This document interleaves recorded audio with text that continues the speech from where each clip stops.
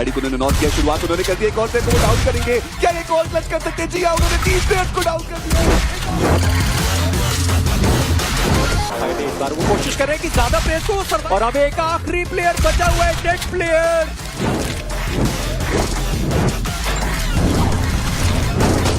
पर अभी तक वो डाउन नहीं हुए, उन्होंने कारनामा करके दिखाया। बाबर को भी वहाँ पे टेक डाउन करने में कामयाब हो चुका है। ये स्प्रे क्लोज हो सकता है, कनेक्शन बना, नॉक बना, सेम तीसरा ये नॉक यहाँ पे निकालने में कामयाब हो गए।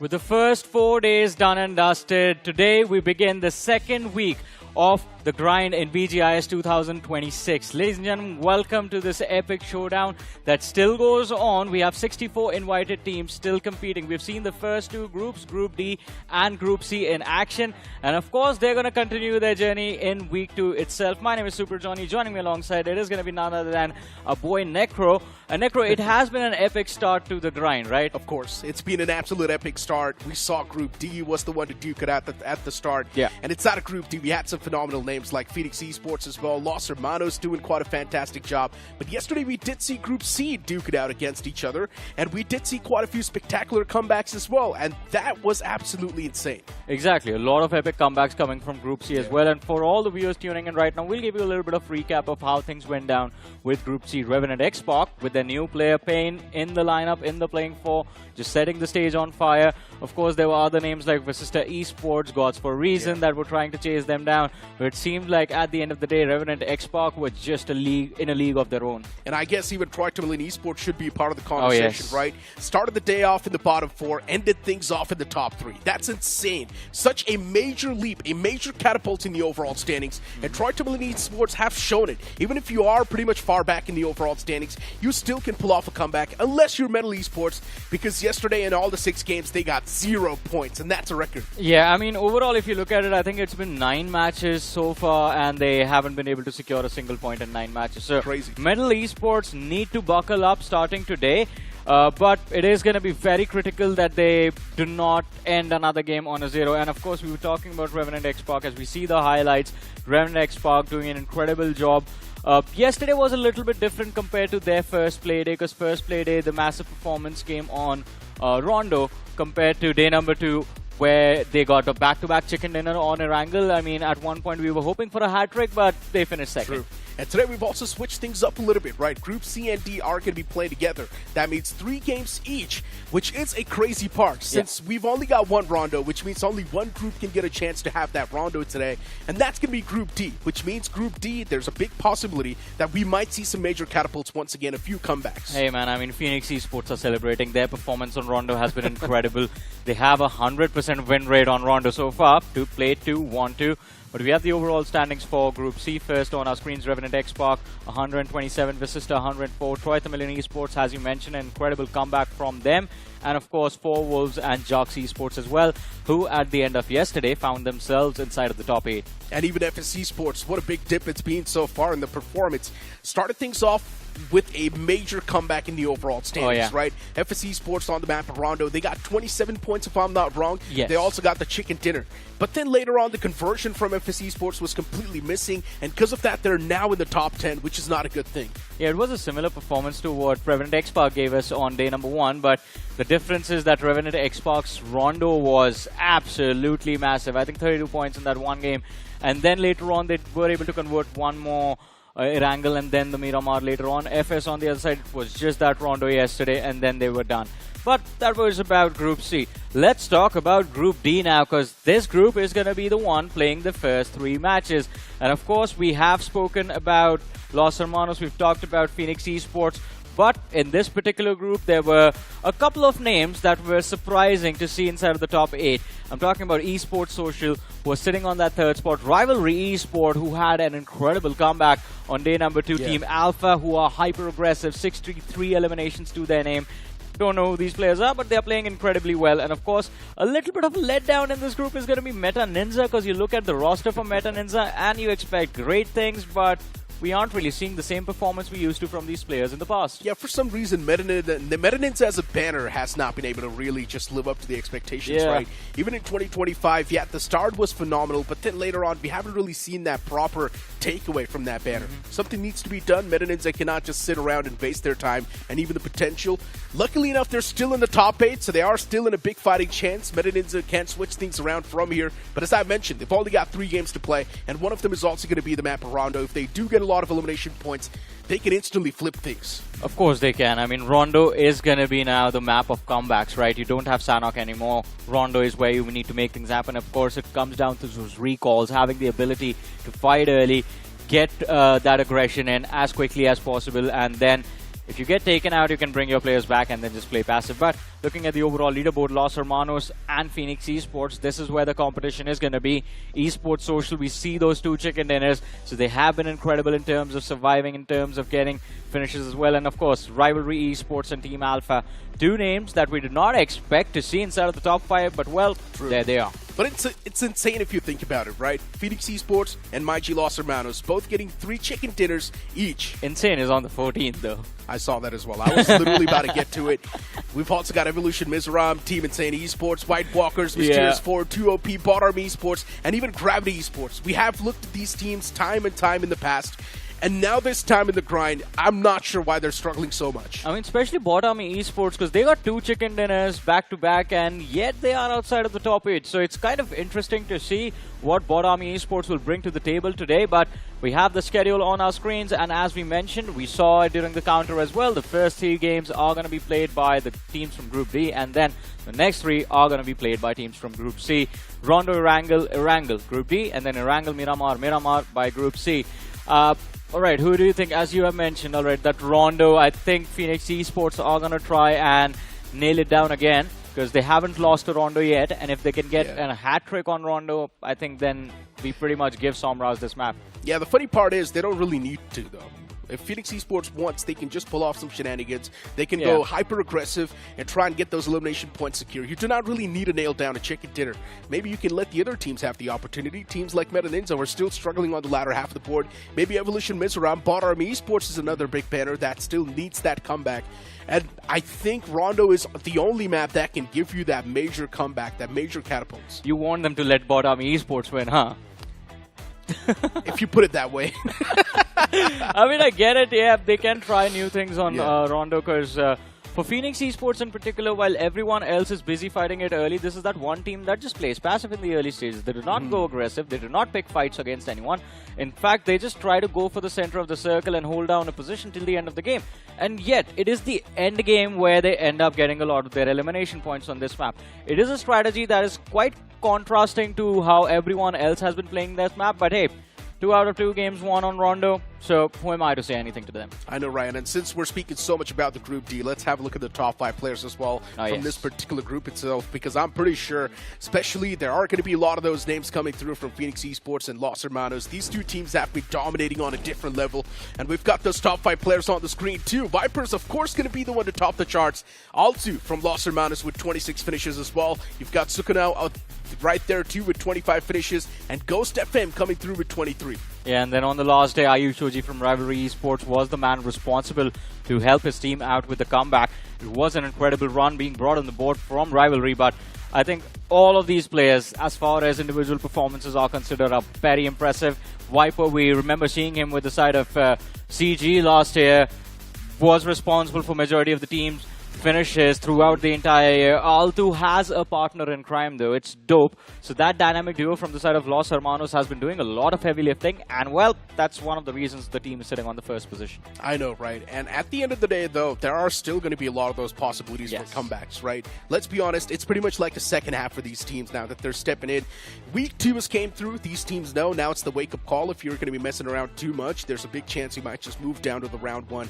And I'm pretty sure a lot of these teams do not really want that to happen. They at least want to have a bit of that head start. But Johnny, I was thinking about the format itself, and just imagine, for all those teams that are playing inside of the Group A, they're directly going to head on towards the quarterfinals, right? That's crazy. It is quite incredible. I mean, you talk about a head start, well, they're going to basically skip half the tournament. I know, right? But that's the advantage of performing well. But is that a good thing or a bad thing? Because there's going to be a big gap. there is going to be a big gap. But by the time they get to play their matches, I think if you are watching BGIS 2026, you have to put in the work, you have to put in the study and basically observe all the competitors that are going to pass through round 1, round 2, round 3, round 4, all the way to the quarterfinals, because you have to be prepared. Yeah. But you think about it, I mean, Group C is also going to be the toughest group, because these were the 16 teams that performed the best last year. True. It's not even a question, right? Of course, we're going to have the best of the best over there. Of course. And so, speaking about some of the teams that have been struggling quite a bit, of course, I'm going to be talking a little bit more about Metal Esports here. And I feel like if Metal Esports is struggling so much on this phase, imagine what happens when they face off against some of the best teams in the country. Yeah, I mean, what's going to happen? You talk about Metal from Group C. In Group D, since they are going to kick things off, I want to talk about Team Insane. I mean, Insane was that roster that we used to praise back in the days about their scouting program. And it seems like ever since Adi has left the team, they are starting to struggle. Yeah, I know, right? For Team Insane Esports, we've always been talking about how the scouting program is so good. Yeah. But now it seems like things are definitely fizzling out a little bit. But let's just give them the benefit of the doubt and let's say that they've still got 12 more games to go. Sure. And anything can happen in those 12 games, right? At the start of the day, we locked in our predictions. And I personally went with BotArmyEsports. I believe the aggression might just showcase this time. Yeah, no wonder you were making a request to Phoenix Esports to let BotArmyEsports take away Rondo. But my prediction went with Team Alpha. I picked both the teams from both the groups that I felt were getting very aggressive in their matches. And Team Alpha definitely have been dropping a lot of finishes. The problem is that they struggle to survive till the late game stages. The individuals are going to be there and they're very good at securing third-party fights. But late game survival instincts, well, they're kind of missing. I personally believe it's not about dominating inside of the grind. It's pretty much about sustaining that spot in the top 8. Yes. And you getting a better spot inside of the main event, right? It's not about you dominating. It's not that you're going to get some extra money. No, it's not like that. Even if you do qualify on the 8th spot towards a better slot, it's all about just having a good head start. And a lot of these teams know exactly that, and I feel like a lot of these teams aren't even revealing their real secrets. Yeah, that's true, what you said. I mean, it's about getting that head start. And for Group D, I mean, even though you might not skip a lot, you finish at the top 8, you've progressed to round 2, it still gets you away from those 1,016 teams that are going to be coming in from the in-game qualifiers in round 1. At least you dodge a little part of that damage there, right? Of course, you dodge a little part of that damage, but we've got a good news for you guys. Without any time, we're going to head inside of the first game itself.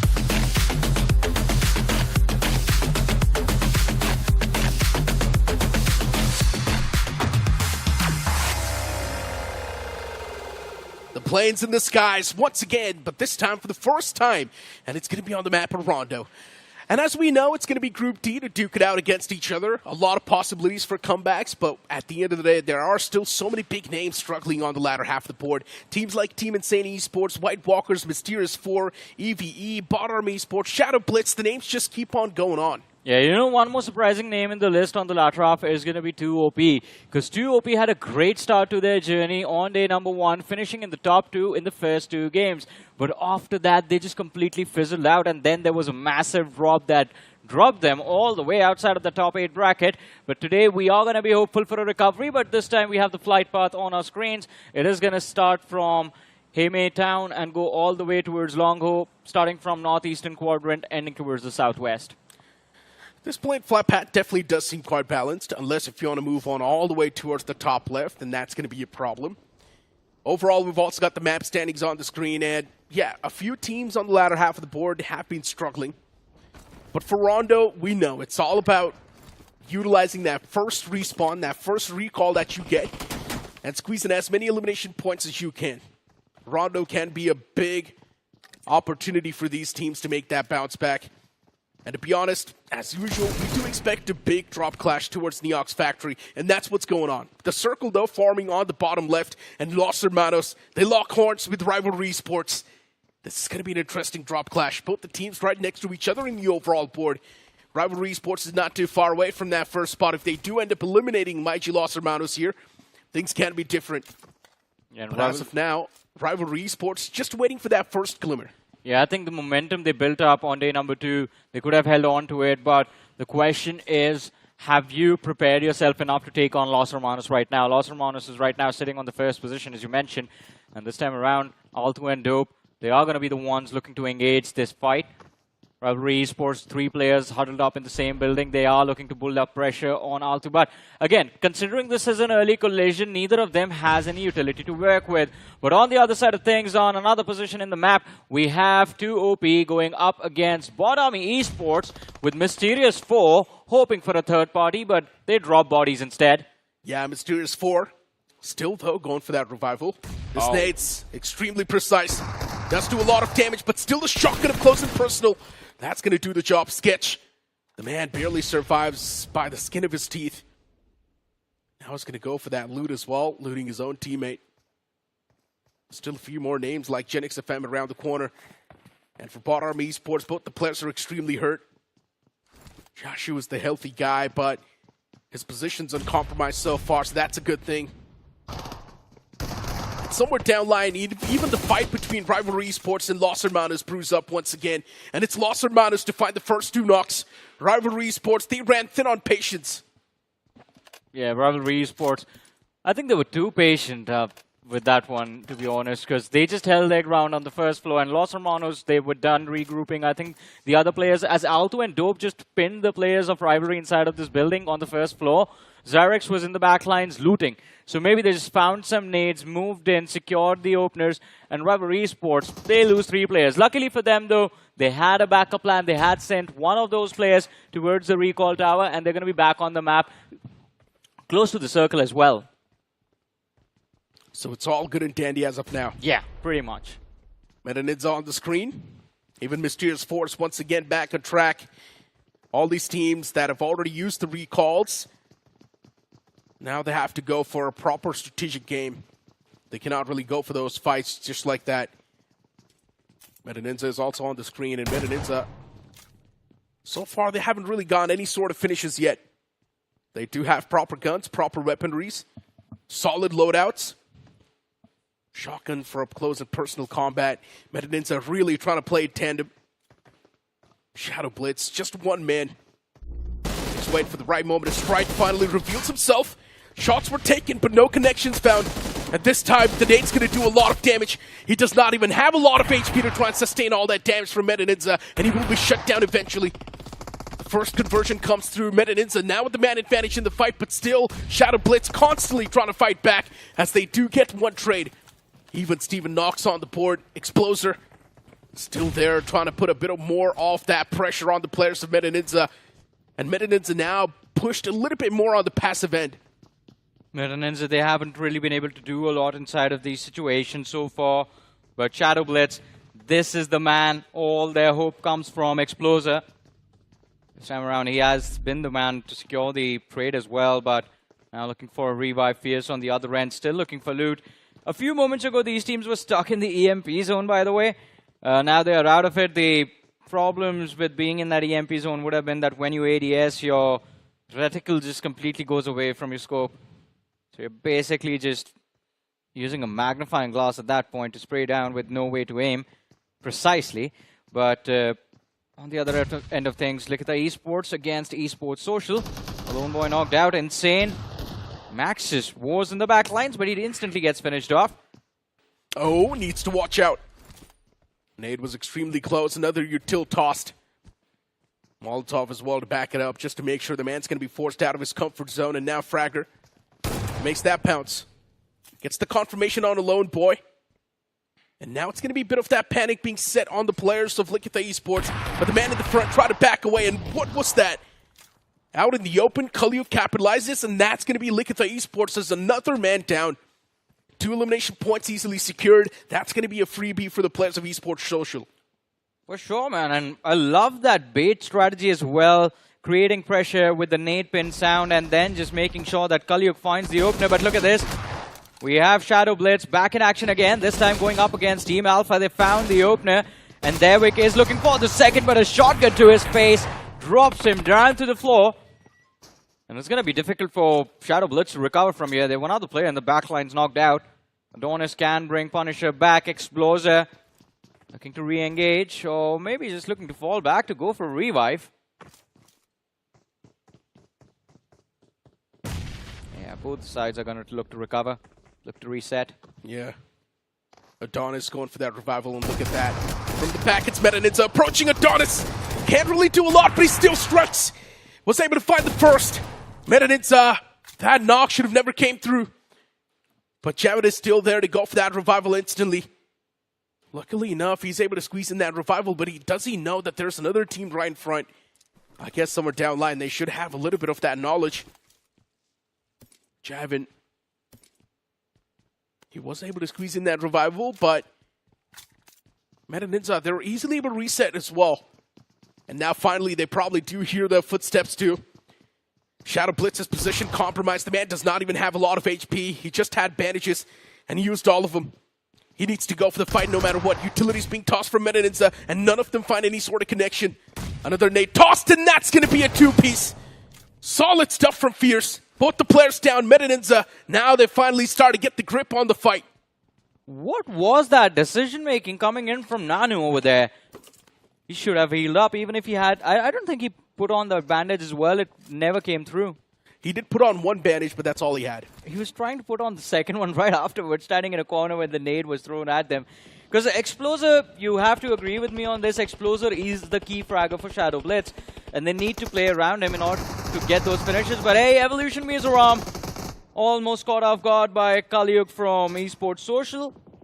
He does not really secure the finish. He found a knock, but wasn't really able to get that point for his team. But his teammates aren't too far away. Fragger is still there in the nearby vicinity, so Evolution MIZORAM need to be cautious about him. Luckily enough, we haven't really seen a proper squad wipe yet. Yeah. Yesterday at Revenant Xspark, they went out real quick. Evolution MIZORAM for now. Guts. Yeah, too many guts right there, my friend. Shouldn't have peeked out that way. With an 8 in the hand, he was exposed and he gets knocked. But still, Evo MIZORAM, it seems like they've got things under control. The knocked out player Guts will be back up on his feet, so things are looking good. Yeah, things are looking good, and as you said, as of now, things are going to be under their control. They have a nice little compound to work with. In the surrounding vicinity, there's Phoenix Esports, there's 2OP, but I don't think anyone is going to move into challenge a 4-man roster like that, but let's see how things turn out. Oh, look at the cluster of teams present towards the center and the western half of the zone. The northern side completely empty. We see GENxFM on our screens stuck in an EMP zone right now, but it's not going to last long. They should be able to just stay safe, get out of here pretty quickly. Yeah, it's fine. Since they've got a proper cover to play with. EMP zones can be real worse when it's out in the open and you're stuck with vehicles. Yeah, you really can't fight. You just can't do anything. And I have seen a lot of teams get eliminated in that way. And it's probably one of the worst possible feelings. As an esports athlete, you're dying to an RNG factor, which is unacceptable. Yeah. But yeah, for BotArmyEsports as of now, the previous couple of games haven't really been it.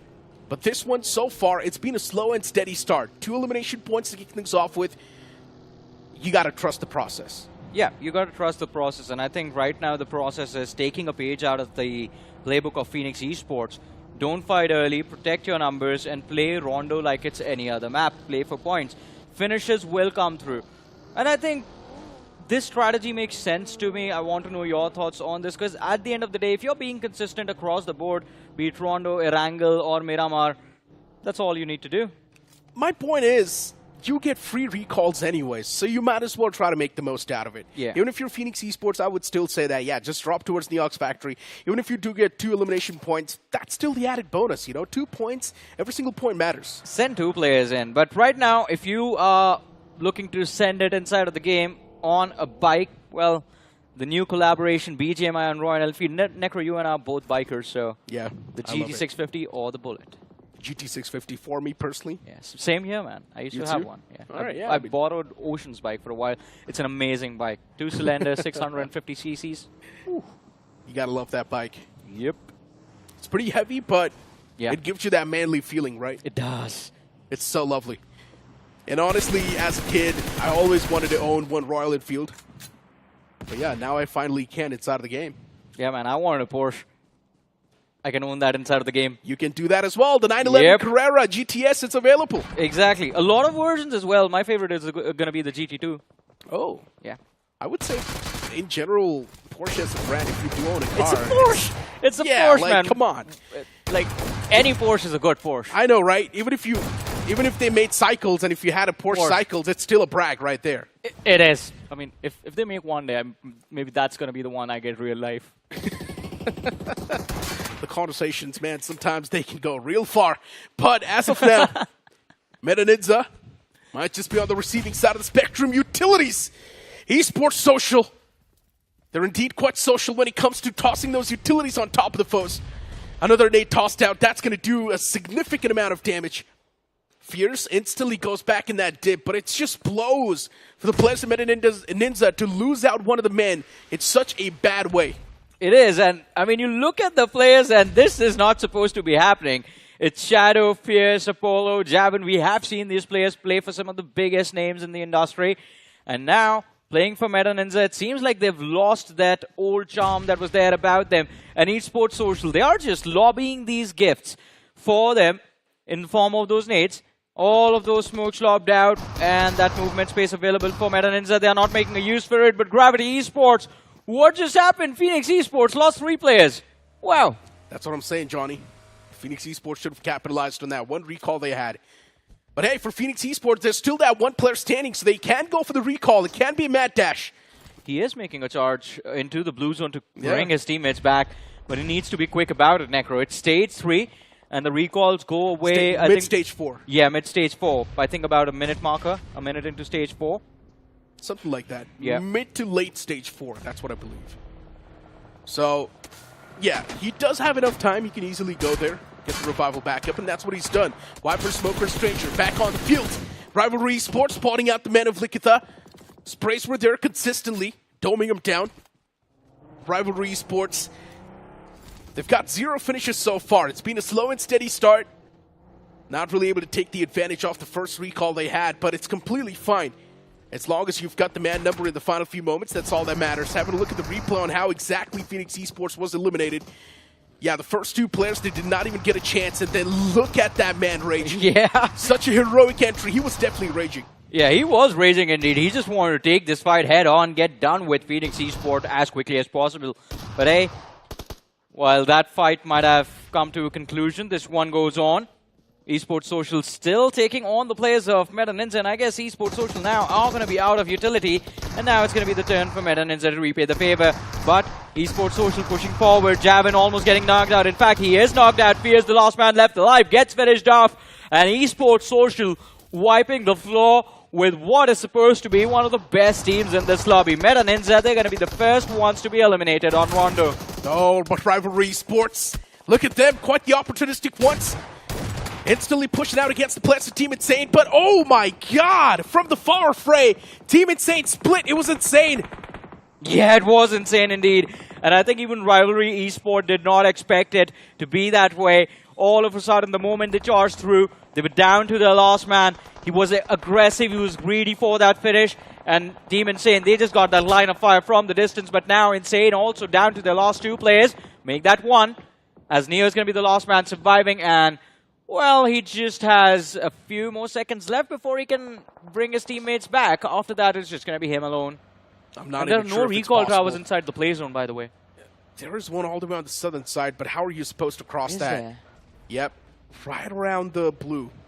Oh, You can yeah. see it. Yeah, where Shadow Blitz is, I see Yeah, it. but crossing that open terrain is going to be impossible. You're anyways going to get shot down, so might as well take the odds and play for the placement. That's what I'd personally say. Well, Phoenix Esports, they went for a similar move, but they still had a lot of time. Although the Doritos being dropped and brought by Shadow Blitz. I've noticed one thing. I feel like our teams, when it comes to utilizing the deployable covers at the right spot, aren't too good at it. I feel like they can be used better. I agree.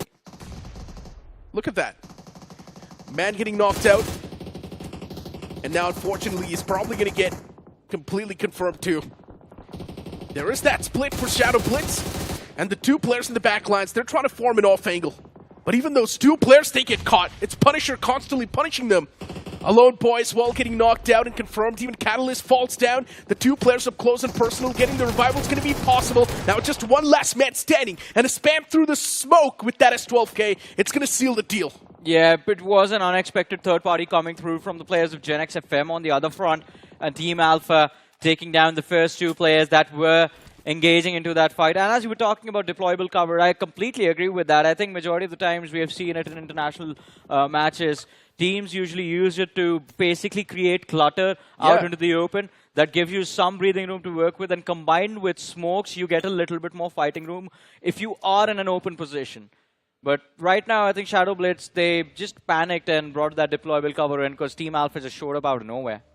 If you are pretty much stopping on a spot, if you are taking a fight, you are supposed to at least drop 4 deployable covers. Because that's going to give you enough space to either hide or make sure that you are creating some sort of an illusion for the opponent so that he tosses the nades on the wrong cover. Yeah, it's not just supposed to be one guy bringing his stack. Yeah. Basically. But anyways, BotArmyEsports, seems like they are going to be in some trouble as they take on the players of Mysterious4. They found the trades. They have gained the man advantage in this fight. Mysterious4, Naman, he's still there. He's making a lot of noise. BotArmyEsports are going to be aware as to exactly where this man is. Oh, man. And somewhere down line now, Mysterious4. Not in that good of a spot, but still somehow it seems like the players of BotArmyEsports were caught taking a nap. BotArmyEsports, they do reply back, they do retaliate, but Mysterious4, they've been eliminated from this game instantly. The fallen man will be back up on his feet, but still there's a casualty on one of the players.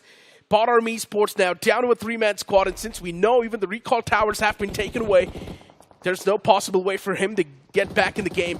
But for Phoenix Esports, all the 4 players on track, and that's going to be an insane shot to the dome. First man down for Gravity Esports. It's the same team that eliminated Phoenix Esports in the past couple of seconds. They show up for revenge again with the entire roster, and one after the other. Players from Gravity Esports are falling down. Last 2 players running for their life, shoot away by the side of Phoenix Esports. And I think Phoenix, they might just go for a hunt. But Gravity, they run into the open arms of GENxFM over there on the other side. Oh, alright, GENxFM is a little too far away. Gravity's got a decent pit stop. They've got a lot of those containers to work with, so that's a decent amount of cover. Yeah, agreed. But looking at the position, they're outside of the circle. So they need to make it in, and that's when deployable covers can really help them. BotArmyEsports now up against the players of White Walkers.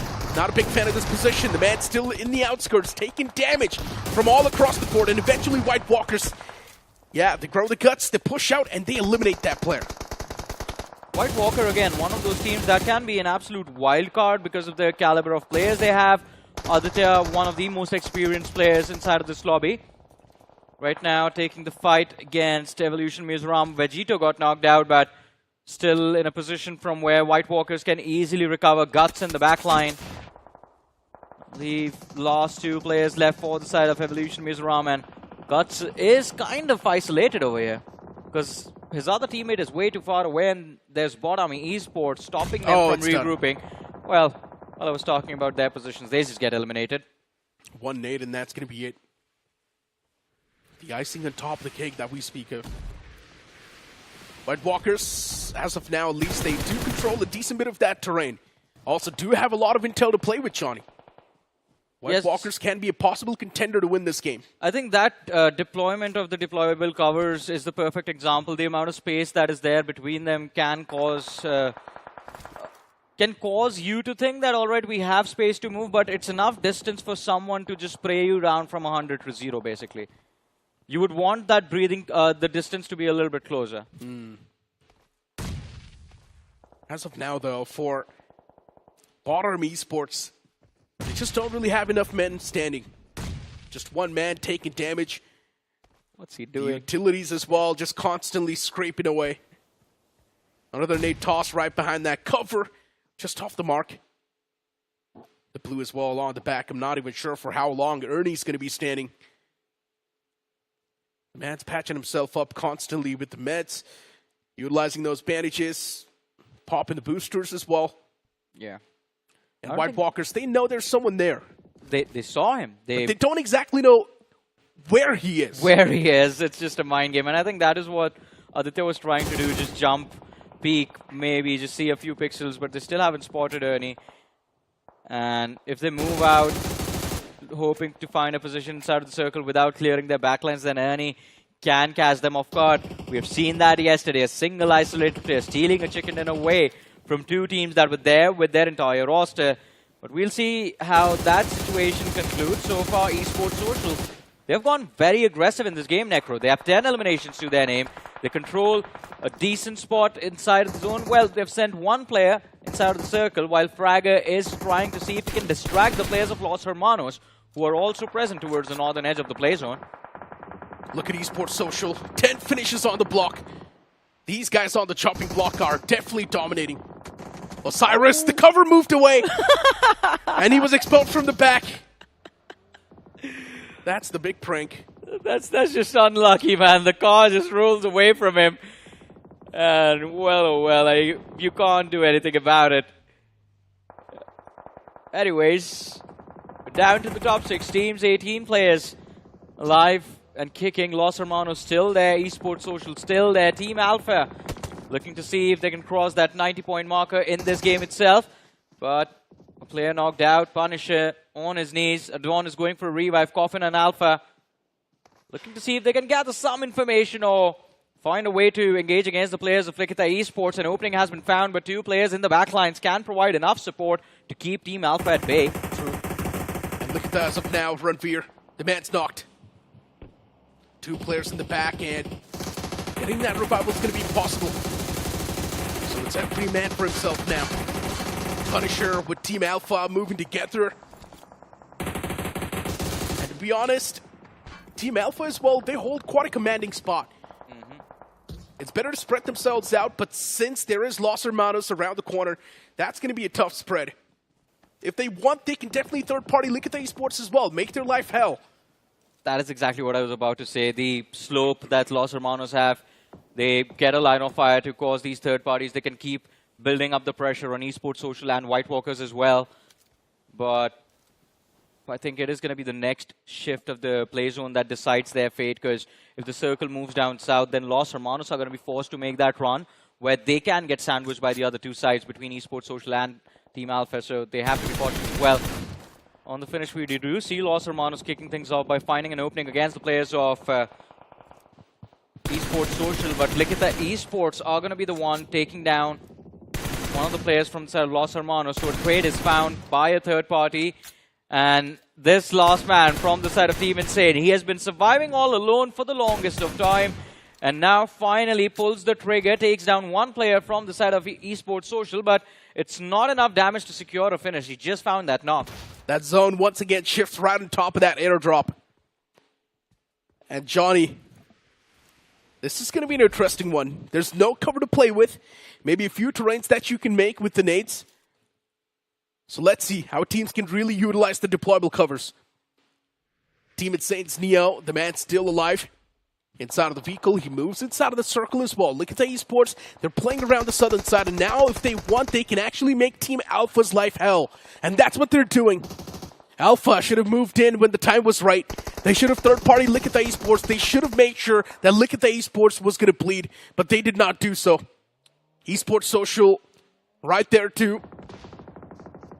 And for Esport Social, they're pretty close to making it inside of the circle, so it's not even a problem for them. Unless White Walkers, they decide to press matters. My question is, we saw those deployable covers drop, but who was the one bringing those boulders in? Because, I mean, with the way they were positioned, I don't think they work out for a lot of these teams. Because, look, Team Alpha moves in, but now they can get shot in the back from the players of Los Hermanos. At this point, just start spamming it. But yeah, look at Esport Social, there we go. One clear line of sight, and that's going to be it. Both the players done and dusted. Los Hermanos getting caught in big pinch.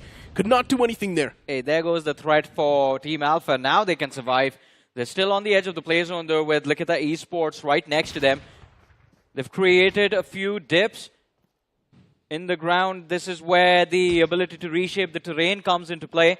And Team Alpha, they're making full use of it. These dips work like trenches for them now. They can go prone, then crouch, take those shots, go prone again. I still believe they can play this situation 1,000 times better. I think they should start spreading themselves out a little bit more and start applying pressure on the lobby. But Likitha Esports from the back is going to be a constant threat as well. Team Alpha's pinned. From the top, it's Esport Social. From the sidelines, it's Likitha Esports. For Esport Social, there is White Walkers constantly trying to keep him in check. And Team Alpha now, those shots. Esport Social, they might just be done for. They're taking too much damage, Johnny. Yeah, they are pinned. Now there's absolutely no way for them to breach inside of the circle. The best case scenario for Esport Social is going to be to pick off the players from the side of White Walkers and just manage to secure those finish points for themselves. But Likitha Esports, Ranveer, a few moments ago, he was knocked out. As soon as he's back, he takes revenge. Knocks out one player from the side of Team Alpha. But even Likitha Esports Necro now are outside that play zone. It's in the middle of nowhere, completely open fields, and there's just one man that has some control of the play zone. True. It is Neo from the side of Team Insane. And he's constantly taking those pop shots. Just On poking Esport those Social. players. He's taking those shots on White Walkers. He's taking a little bit of shots on even Esport Social. He's constantly poking everyone. But look at that nade.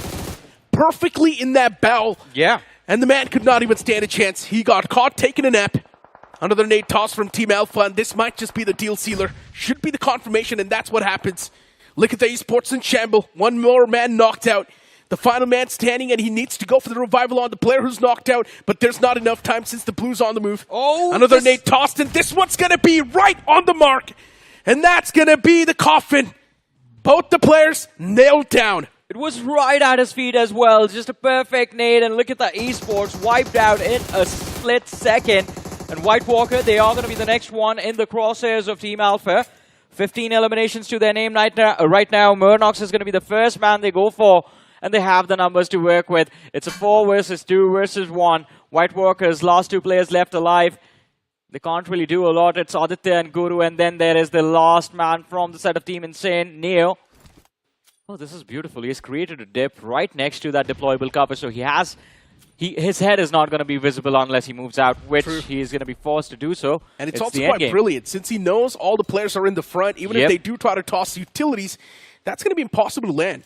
So he does have a pretty good area, but now he needs to move out in the open, but he still makes it. He's got a little bit of that rich to play with. But can he survive for long? He just needs to make it till the top 2. White Walker spotted, eliminated from the game, and he's done it. He's in the top 2. Getting those extra placement points. Yeah, clutching it out is going to be possible, but hey, as a solo person, he's done the job. Yeah, I mean, as a solo person, this is the best you can hope for, but Team Alpha, you have to give them praises, man. What an impressive way to secure a chicken dinner. Quite methodical, not panicking a single time. I thought it was going to be a difficult situation when we saw them drop those deployable covers and move out, especially because Los Hermanos were there in the backlines along with Esport Social. But then, as soon as Los Hermanos were eliminated from the game, I think Alpha's game plan was pretty clear. Just make sure Likitha Esports does not move out. Esport Social is already distracted by White Walkers, and then they just held their ground till the end of the game. And at the end of the day, even for White Walkers, it's a major comeback now in the overall standings. The game won itself. That is something that White Walkers wanted, since they are the one who are currently in the bottom 4, Johnny. And this one single game with a decent performance can at least put them around, or at least closer to that top 8. I mean, it gets that average going, right? It gets the standard average going, 6 to 7 points per game. My only concern is the number of eliminations they had, which was not a lot. I believe they walked away with like 5 or 6 eliminations in this particular game. So that's the only point of concern for the players of White Walkers. Other than that, I think they played for survival quite well. Yeah, if they had 5 elimination points, so they get 5 placement points since they ended things on the 3rd spot, so that's going to be 10 points. If they had 6, that's going to be 11 points. I still believe it's a pretty good start. Since they've still got 2 more games to go, things can be switched around. Compared to this, Team Alpha had 18 finishes, 28-point start for this team. Absolutely incredible. I love the level of aggression they bring in, not just on Rondo, but on all the maps they play. Yeah, that's a whole different story, right? For Team Alpha, they were destined to win. I still believe things could have been better. Things could have been more clean, but as long as you get the win, that's all that matters. As long as you win, that's all that matters. And Alpha securing a 28-pointer, that's insane. If you would have been 30, that would have sounded good.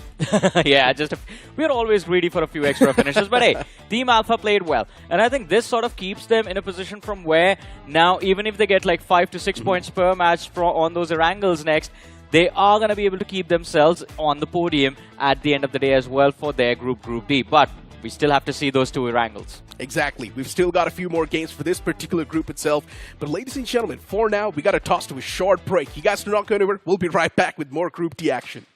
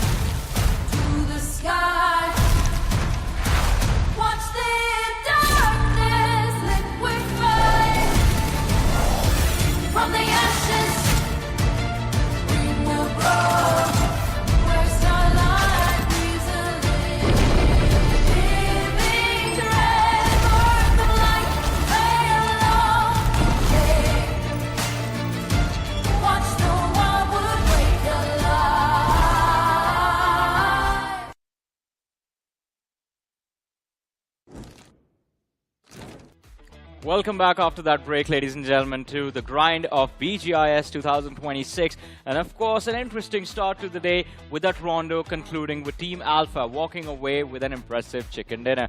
But now, there's going to be 2 Erangels for Group D. And joining me on the desk right now, it is going to be none other than Icy Baby 1-2. Do you like getting that 1-2 included? Oh, yes, 100%. Right, Yeah. 1-2.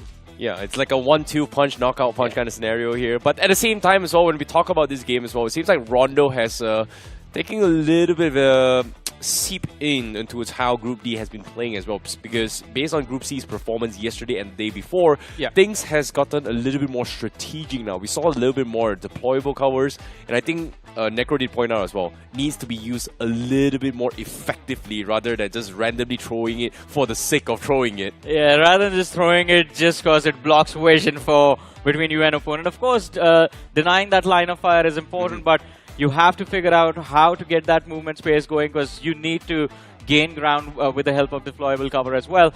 But something that you need to gain for yourself and get for yourself inside of the game is going to be that Royal Enfield, ladies and gentlemen. A beautiful collaboration happening between BGMI and Royal Enfield.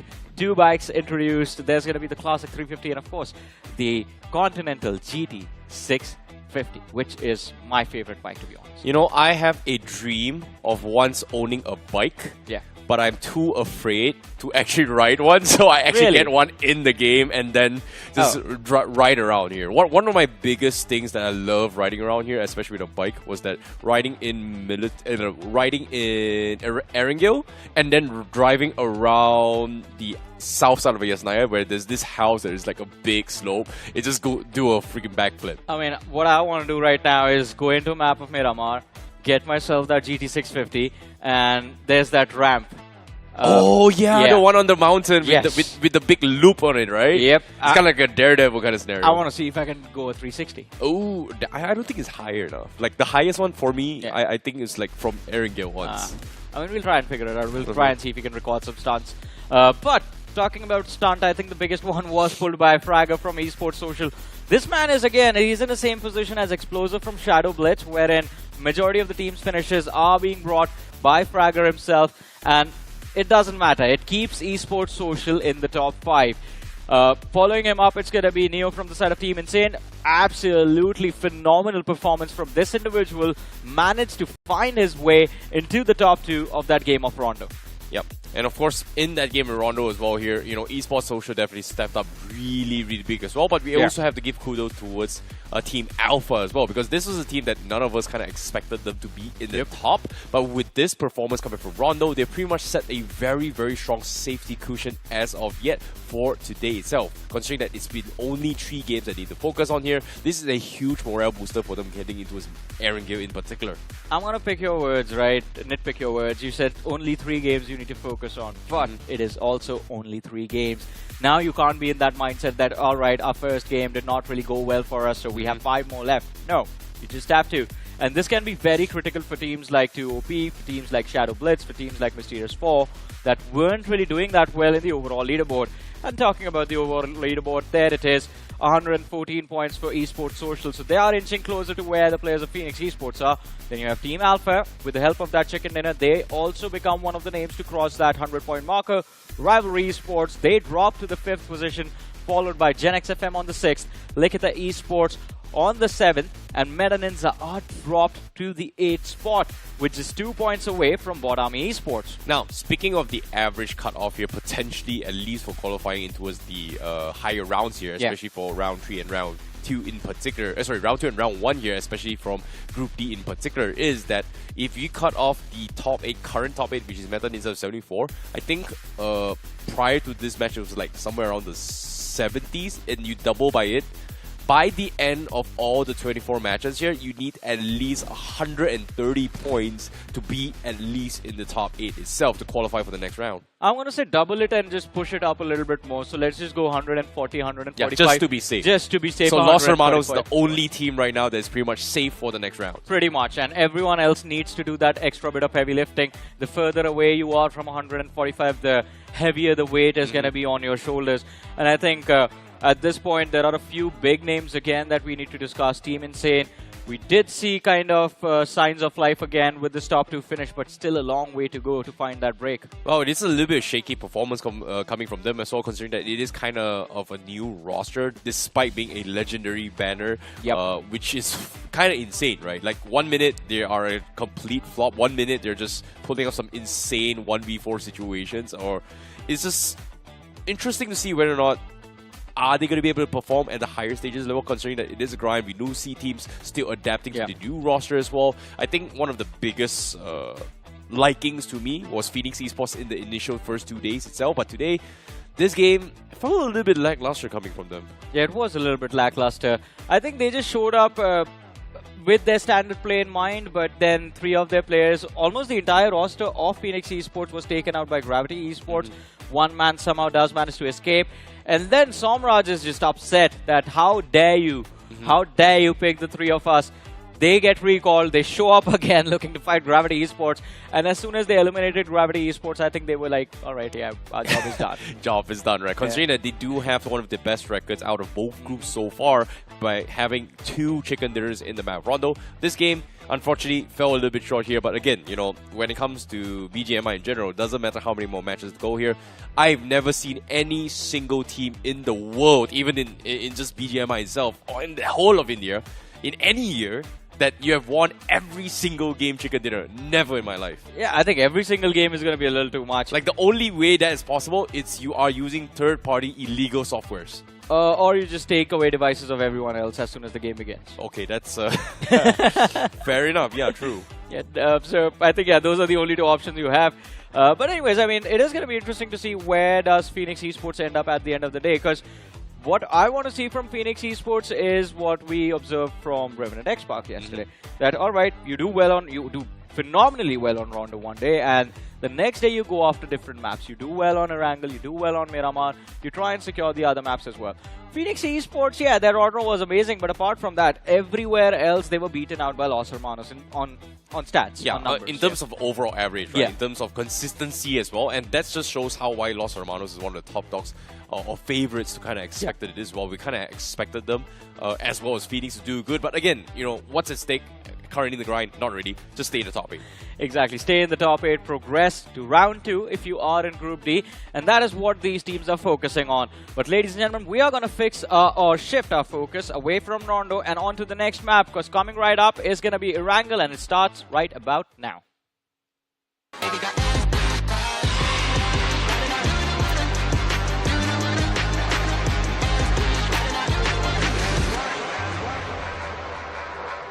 Here we go. The plane is on its way in towards the map of Erangel as match 14 about to begin here before Group D, as the journey is way past the halfway point for some of these teams to try and play catch-up to remain in the top 8. They need to play catch-up. Meanwhile, of course, the flight path seems to be starting things off from Lipovka itself and then ending all the way towards the west side.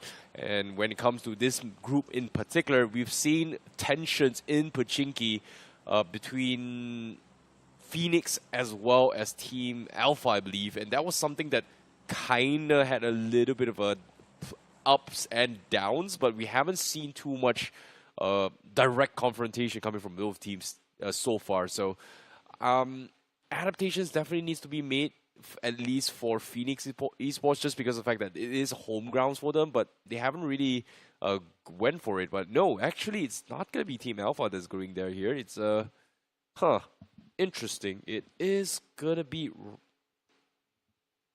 Esports? No, GENxFM? Okay. Oh, wow. Alpha actually left Phoenix for Pochinki. I mean, let's see if they've actually left them, or are they going to show up knocking on their door a little bit late. Usually it's like Phoenix taking the north side and then Alpha in the south side of Pochinki, right? Like, they don't really had any kind of confrontations, but for Alpha to leave completely, that's kind of a surprise. But guess what? We do have a drop clash right now between Los Hermanos and BotArmyEsports. This is going to be an intense one happening towards the Norupnoi Bridge. Neither one has viable weapons to just take this fight at BotArmyEsports. They have to be cautious. They have a lot more to lose than Los Hermanos over here. Zyrex with those dualies. He's trying to see if he can get the second knock. Oh, he's going to open that door and shoot him in the face. A drop shot coming through from the roof, and well, Dope with the pistol finds 2 more. Absolutely impressive run coming through from Los Hermanos. They have the upper hand in this fight. And Yashu, as he charges forward, he needs to engage as soon as he reaches that mark. Dope has been given the dualies now, but still, Yashu will have the upper hand in terms of HP. He knows where Dope is, and he finds the knock as well. Los Hermanos, the backup is also on its way, I see. The other two lads, they do show up knocking. They know it's one player from the side of BotArmyEsports, and these lads this time have proper weapons for the duel. Yep, they are going to play clean up here. Yashu is down to his last tick, and he's going to get eliminated here. Los Hermanos gets 4 finishes, but Dope will be the casualty. And I really like the comms coming in from Los Hermanos as well, knowing that, oh, I've got a pistol. Guess what, guy? Bro, I've got a dualies. Take this dualies. Try to fight it. And he almost clutched it as well. Poor Cyrex, but at the same time, you do what you gotta do, man. 4 points and 1 down. Yeah, as you mentioned, I think the comms here were amazing because I think they knew that Dope couldn't win that fight. The intention was to just dish out damage and keep him busy for the other 2 players to show up. Yeah. And at the same time, so what's really impressive is that they actually won that duel with dualies and a pistol, against an AK, which arguably is buffed due to the overall bullet damage as well. And the headshot on towards, I think, one of the players from Los Hermanos, it was an instant headshot, instant death. Without helmets as well. So it was a very, very interesting one for them to actually lose that fight here, especially coming from BotArmyEsports. I mean, he just lined them up, both of them, through that window. I think they were both busy looking towards Cyrex, who was the man armed with the dualies. But anyways, I mean, we mentioned this. BotArmyEsports had a lot more to lose in that fight than Los Hermanos. Now, Los Hermanos, for them, these 4 points are just bonus. And since they're already sitting on the top of the leaderboard, I would take a 1-for-4 trade any day if I'm sitting at the top of the leaderboard. I give you 1 point, you give me 4. Fair enough, but at the same time as well, AKM's hip fires is not exactly that accurate compared to the M4s. Yeah, true. You know, Got the first few shots is kind of accurate. After that, it kind of flies all over the place. So getting those lucky headshots, oof. I don't like the AK hip fire at all. Yeah. Without ADS, so I just feel like it's like a spray can. Yeah, it's like everywhere. The first 2 bullets is accurate. Everything else just flies all over the place. Yeah. So weird. But of course, you know, that comes down towards a preference as well. That's why we do see teams prioritize SMGs a little bit more, just because they do have hey man, the I'm a weirdo. I still have a picture of the barrel on my wall.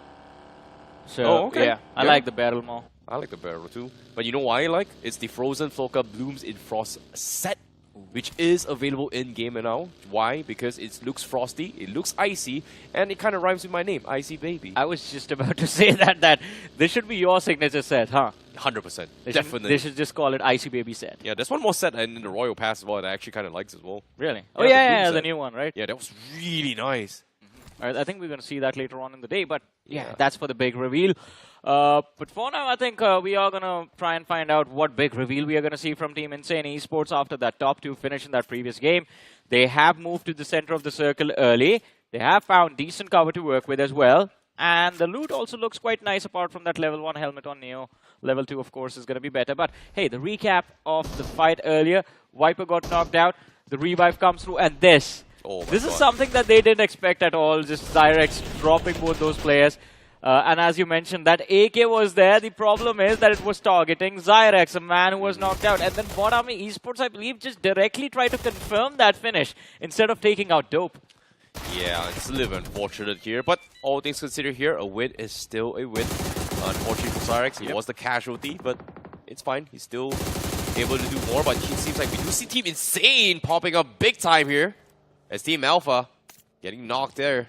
Alpha himself seems like it's going to be 1-for-1 trade here. Punisher wants to go in to save him up. But it's only Clutcher that is around here for Team Insane. Seems like they are going to be calling Maxes here. It's going to be a big clash coming in. Punisher going for the ramen. Gets sprayed down through the vehicle. As Adonis now has to clutch things down. And he's going to be able to take down Maxes as well. But from afar, the third parties from Phoenix heard all this commotion.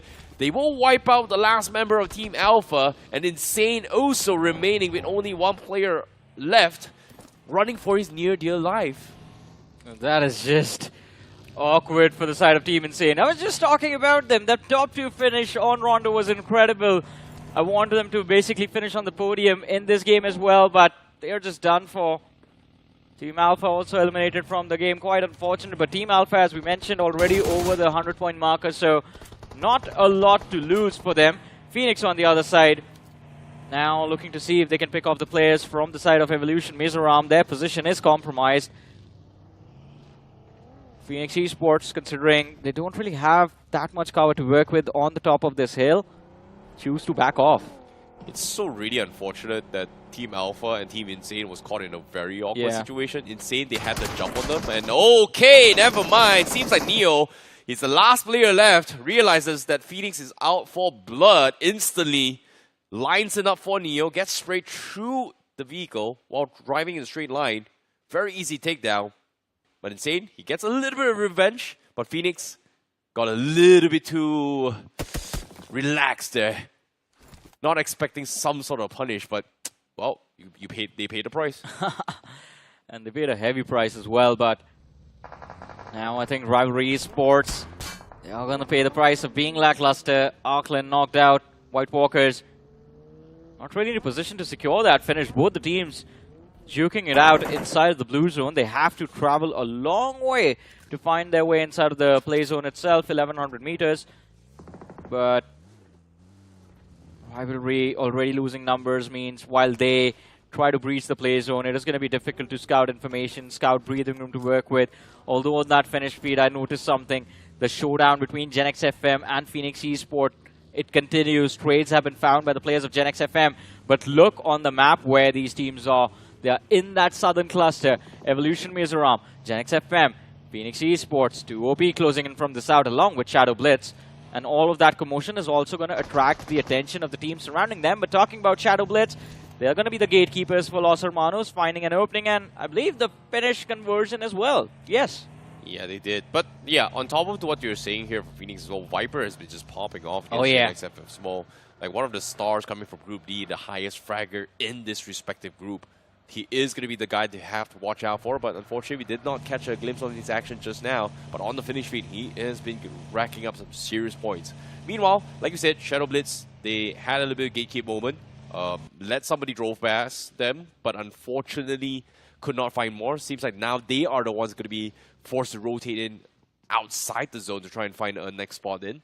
Inside the zone, Esport Social is already getting control on towards the east side. This is a very classic Kelly UG strategy here. They love coming from the mansion vicinity, and it's always somehow worked out. Even when his days during with TWOB as well, they kind of love playing from the edges as well, having a decent amount of compound, not exposed to multiple angles, and then eventually shows up consistently for some sort of placement points. And maybe consistency is the way to go because it's got them for at least for TWOB in towards the LAN finals before. I mean, it's been a while since we've seen them on the LAN finals, but at least in this particular game. Well, Kali OG appeared last year on BMSD and BGIS as well, if I'm not mistaken. Or was it BMPS? I think it was BMPS. Yeah, it was BMPS. It's like, wait, what? How did I miss him there on Showdown? BMPS, correct. So yeah, it was basically a 6-month hiatus for him as well from the Pro Series. But I'm pretty sure they were scrimming together with the other T1 players.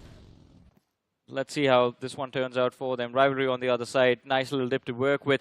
And I love the position of Rivalry Esports. You know why? Because there's absolutely no one to threaten them from the northern half of that play zone, man. Everyone is south relative of where the players of Rivalry are.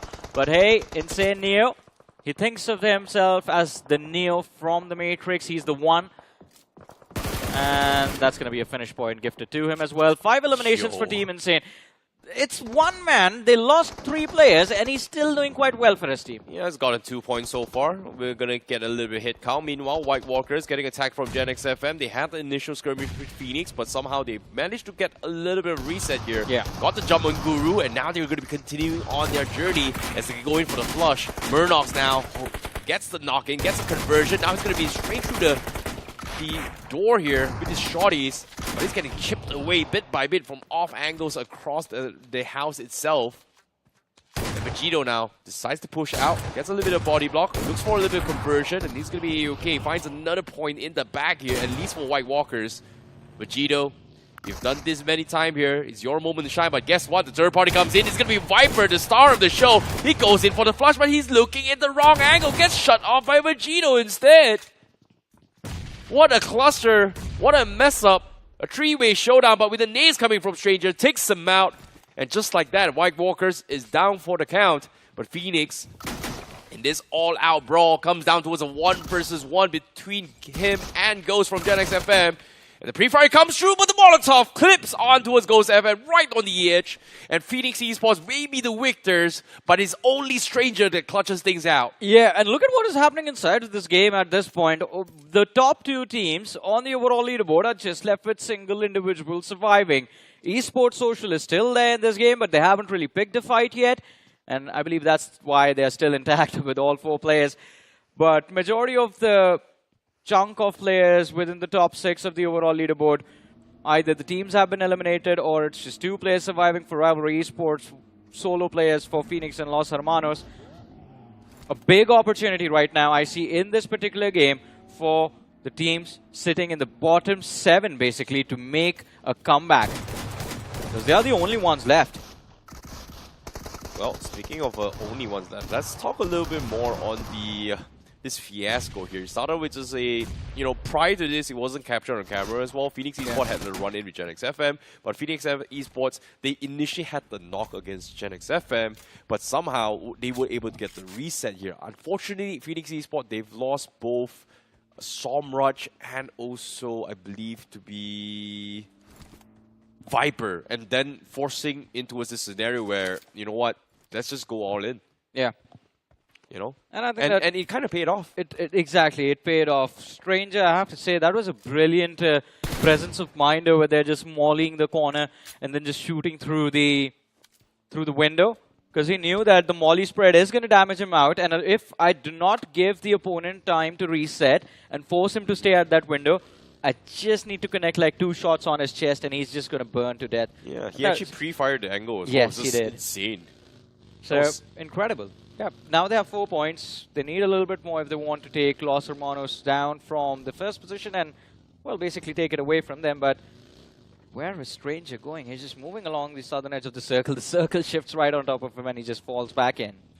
Hey, man, for all things considered, you can only do so much as a solo warrior, man.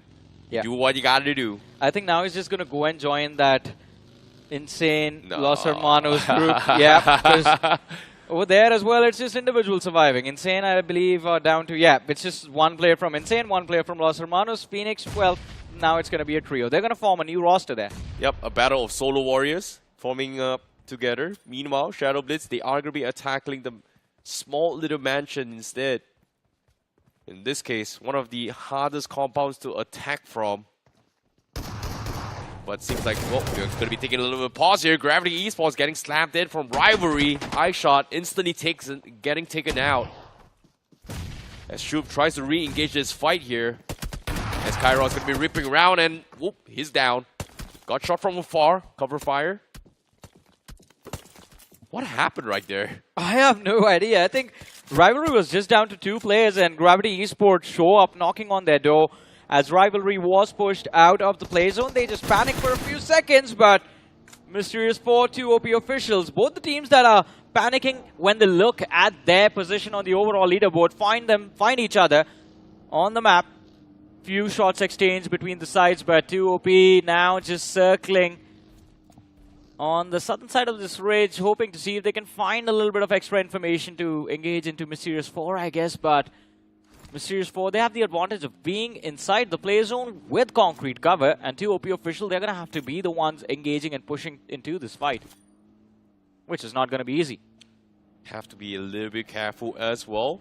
They have the upper hand on this high ground, but Mysterious4, they are playing on the outskirts here with vehicles, so if they re-rotate for an off angle, X2 OP official is going to be extremely, extremely in trouble here. Reverse, prone out in the open. Counter nades are coming in. Naman does scout him out. Decides whether or not he wants to push this here. Seems like Sketch taking a little bit too much damage. A lot of pre-nades.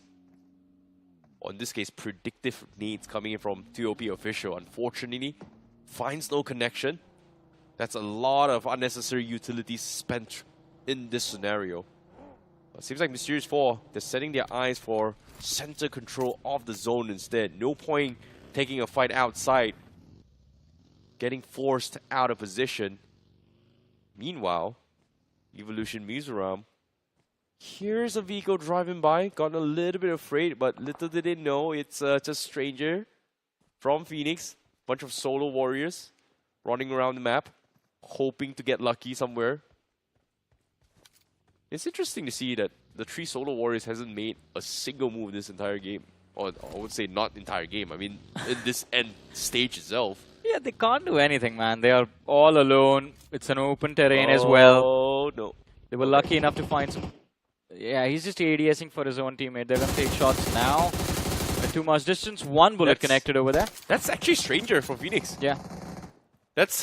Why was he chasing Wanted like that? He realizes his teammates aren't there in this game anymore, right? That's actually stranger. I thought it was Wanted. I was like, wait a minute, that's no overlays. Wait, that's actually stranger to Solo Warrior. I agree.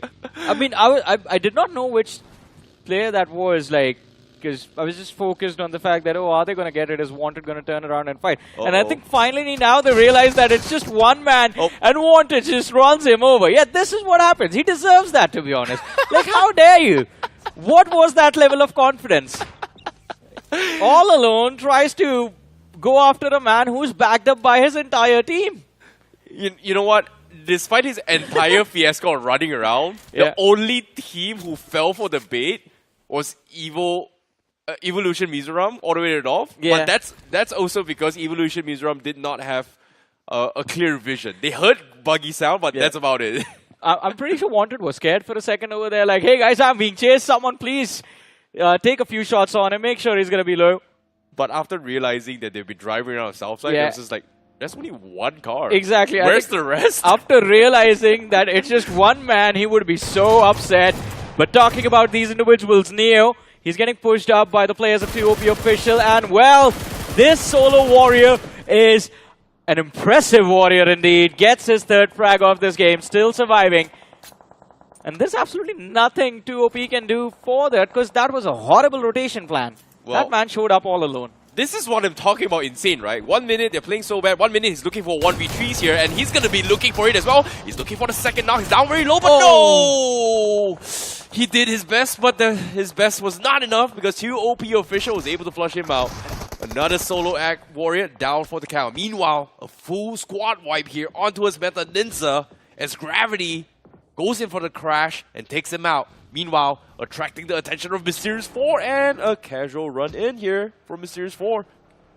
M4 has the upper hand in this fight. They see those smokes, they know where the nades need to go. The question is, do they have enough utility to put pressure on the players of Gravity Esports? The finish conversion comes through. Now Gravity Esports left with 2 men, and the nades are coming in from the flank as well.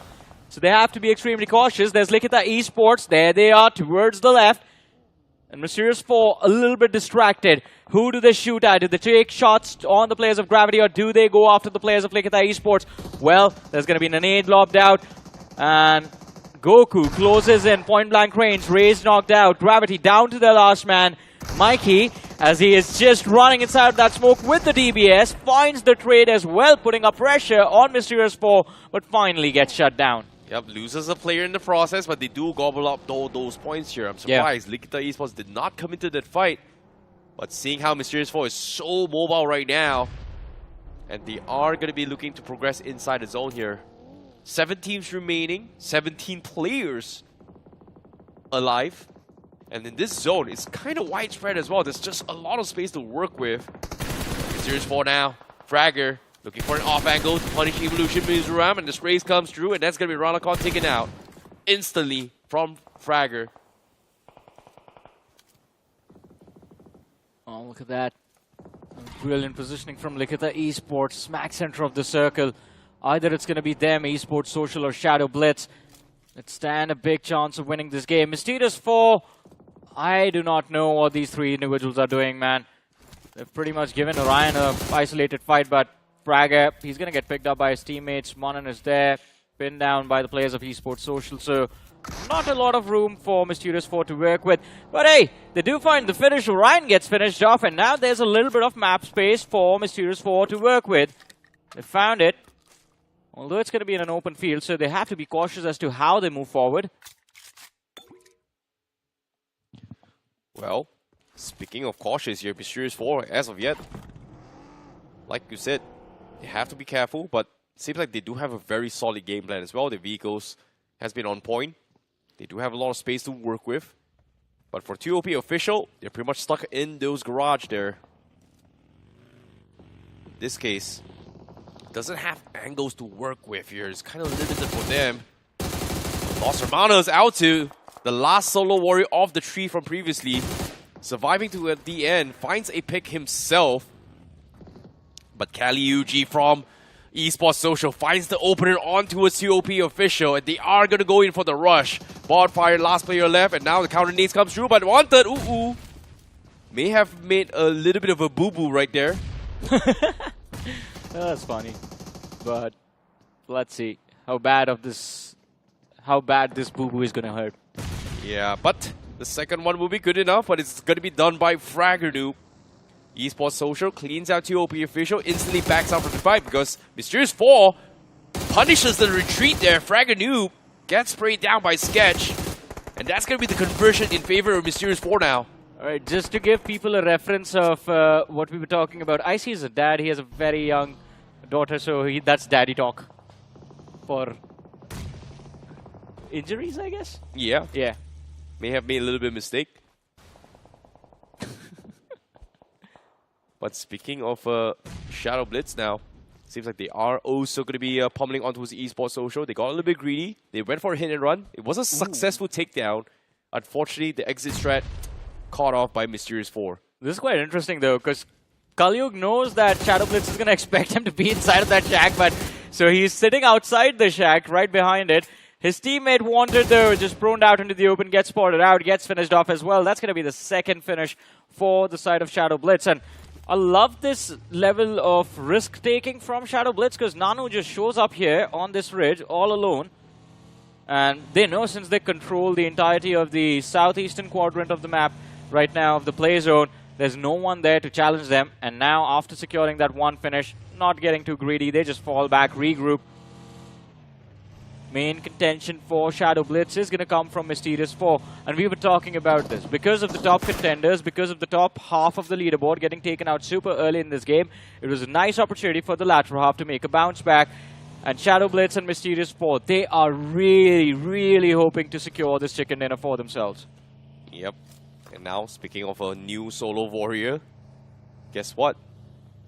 GLITCHxREBORN is the next contender right now. Same can be said for Sukuna from Likitha Esports. And you know who's the original right now? And that's going to be iQOO. He still survived it all from the side of Lost Hermanos. And 5 teams remaining. He's all the way on the furthest way from the zone. And he's looking to try and third-party people. GLITCHREBORN getting eliminated from the side of Esport Social. We're down towards the final 4 team of potential battle between Shadow Blitz and Mysterious4. A 3v3 v1v1 scenario right now. Sorry, it's actually Shadow Blitz with 4 players. Yeah. And they are going to be able to spread this out. Sukuna gets scouted out. Mysterious4 goes in for the slam. That's going to be the takedown. Another point in the hands of Mysterious4. And iQOO finally goes down as the last solo warrior who survived all the way to the end. That's the best he's done so far for the team. That's placement points in top 3. I mean, that's not the best he has done so far for the team. Lost Hermanos is sitting on the first position, and iQOO and Dope are the 2 key players. But it was the best they could have done in this situation, considering they lost players early. Now, though, Mysterious4 against Shadow Blitz. This is going to be the endgame showdown, and Mysterious4, they show up. Both the teams, I would say, have equal amount of priority in this fight. Mysterious4 have that dip to work with, but Fragger might have just overextended. He is in a range where he can get naded out of existence by the players of Shadow Blitz, and then they will have the upper hand, a big advantage, because it will just swing the fight 2 versus 4 in their favor. So Mysterious4, they have to be cautious. Fragger needs to find the opening with a nade, and I believe he knows where Catalyst is. He's looking right at him. He's just waiting for the confirmation. There it is. The knock comes through, and now the numbers from both the sides are going to be equalized. 3 versus 3. Have to be quick as well, Fragger. Lobbing a nade. He's going to try and catch the guy on the vehicle. Goes for a spray. A massive one as well. Gets the first knock, but the second one's still alive. He goes for the shorty. It takes him out as well. Mysterious4 on fire. And only one player remaining coming in from Shadow Blitz here. A 3v1.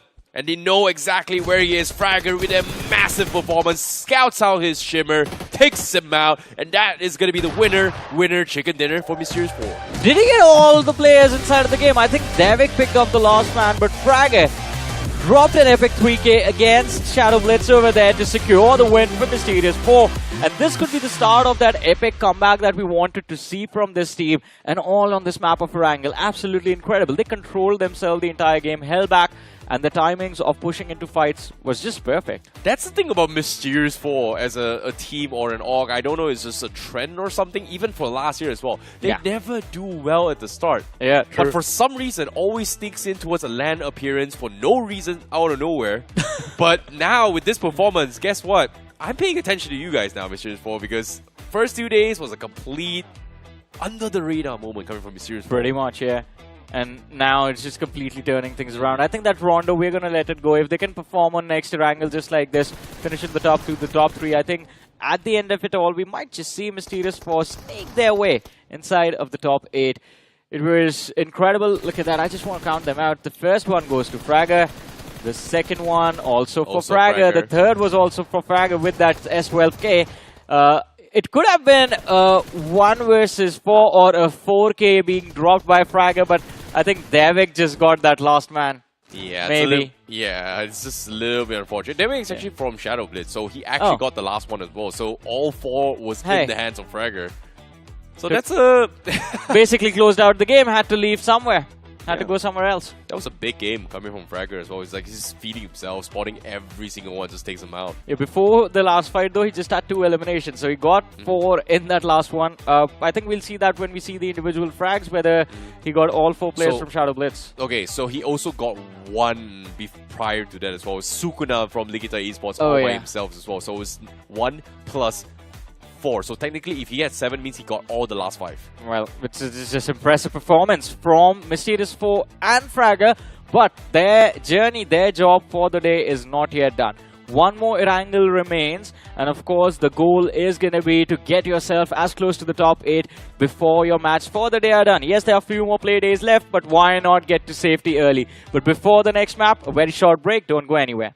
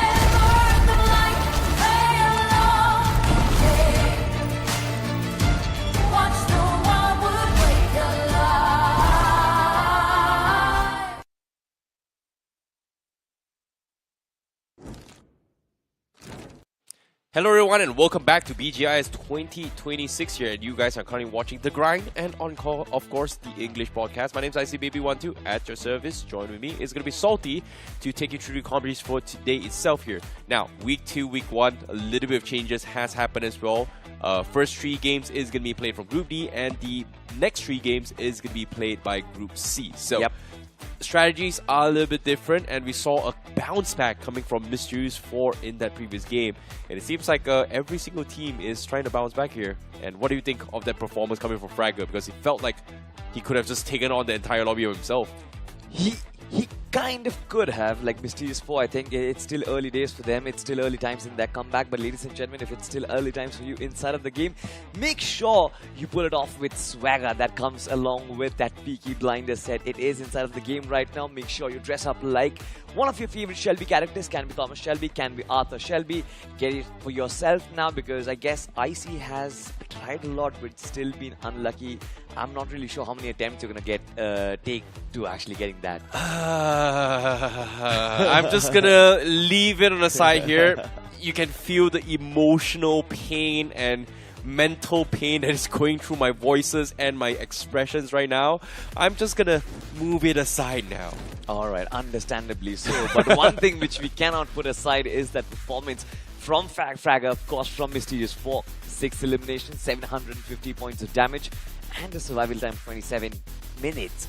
Over there, I think Shadow Blitz, they just had better map awareness, better map control in that final circle. But Mysterious4, apart from that, I believe that game was almost flawless.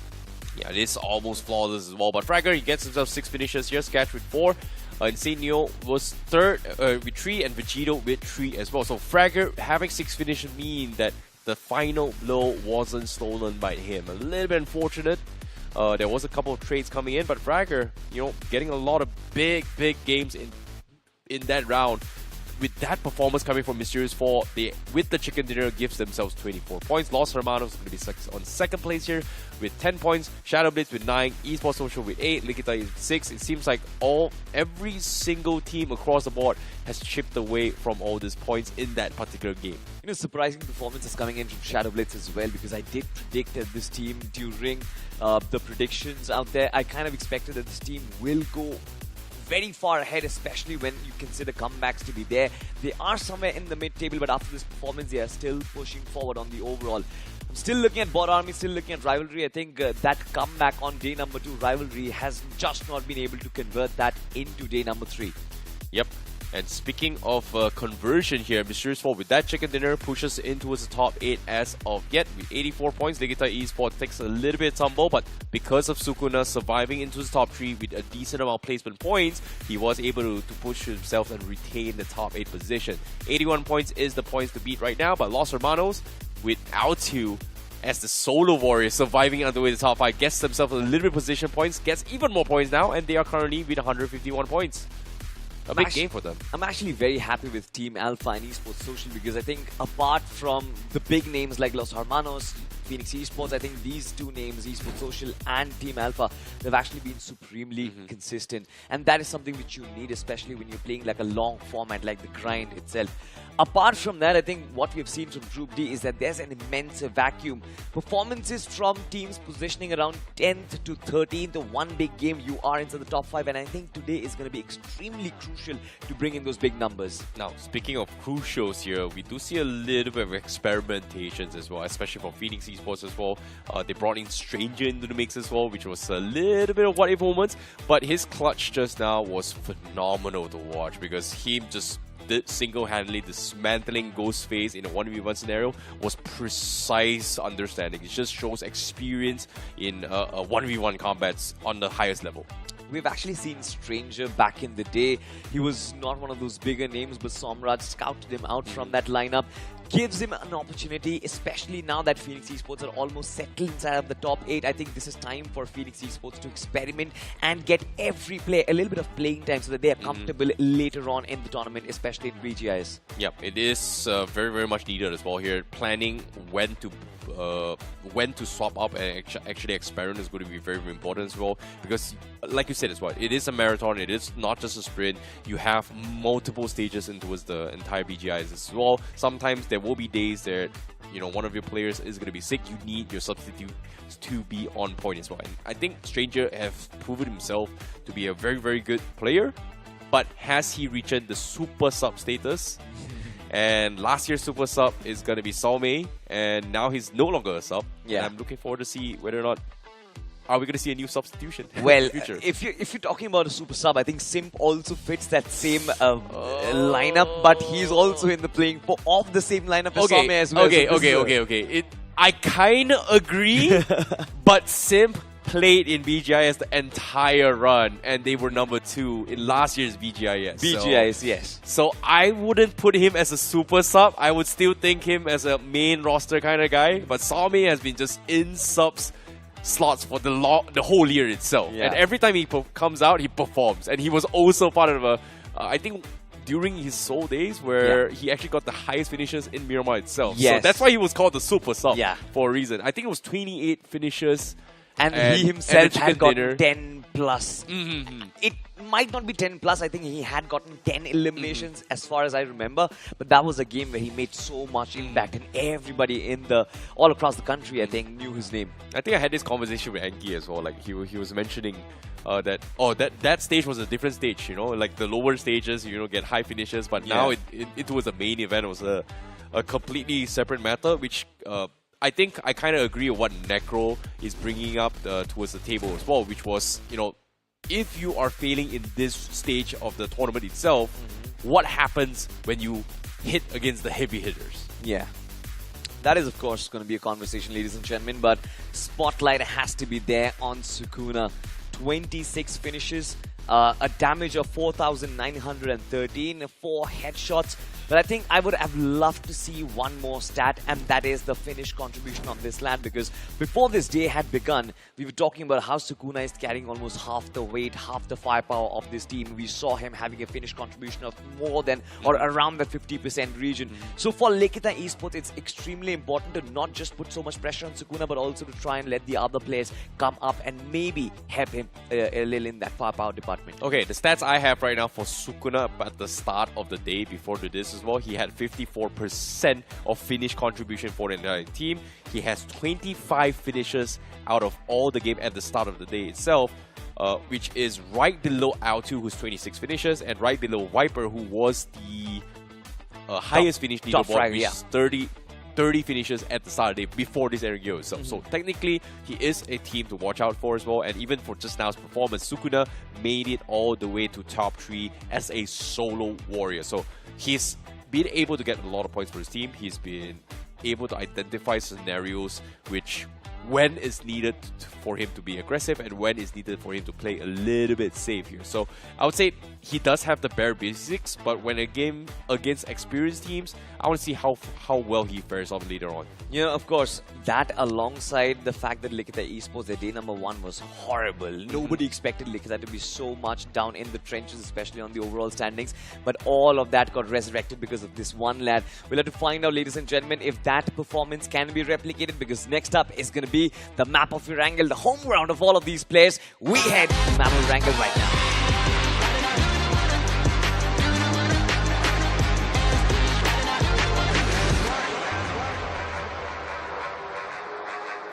Well, ladies and gentlemen, this is going to be the final game for today here for Group D itself here. And of course, third game on the stream for BGIS 2026, The Grind.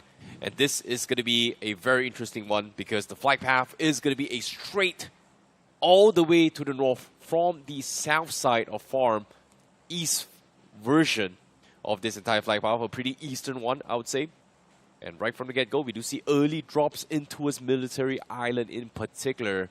Seems like Meta NINZA is obviously going to be heading on towards military base, perhaps, even White Walkers as well. So we might see a little bit of drop clash right from the get-go, at least for the vehicle department. I went ahead and had a conversation, a little chat with the Meta NINZA's coach, that is Osmium, and I tried to understand what exactly is going wrong with the team, because when you consider this team is not just a team of misfits, it is one of the best players of the country, one of the best IGLs, Shadow, who's actually pulled off a very rare feat, and that is back-to-back official champions, of course, alongside Fierce, alongside Apollo, who are, again, one of the best fraggers out there. But still, Meta NINZA is not performing to the best of their capability. So I wanted to understand what exactly is going wrong. And all he had to say was that the entry fragger he's not exactly in form as of yet. NINZA, they're still trying to play out around the basics that the entry fragger does not put a lot of pressure on his shoulders. Now, speaking of titles here, I like that you actually brought up as well. And I would categorize Shadow as the best IGL of 2024. And then Four. Yeah, 24, yeah. And then for Apollos is the best LAN appearance person, all-time attendee of all officials for 2025. But seems like we do see another drop crash as well, and that is going to be Rivalry going up against Gravity right from the get-go. And Rage was the first one to drop in. He picks up the shotties. He takes one out first, but there is still one more guy right at the top. And the guy at top has got an explosive bow. He doesn't know that, but he needs to clean him up. Meanwhile, Ayush is going to try and make a run for it as well. Ayush instantly runs away. He picks up a pistol, but there's only so much he can do. Rage's shotgun has pretty much scared him off. I shot first down though, and Gravity already taken 2. Absolutely. Fortunately for Revenant Esports, they did find the DBS right at the get-go itself, putting Rivalry in the back foot. And now look at this. They want to take advantage of this need to come in as well, but a little bit of overextension. Ayush finds the first knock. Immediate retaliation coming in through from Gravity Esports. And it seems like now there's just one man left, the IGL Arklin. Will he run away from this fight, or will he try and make amends? Shots coming in from Mikey Jot as well, but no shots connected. Arklin does not have a helmet. Needs to make sure his head stays protected all the time. The AK connects, one knock being found. Does have that first hit to heal himself up. Can Rivalry pull this back together? Not really. Gravity Esports, they do chime in. First team gets wiped right off the get-go in the lands of Lipovka. Yep, that's going to be first one out here for Rivalry, who has somewhat of consistent, but unfortunately fell a little bit short. Meanwhile, NINZA Javin with 1 HP, sees Aditya looking the wrong direction, picks him out, takes the headshot, takes him out. And NINZA seems like they are back in action here. 3 points in the get-go with this aggression. Just like that, we do see another team falling in shambles here, at least for White Walkers. And we did talk about this right at the start during the minimap as well. We are expecting drop clashes. And now NINZA may be on the hunt to look for White Walkers, but Javin, no meds. He needs to be a little bit careful here because one wrong crash on this vehicle, he might just take a little bit of damage and just gets taken out. And you can see he's just playing a little bit slow, driving through the compounds. Come on, what are the chances? Okay, he's not gonna take damage.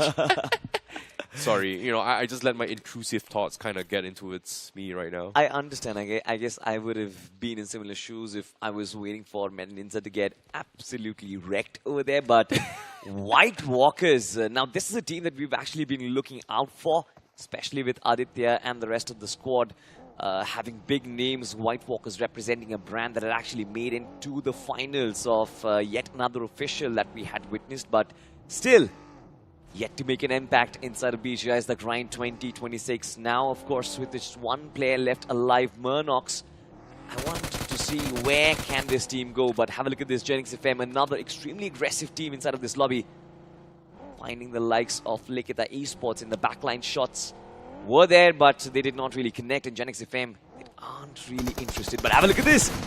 What just happened? 3-on-77 does get spotted, the shotgun. Could have actually done so much damage. Both the players were extremely low on HP, but it seems like the numbers just got the better of him. Yeah, Dreon pretty much shut down, overwhelmed completely, but here comes the reset coming in from Evolution Mizoram as they try to push up, and they were able to win the fight as well. Goes FM, gets takes out, and that is going to be GENxFM completely dropping the ball in this engagement. And GENxFM, the next one to fall, gives Evolution Mizoram a little bit of recovery here. Nice win there, coming from Evolution Mizoram. It seems like the 2 days break has given them a lot of time to make this preparation. And with this win, gives them a solid chance to maybe even scale into his later stage game. Or maybe even make a bounce back into the top 8. Good opening, to be honest, from Evolution Mizoram.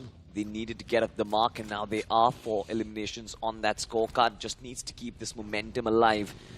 On top of Rozok, I think this is a lovely little position where you do get high ground, you get the access to Rozok as well. And since the circle is in that vicinity, I think they're going to be in a wonderful position. Have a look at this, the replay of that fight between NINZA and White Walkers. Now, that is an awkward little spot to get stuck in, right? The bridge camp from NINZA really paying off.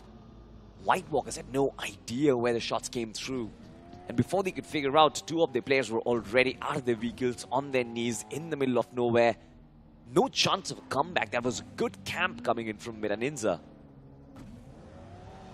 Speaking of a camp here, let's take a look at the circle on where it's going to be heading in as well. Seems like it is going to be heading towards the north side of the Everest. Phoenix going to be taking the Everest itself. Likitha is going to be across the river, where they are going to be setting up ambushes, hoping to punish people rotating in from George Pole, rotating in from the east side as well, whenever the next wave zone may be heading south or north. They've got a very, very good setup already prepared. Mysterious4 is going to be playing on all the way far north near the crash site, south of shooting range. We do have Esport Social going to be rotating for southeast corner. Los Hermanos also going to take a very late rotation in. I was expecting a little bit more aggression, considering how aggressive the previous game was, but it seems like we are going to see a little bit more tactical plays here coming from the teams. It is, after all, their one final match to score some points, at least here for the day one for week 2 itself. But it seems like we do see a slam here coming from Team Alpha as they crash onto this Mysterious4. Sketch is all by himself. Naman is able to provide cover from the other building, but the rest of the pack is still outside though. And Sketch gets flushed out. Alpha gets the first knock it through. Hasn't really got to the conversion yet, but Mysterious4, they have to play a little bit more. Goku pushes up close, gets needed out instead, now forced to reset. And Sketch will be confirmed in the hands of Team Alpha. I like the confidence of Team Alpha, to be honest. The way they slammed in against the winners of the last game just shows the confidence of these lads. 2 games today, 2 chicken dinners in the hands of these 2 teams. Of course, Team Alpha, they are looking to carry forward this momentum, but can Fragger change the course of this fight? Of course, in the back lines, I guess he's been spotted. Punisher, of course, taking those spot shots. The nade and the Molotov did flew in, but still waiting for Adonis and the rest of the lads showcase what they've got. Adonis does have the nade in his hands. Goku holding down the fort with the rest of his teammates. It's a 3v3 as far as I can witness. But Team Alpha, they've got all of their players alive. Where is that numbers advantage is my question. Well, they have to wrap things out now because the circle is about to shift them back to Pochinki. Everybody's going to be thought it's going to be far north here. But now, here comes the flush. Coffin trades 1 for 1. He's going to be first to fall, but Mysterious4 seems like they may have lost the fight here. Team Alpha may have cleaned out a majority of the players. Fragger Noob first to completely bail out the fight here, coming in from Mysterious4, the star from the previous match from Mysterious4. Or in this case, the MVP forced to retreat here as Zone pushes back to Pochinki. Good call there coming from Team Alpha. And they get the beat down on them. Good clean execute as well, to be honest, because if you have a look at this, the IGL Alpha was nowhere near, but still Team Alpha made this fight work. On towards other sides, it is Team Esport Social. Have a look at this. Wasted. Wanted, rather. Finds a player from Team Insane. Wasted. Neo goes down on his knees. And still going for more. This is a little too optimistic because he does not have a lot of cover over there. And that is exactly what I was calling for. Players in the higher ground, of course, will always have the better visibility. And Team Esport Social, they are in the back foot in this fight. Fragger Noob needs to bail his teammate out from there. Definitely does have that ridge, so no real threat to be found. But still, a little bit of resources will be used to try and get this player back up. No real threat from the other side. I almost thought that there would be a little bit of retaliation. Maybe a little bit of push coming through after that knock, but none of that to be seen. Well, speaking of retaliation, to be seen, Insane's job is to play safe now, reset, and then play for center control, because this might be our urban warfare that may or may not happen here. The circle seems to shift back towards Pochinki, forcing a little bit of scuffle here, at least for Team Alpha early on. But now everybody is starting to push through. It might be a ruins battle, it might be even a boatyard here. You know what's a name that I really prefer? Watertown. It was Water City all along the way, but now it's called Boatyard. Yeah, because so back in the day there were no boats in Water City. It was just a city that was submerged in water. But now it has become a full-blown port where you can actually... I don't know, what do ships... Do they park? Do they land? What do they do? Why would there be a boatyard in the river? It feels like a pirate ship. Like, isn't a river like too small for boats to drive in? Or to kind of swim in? Yeah, probably, but now that is where a lot of technicalities go into play, I guess. Boats need a garage, thus boatyard. Nonetheless, I have no idea how trades work, ladies and gentlemen. Anybody who is an expert in international relations can actually teach us about how do boats function. Did you know that from the west and east, they have to pass through Malaysia and Singapore?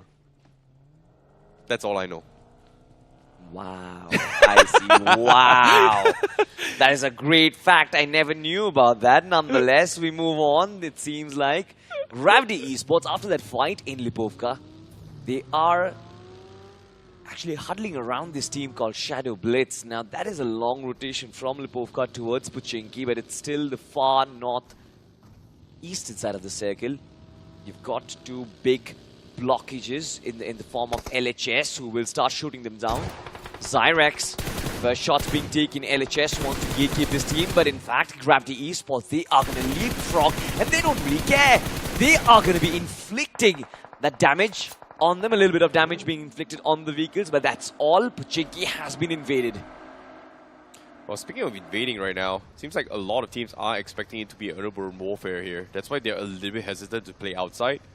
But it seems like Los Hermanos, even they themselves, are going to be trying to dock themselves in. They do have vehicles playing towards the ditch here. In case the circle shifts out, they have an exit strategy, but it seems like they are expecting company as Gravity has got a widespread in. Rage was able to trade a couple shots in, but Shogun seems to be knocked off. Meanwhile, Dope from the side of Los Hermanos finds Osiris on the side there from Gravity. Return fires coming from Mikey John is there to kind of tickle away at Los Hermanos, but no conversions at all. As Los Hermanos, oof, what a nade from Zyrex. Takes down Mikey John. And just like that, Gravity leaving only Rage as the solo warrior as Los Hermanos continues on their aggression. I like the clarity on Los Hermanos in their minds. They knew right at the get-go, as soon as Gravity went past their defenses, they knew that this is a team we want to attack. And in spite of having their first player knocked down, Los Hermanos never really stopped that aggression. And now have a look at this. Their technicalities in this invasion is brilliant, using the nades first and then, of course, moving in tandem. There was no breaks in that attack, none of which Gravity could actually tackle, and because of which they will be sent back home to the lobby. That is a sad exit, because I really felt Revenant Esports were looking really good, especially after that initial fight. That is done and dusted, ladies and gentlemen. We move on to Evolution. MIZORAM trying to huddle around the Likitha Esports squad. But you do have Runway OG in the flank, which can be devastating. And have a look at this. The first knock, it's almost there. A sliver of HP on that lad. Still safe. Well, Evolution MIZORAM pretty much stuck in a very awkward spot here, Drion. Able to get the reset through. Ranveer providing some serious cover fire, but the redock comes in from Ray. That's going to be the knock here, Drion. He may have reset his health, but he took a little bit too long there. And now Likitha Esports looking to try to convert even more. Drion, pretty much a lost cause here. They need to build out.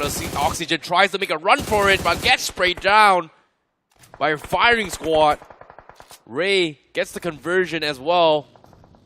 And just like that, Likitha Esports, they flush out two players from Evolution MIZORAM. Of course, the flank just paying them so much dividends.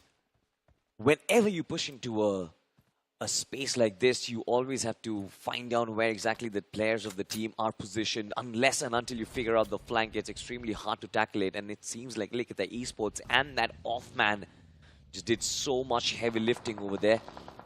Problems aren't evaded completely, as from the distance it seems like shots are being taken. It is Team Esport Social who are at the distance, of course, towards the school apartments region. Have a look at this. Kalyug, he will find that man from Team Los Hermanos. One of their players has been knocked down. Esport Social in an extremely good spot right now, slightly outside the circle, but it's fine.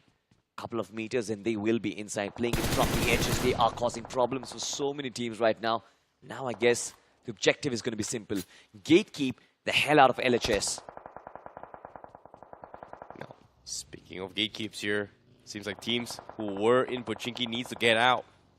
And Esport Social, gatekeeping teams for the East here. You can see LHS from all the way from Pochinki, found their exit strategy, pushes through from the northeast side here. Meanwhile, Esport Social finds a pickoff. That's going to be Rollicon getting taken out. Insane now coming in from the center of it all. Pretty much boxed in by multiple teams. Phoenix on the far horizon gets taken out by TOP official.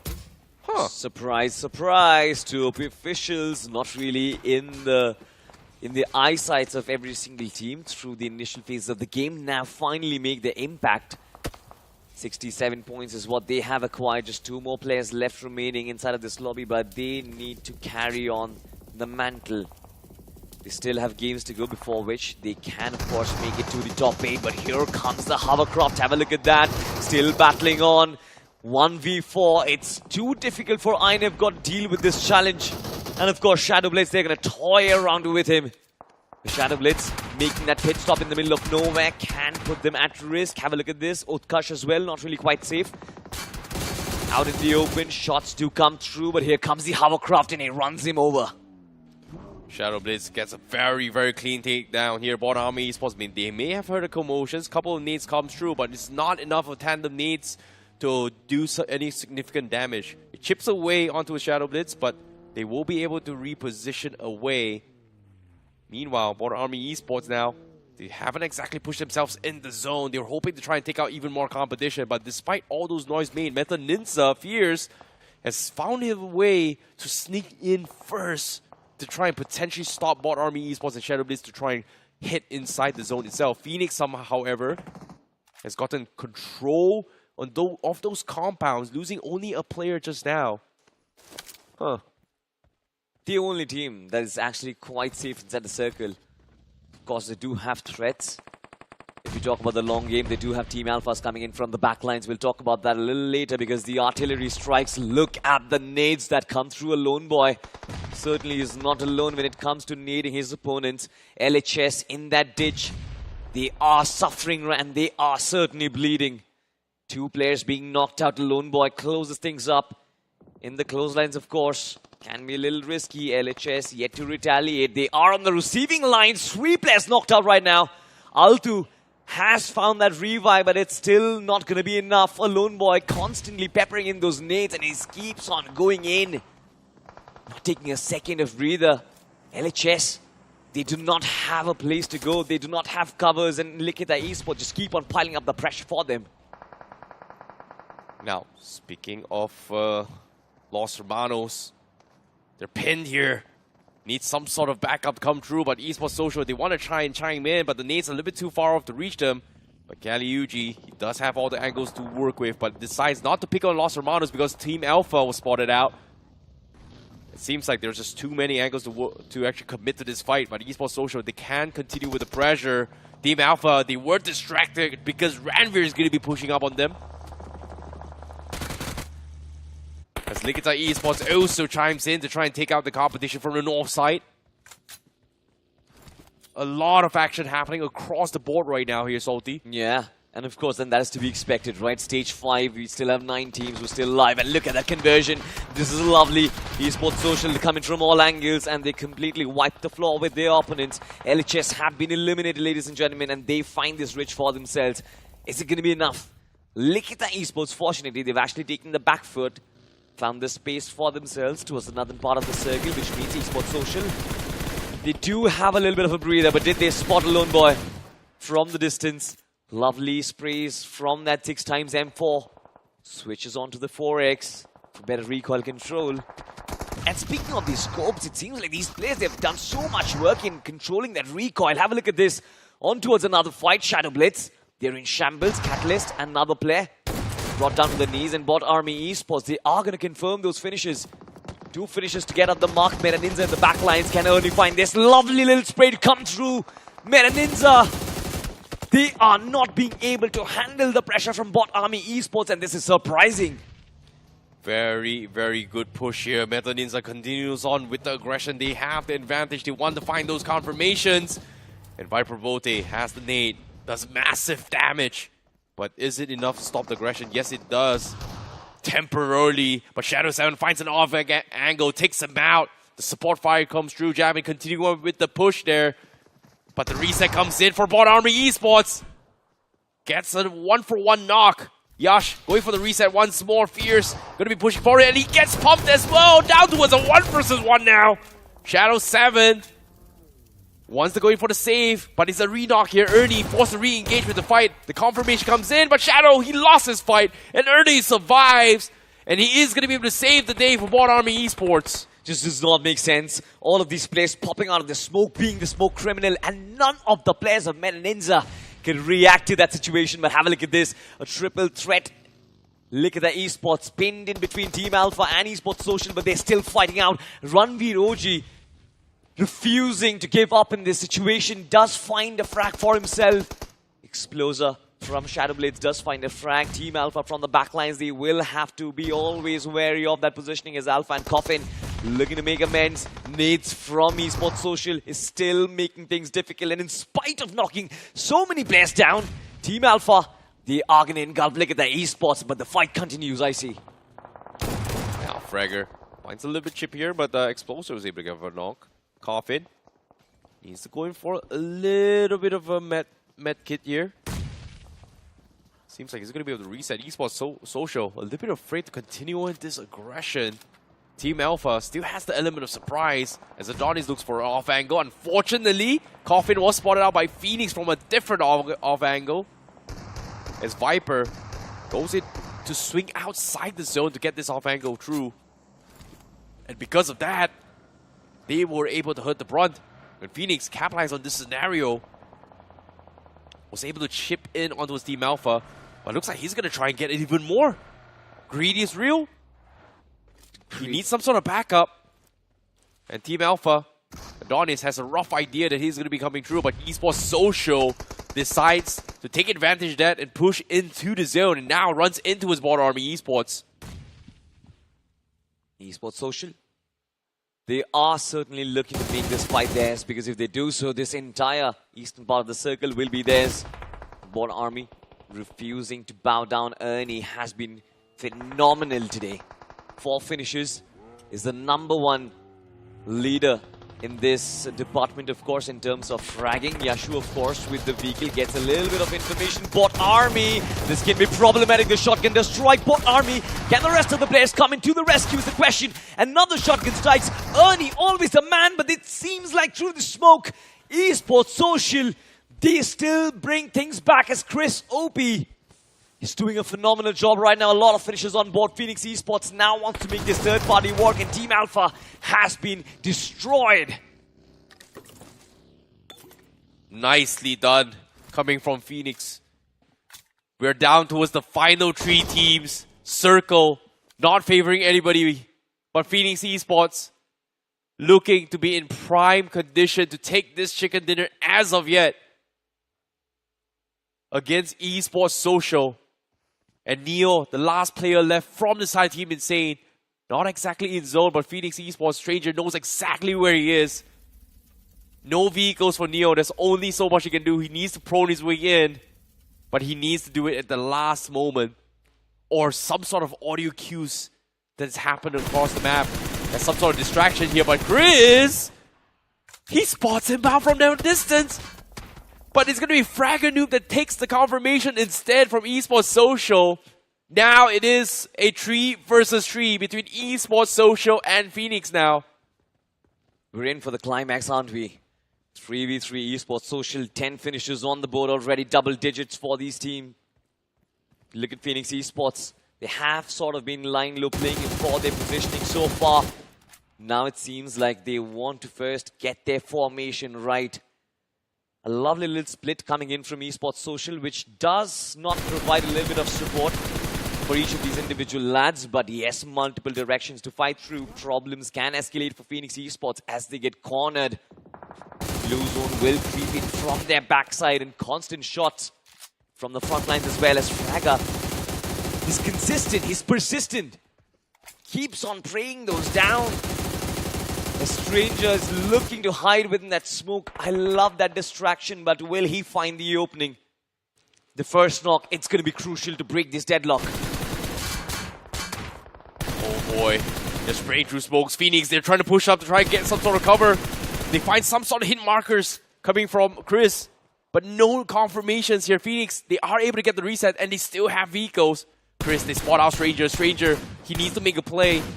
His feet is getting shot through the under of the vehicle. But now they're going to be exposed here. Fragadu finds an off angle, takes down both Somraj and also Viper. Esport Social with a massive game here. 2 knocks, now a 2v1. Stranger, it's your time now. The nades are coming in. It looks good. But unfortunately, bounces off a little bit to the sides there. Can't seem to chip on where Fragger is. A very, very difficult angle to work with. And Stranger, going to be trying to cook up another nade. Repositions his vehicle. 1v2. As Stranger gets the confirmation, but Kaliuji goes in for the slam. He is going to try and challenge this. Has the Molotov. This is going to be a small little fight between him against the world. He's got the Molotovs. The nades comes through, chips him away. He's tagged up pretty low. Needs to get a first aid kit, but another nade from Fragadu is going to be good to secure this. And that is going to be Esport Social that takes the winner-winner chicken dinner. Lovely performance coming in from this team, Esport Social. Of course, they have been looking to get this limelight for themselves. We talked about how consistent Team Alpha has been, and seems like Esport Social, they're not really way too far behind. It's really a very good consistent game plan for Esport Social. They tried to close out the game before, could not do so, but with this winner-winner chicken dinner, pretty much puts them in a spot that they should be solidified into as a top 8, but it's not exactly safe yet, but they're still doing really, really well. Esport Social, they're in the top 4. What are you talking about? Well, I would say by the end of the entire thing, right, you need at least 140 points to safely be in the top 8 by the end of the entire 24 matches. I mean, if you look at the trend, of course, I think Esport Social, they have been inside the top 3, at least the top 5 throughout the entire course of the tournament inside of the grind. So I'm not really scared of their positioning, to be honest. But Phoenix Esports, certainly, I think this was a game which showcased their class as well. Not really getting a lot of frags right from the get-go itself, but still trying to play in positioning, still trying to get in those good positions so that they can at least land in those podium finishes. A lot of good attempts coming through as well, barring the final blow. I think we also saw BotArmyEsports, a lot of good efforts coming in from them. Ernie was there. His efforts have been brilliant. And so is the case with Likitha Esports as well. I think their attempts at the comeback has also kind of given them dividends. Yeah, it definitely did as well. I think it all comes down to just racking up some points, right? Like, I think the teams at the bottom is doing pretty okay in this every single skirmish here. We do see a little bit more aggression coming in the play here, especially coming from Group D in particular. And all things considered, that pretty much concludes Group D as of yet. It does, and now it's time for Group C, ladies and gentlemen, which means the heavy hitters are going to be back. Let's go! I am so excited, by the way. Well, I am too indeed here, but all things considered, Group D, they are going to be taking a little bit of break, and they will be back tomorrow here to continue their remaining matches. Second half tomorrow. Exactly, the second half. But now, this upcoming second half here, we are going to see Group C in action. Based on yesterday's performance, it has been a long journey, and now they are going to be beginning their next 3 matches. Now that is where things get pretty interesting, because Group D was characterized by a little bit of vacuum. Top teams were really hitting heavy, but this time it seems like there's going to be a lot of competition. Who's going to come out on top? Who's going to make a comeback? We'll find out after a very short break. Don't go anywhere.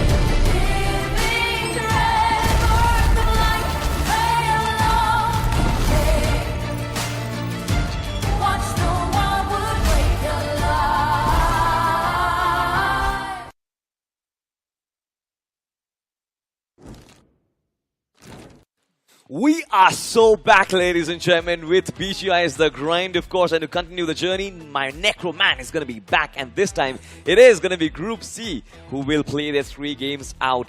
Interestingly, by the way, a stark difference between Group D and Group C will be the fact that yes, Group C has a lot of heavy hitters, which in Group D I feel like there were a little bit of teams who were creating a vacuum. But I want to know your thoughts, Necro. Which are the teams you are looking out for, and potentially which are the teams who you are thinking for a comeback? I mean, of course, I'm looking out for the table toppers. It's not even a question. And especially with that big comeback that we saw from Tamilan Esports.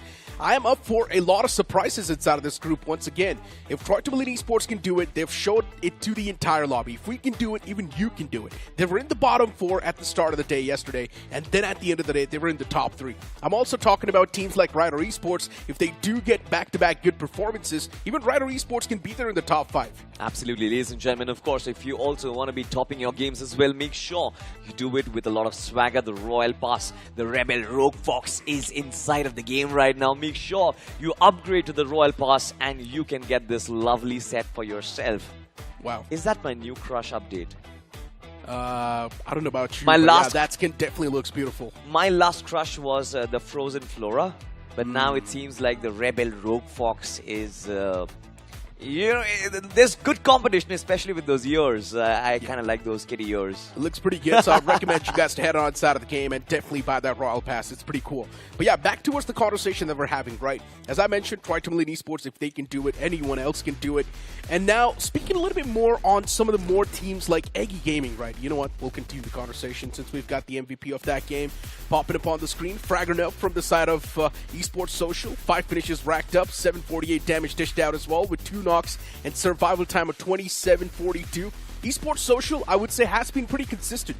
They certainly have been very consistent, I think.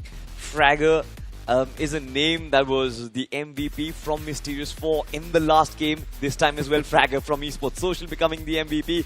There's a lot of Fraggers in the community, by the way, and it seems like all the Fraggers, they're actually playing well. Look at that. Ernie as well from BotArmyEsports with 4 eliminations. Kalyug and Viper as well with 3 each. I think the top players from the game, all of them are certainly new names, but Viper is that one lad I feel like has been consistent throughout all 3 days of Group D. Exactly. Point standings popping up as well for that particular game. Esport Social securing 23 points and Phoenix Esports getting 11. Phoenix Esports, they are not really showcasing that aggression anymore, Salty. It's like Phoenix Esports are just sitting inside of that circle, not even taking a lot of those fights. Then in the final few moments trying to showcase themselves, at least clear out some of the ways, but it's not working out. They're not able to close things off that well. But they were still able to secure that second spot, which is, of course, not a bad thing. And since Phoenix Esports is already dominating in the overall standings, these sort of loose performances, it will not even matter. It certainly will not matter, ladies and gentlemen, but the overall standings of Group D, of course, the matches are done and dusted for tonight. But have a look at this. Mysterious4 on the 7th spot, 86 points. GENxFM with 85. Not really a lot of difference in between them and the teams on the bottom half. BotArmy closely following up, 82. Shadow Blitz 82, NINZA on 81, Team Insane on 77, White Walkers on 70. A mere difference of 15 points is what we witnessed between 6 teams, Necro. Now this is where competition does get extremely close. So I want to know your prediction for the cutoff. What do you think is going to be the cutoff for the top 8? That is a tough ask, to be honest. I'm expecting somewhere around a 125-ish. That's really low, though. Is that low? That's really low. 24 games and just 125 points for the top 8. That's extremely low, don't you think? I mean, it might be, but I still feel like the teams in the mid-pack, they're not going to be very hard-hitting. If you consider 120 in 24 games is almost averaging 5 points per game, which is not a decent outing for a top 8 team, to be honest. I mean, they've only played 15 games so far, right? They've still got a lot more games to go. I personally think it might just be around 157. That's what I think. 157. Now that is high. We'll find out, of course. I think the cutoff is for, of course, a lot of you guys, good mathematicians out there. Make sure you let us know as well. Maybe we are going to get our cutoffs updated along the matches as they keep on continuing. But, of course, moving ahead with the conversation, Group C is what we are talking out. Now, you did mention about Tamilan Esports. What a comeback it was. They were in the bottom 4 at the end of the first day. But at the end of the second day, they are inside the top 3. Now, exactly. I think that is also a benchmark for all of the teams, all of the aspirants who came in from the in-game qualifiers who will play their round ones. If you guys did not really go through your best performance in the first couple of games, do not put your morale down.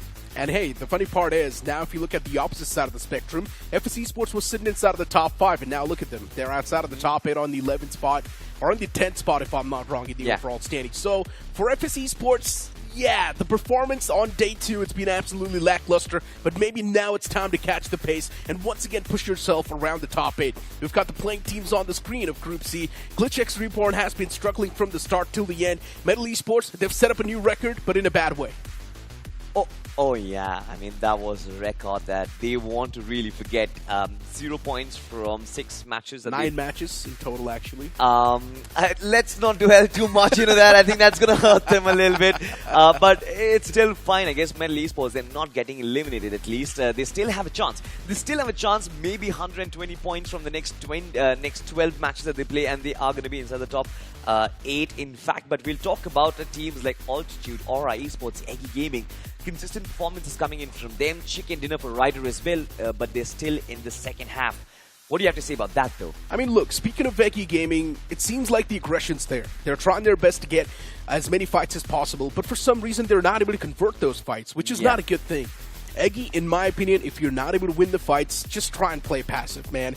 I'm not really the person who likes to see a team play passive, but especially when aggression's not working out, especially when you're not able to take the fights properly, just play for the placement points. That's probably the best possible thing you can do. You know, I love the stats. Look at this, 63 finish points. Now, that is the 4th highest inside of this lobby. The first, of course, being Revenant Xspark, Vasista Esports, Tamilan, and then comes Eggy Gaming. Just 12 placement points, and that definitely is a sign of concern. Now, you might be going aggressive. A lot of teams love to go aggressive. Teams like Vasista Esports, they have a lot of finishes, but not really a lot of position points. But there's always a bare minimum, and I think 12 in 12 matches, it's not making the cut. Of course it's not. We've also got the top 5 players for this particular group itself. Trace is, of course, the man to lead the pack, and even Pain right there from Revenant Xspark. And Pain has to be the upcoming big thing, I'm not gonna lie. Imagine, for the first time, it's your debut in BGIS 2026, and you're dominating in such a way. You're able to keep up with a guy called Trace God, and we all know, Trace is a person who has dominated in the past, time and time in the officials. He's there, always been in the MVP list, and if you're able to match up to a guy with that caliber, you've got to be an insane player. Absolutely. I think he's done the tough job already, that is, you know, making yourself mechanically up to the mark. I just hope that this young lad is mentally up to the mark as well, because, you know, form is temporary, class is permanent. I just hope this is not a run in form. I hope this player is actually classed up high, because we've seen players who actually perform really well, but then we've also seen their dips being quite deadly. I don't want to hype Pain up too much right from the get-go itself, but let's talk about the hype man, the casters, and the predictions from this particular group. You've got Metal Esports from Anki and Spiro. Alright, I see what you did there. Eggy Gaming from Ravan. Engineer went ahead with Len from Past. IC went ahead with Eggy once again. Johnny and me with Gods for a Reason. And Necro, you went ahead with FS Esports. Any particular reason for that? Once again, I'm going with FS Esports. For some reason, I don't know why. FS Esports is an OG banner, and I just always like to stick to them. You know, I believe FS Esports is a pretty strong team if you look at the roster as well. They can make a comeback. It's not even a question. Yeah, the dip on the day 2, it's quite noticeable, but I still think it's easy for them to make it. So you have a hunch. Yeah. And I think I have a hunch as well, Gods for a Reason. Let's talk about this team for a second, because I think being the undergods, keeping up with the likes of Team Versatile, with Vasista Esports, Revenant Xspark, they've actually definitely made their mark inside of BGIS, is that grind. But in my opinion, predicting a team that's already there at the top does not make a lot of sense. Come on, Salt, you got to take some sort of risk. Well, my risk-loving brother. I see what you did there. So maybe I should have actually gone ahead with something Metal like Esports. Anki and Spiro Metal Esports. I think that would have been the highest risk, but I'm not even sure if that is risk or sarcasm. But nonetheless, I think I don't really want to bash Metal Esports at this point. I think nothing can go worse. They only can go up from that point, because what they hit yesterday can happen to any team out there in the competitive circuit. 0 point in 6 matches. Nobody wants that, but that is the rock bottom. You can only go upwards from there. Did you say what happened to them can happen to any other team in the competitive circuit? I mean, yeah, man, bad days do happen. Shouldn't it? I don't think that's going to happen to anyone else. But hey, ladies and gentlemen, we've got the first game booting up for this particular group on the screen right about now.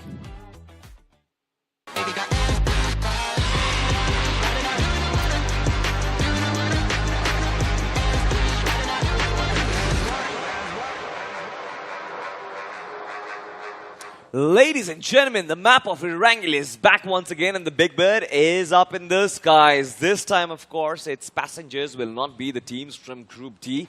Instead, it is going to be Group C duking it out. It's going to be interesting, of course. The flight path is in front of us. Milta Power to Georgiopol is where we are heading. A flight path that cuts the map diagonally in 2 equal halves. Unless and until you want to go somewhere towards like a Primorsk Ferry Pair or probably the deeper parts of military base, so you should be quite good and dandy. You should be. Rivalry Esports ejecting out towards Milta and Milta Power. You've got Jux Esports now gliding all the way down south towards Nora Pnoy. Tamilan Esports around that Milta side as well, maybe around the farms vicinity. That's where they want to go. Revenant Xspark, pretty much, they like to drop around the farms and Milta, so that's where they're going to go as well. Looking for a few drop clashes, if it's possible, because that's definitely going to spice things up off the rip. Tamilan Esports taking a glide all the way down south towards military base. So for Tamilan Esports, things are going to be extremely calm and collected. For Eggy Gaming, though, a few teams around the block, for example, GLITCHxREBORN, can definitely be a troublemaker.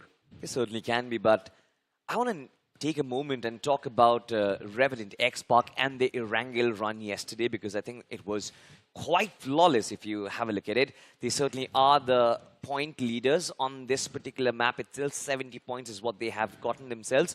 2 chicken dinners and a 1 second position yesterday. Revenant Xspark, they kind of toned down their aggression from day one that we see. First day, they did really well with Rondo, being aggressive, 32 points right at the get-go. But second day, they toned down the aggression play for positioning as well as finishes. I think that should be the hallmark of playing Erangel, isn't it? Oh, I want you to make a prediction right now. Who do you think is going to win this game, looking at the circle? Should be either one of Troy Tamilan or maybe even Vasista Esports as well, because this circle is outrageous. I think it's going to be FS Esports. Can be as well. That is the circle shifts up north towards Ferry Pier. FS Esports might just have the cake. And FS Esports do like to dominate in these type of circles. Even in 2025, all the good games that they had were around the shorelines. Yeah. This is one of those hybrid circles which does cause a lot of problems for all the teams. Have a look at this. Jux Esports. That's an amazing spray from Amazing. Inside of the vehicle, it's always going to be difficult to spray down your opponents, but it seems like Jux Esports, they've gotten under control. Lovely little connection over there has been found. Jux Esports, they get up the mark with their first finish. Things looking good and dandy for Jux. That's going to be 1 free point secured. And they instantly back away as well, respecting the players of Tamilan Esports. And Tamilan Esports are definitely shaking. They've left that military base completely. Now paranoid. They do not exactly know where Jux lies. Tamilan Esports wanted to drop inside a military base, get their hands on the basic loot, but they never saw this coming, that Jux will chase them down in such a way. And for Jux, the moment they got that freebie, just backed away. For Tamilan Esports, having such a good momentum swing in their hands, and now starting things off in such a bad way, that's got to sting. But you never know, the circle might just shift right on top of them, and it can change the entire course of the action. Exactly. They do have the opportunity of still making amends, right? They can go across that land, try and get themselves the best loot possible. Ladies and gentlemen, it seems like a little bird in our ear just suggests that this map, or rather Tamilan Esports, they're going to be pretty happy with that news, Necro. Seems like this map will once again be restarted.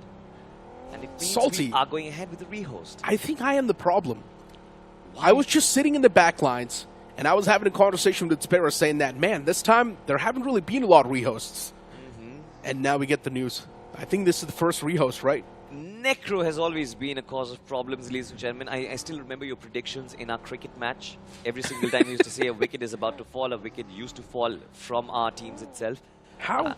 Are you a curse? Did you come back with a curse? I don't know, man. I mean, if that's the case, in a positive way, I am going to be millionaire soon. Wow. If you are a millionaire, and if you actually successfully become a millionaire, are you going to buy me a new Porsche? Because certainly it is inside of our game right now, the Porsche 911 Carrera GTS. It's one of my favorite vehicles. Yeah. And my aim was to actually get my first Porsche inside of the game. and then get one in real life. But if Necro becomes a millionaire, I'll give you in the game, yeah. No, he's going to give me one in real life, and then I'm going to get one in the game. Are you kidding me? Real life? Why not? Nah, man, that's too much. But I will definitely gift you in game. It's not even a question. I will do it. It's still fun, I guess. I'm going to look cool inside of the game nonetheless. But big opportunity for Tamilan Esports over there, because that was a big deal. That was a big blow to them. I know, right? For Tamilan Esports, it's pretty much a second shot at life. Now, once again, they dropped down towards military base with all the 4 players, and they know what to expect. For Jux Esports, that cover now has been blown. Yeah. Now, Tamilan Esports knows that there's a possibility that Jux can hunt us down, and Tamilan Esports can reroute their ways, and maybe they can do it to the players of Jux Esports. Yeah. It still kind of bugs me. I love that circle, to be honest. I want a circle. Now, if the next Erangel gives us a basic central circle, of course, it's going to be fun and all the teams are going to be having a good time over there. But I honestly love these hybrid circles. A lot of water in the picture as well, which takes away your landmass for fighting. True. No surety of whether or not the circle is going to end up in the mainland or the military base island. Keeps the teams guessing whether or not to cross on over as well. I love those circles and I miss them as well. But hey, as you mentioned, right, it's quite a good news for teams like Tamilan Esports, and specifically for the teams that were not even around the block, around the circle itself. So for those teams as well, it's going to be a good thing that they do not really have to rotate anymore, because the server has just been rehosted itself. And this also gives us enough time to talk about the teams on the latter half of the board a bit more. Team Altitude. In 2025, we saw this team for the first time, and Team Altitude was doing wonders. In BGIS, they were there till quite the late phases, of course failing to make it to the LAN finals, but Altitude did come through with a lot of promises. Right now, those promises are starting to fade away. Not a lot of time left in your hands. Yes, you do have a decent bit of games, but you never know. They can slip past just like that. Absolutely. I think the problem lies where you lack consistency. Altitude have shown us that certain games can be big games in their favor, but then again, their floor is quite high, or possibly not that high. But their ceiling also is kind of average as well. So it just seems like they fall quite hard. True that. And speak of falling quite hard, right? In 2023, GLITCHxREBORN was the LAN finalist. It was a whole different roster. I remember Ralph OG was a part of it as well. Even Roman was a part of it. But then later on, we saw that split come through. And after that, we've never seen the same GLITCHxREBORN ever again. GLITCHxREBORN as a banner has been failing constantly. They've not been able to make it to the LAN finals. And right now as well, looking at the overall standings, it's not a good look at all. Absolutely. And, you know, 2023 reminds me of one more team that was Big Rivalry Esports. One of their players, Saf, is retired from competitive play. Sarvit and Rishi, they're still playing together, by the way. They're doing decent, all right. But GLITCHxREBORN, we just saw a player from that, Chris Opie, by the way. He is playing for Esport Social and he's doing pretty well. That lineup got split up, but all the players doing fine. GLITCHxREBORN, we used to say that this team has one of the best scouting missions out there inside of the Indian gaming circuit. This team is yet to showcase a lot of promise, which we associate with GXR. I know, right? And to be honest, Eggy is one of those teams that has been consistently there. At least till the late phases towards the BGIS, you will see Eggy Gaming just there. And right now as well, the performance is quite mediocre. But in my opinion, it's just the starting phase of the tournament. Things are going to evolve for better. And if you're not able to adapt soon enough, then problems will be there, because you're not even facing the best of the best teams right now. It's actually funny that Eggy Gaming has Gamla Boy, and wherever Gamla Boy has been, the team has either been a hit or a miss. Now, Gamla Boy, by the way, has to be given credit because he's a trophy winner, of course, but if you look at the way he's played, do you remember the Carpe Diem days where they used to always be aggressive? You know whether or not it is either going to be a 20 bomber or this team is going to get eliminated the first team. Yeah, the problem is, when Carpe Diem was just formed, it was doing fantastic. But as the time kept on passing by, for some reason the performance was dwindling down even more. People usually expect the other way around, right? When a roster is just formed, people think that, yeah, maybe we will see some jitters. But with Carpe Diem, it was a completely different thing. At the start, the roster was doing extremely good, but then later on, the moment they were spending a bit more time with each other, for some reason, the roster was doing worse. It was a honeymoon phase initially, and then later on, the fights between well, not partners this time. Teammates actually got quite high. But ladies and gentlemen, the highlights from Group C in front of us. 4 Wolves. We didn't really talk a lot about them, but I think this is also one of those teams to watch out for, because being the underdogs, in spite of not having a lot of experience, this team has showcased a lot of class in those 4v4 fights. Yeah, underdogs, but I would still say there are a few experienced names, right? They have been here in these type of scenarios in the past as well, of course. They're also known as Do or Die. It's 4 Wolves X Do or Die. And inside of this banner, we've also got a man like Palu, who's been there leading the pack since the start. So one thing is for sure, they do pack a little bit of that experience as well. And that's one of the main reasons why you are seeing them do decent in the overall standings. Yesterday's day for the entirety of 4 Wolves wasn't that great. Yeah, in the game of Miramar, they were able to squeeze in a few points, but just a few points are not enough. Just a few points are certainly not going to be enough. Have a look at this. GLITCHxREBORN, we were just talking about them. Another team we've got to mention has to be Aura Esports, I guess. This team again has been a big hit and miss. Jackson, we've seen this player before. A little bit of experience over there in the mid stages of tournaments like the BGIS have certainly come on through, and that experience is in display. But I want to see, can they carry on the momentum, because certainly they're not inside the top 8 already. Eggy Gaming as well, another occasion of where they kind of fell apart. They're doing pretty well, especially in the early stages of the fight. First circle, second circle, Eggy Gaming will ensure that they wipe a team or two, but then once that stage passes, they never really find good positioning for themselves. I mean, just look at the way Revenant Xspark takes fights. Pain, this man is just fearless. He's not even scared of the opponents. He's not even scared of what might just happen to him around the block. He straight up just gets outside of the vehicle, goes for the fight, goes for the pounce, and he knows he's going to come out on top in that 1v1, and he always does come out on top as well. For Revenant Xspark, the best factor has been that fearless approach, and it's been working out well. But as I mentioned, Salty, these are not the best team that you're fighting yet. The competition's going to rise up even more, and you will have the best team in the region against you soon. Well, best teams of the region, right? We'll find out, of course, who those names are as of yet. Versatile, one of those names, of course, championship winning banner over there. A new lineup did come through, but this lineup as well is proving its worth out there.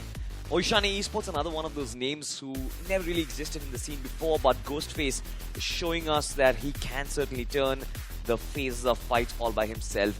And then, of course, you've got Vasista Esports. Whatever you say about this team seems to be less, because Hector, it's a new look for this lad. He's doing really well with the assaulting as well as the IGL. Some is doing brilliant. Beast is doing brilliant. There's not a single facet in the team that is possibly not working at its 100% potential. True. I mean, just look at the utility utilization as well, right? Especially from Revenant Xspark. In the final few moments, yeah, Eggy could not even stand a chance yesterday. For Revenant Xspark, even their closing moments have been extremely good. Oishani Esports, on the overall standings, things have been slipping past from their hands as well, I'm not going to lie. Currently, they're on the bottom 3, so for Oishani Esports, yeah, even they need to buckle up. It's not just Oishani Esports as well. We've seen Rivalry Esports do pretty well inside of tournaments like BGIS. Yeah. We see Rivalry Esports quite comfortably make it to stages like round 4, possibly even to the semi-finals as well. It is one of those lineups where you expect a decent competition, a lot of good firefights, but inside of the grind 2026, it seems like Rivalry Esports are yet to showcase their presence. I know, right? And speaking of Rivalry Esports, since we've been speaking so much about the downfalls, for Rivalry Esports, if you remember that one BGS where they just missed out on the LAN Finals entry by 1 point. Yeah. And after that, for Rivalry Esports, it's been just completely downhill. They've been trying their best constantly in other tournaments as well, but Rivalry Esports have never been able to make it to the LAN Finals. Hey man, reaching the LAN Finals, especially inside of BGIS, which is of course the most premier tournaments inside of the country as well, it's going to be tough, and you will always have to face a little bit of those hiccups as well. 1 point not inside of the LAN Finals, it's going to sting, but Rivalry Esports, can they make a comeback? Can Tamilan make a comeback? We'll find out in this one of the match.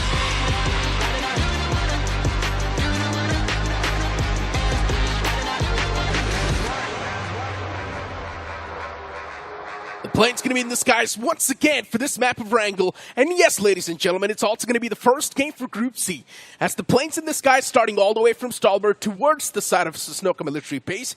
Once again, I would like to see that drop clash between Jux Esports and their foes. But is that really going to happen, since now the opponents know what exactly Jux Esports is planning? This plane flat path as well is going to favor both the teams, so I highly doubt now the opponents need to even glide through. You know, the real deal is going to be the circle. I want to find out where does the circle land. As of yet, no real shift in terms of drops Have a look at that. 4 wolves, they love to drop in the northern part of the map towards Stauber, towards Severny. They are doing so. Even Metal Esports, as a matter of fact, usually they love to go towards Severny. It seems like they're changing it up, moving towards Kameshki as well. Oishani Esports and Metal Esports have been a fight inside of Severny that we have seen quite a lot on the maps of Erangel, but this time that can be avoided. Vasista Esports now, where do they go? Love to go towards the lands of Boatyard and Rozok. Specifically towards that regions of school and school apartments as well, where they get a lot of those fighting opportunities. Can they get those early fighting opportunities? This one. Particularly, I'm actually waiting for the map of Miramar, where we get to see the drop clash between Vasista and Revenant Xspark, but for that, we need to wait for this map to get done with. I know, right? The circle, though. It's quite a centric and quite a standard circle, Salty. Which means we're up for a slow and a steady game. Milta is also in contention by the players of Revenant Xspark and even Rivalry Esports. Jux dropping all the way towards No Reply. No intentions of pulling off the same shenanigans that they did last time. So for Tamilan Esports, things are going to be clear. Towards chargeable containers, you've got Jux Esports. And speaking of Jux, they're doing pretty stagnant. They're doing pretty stable in the overall standings. And that's all you need. No more containers, Necro.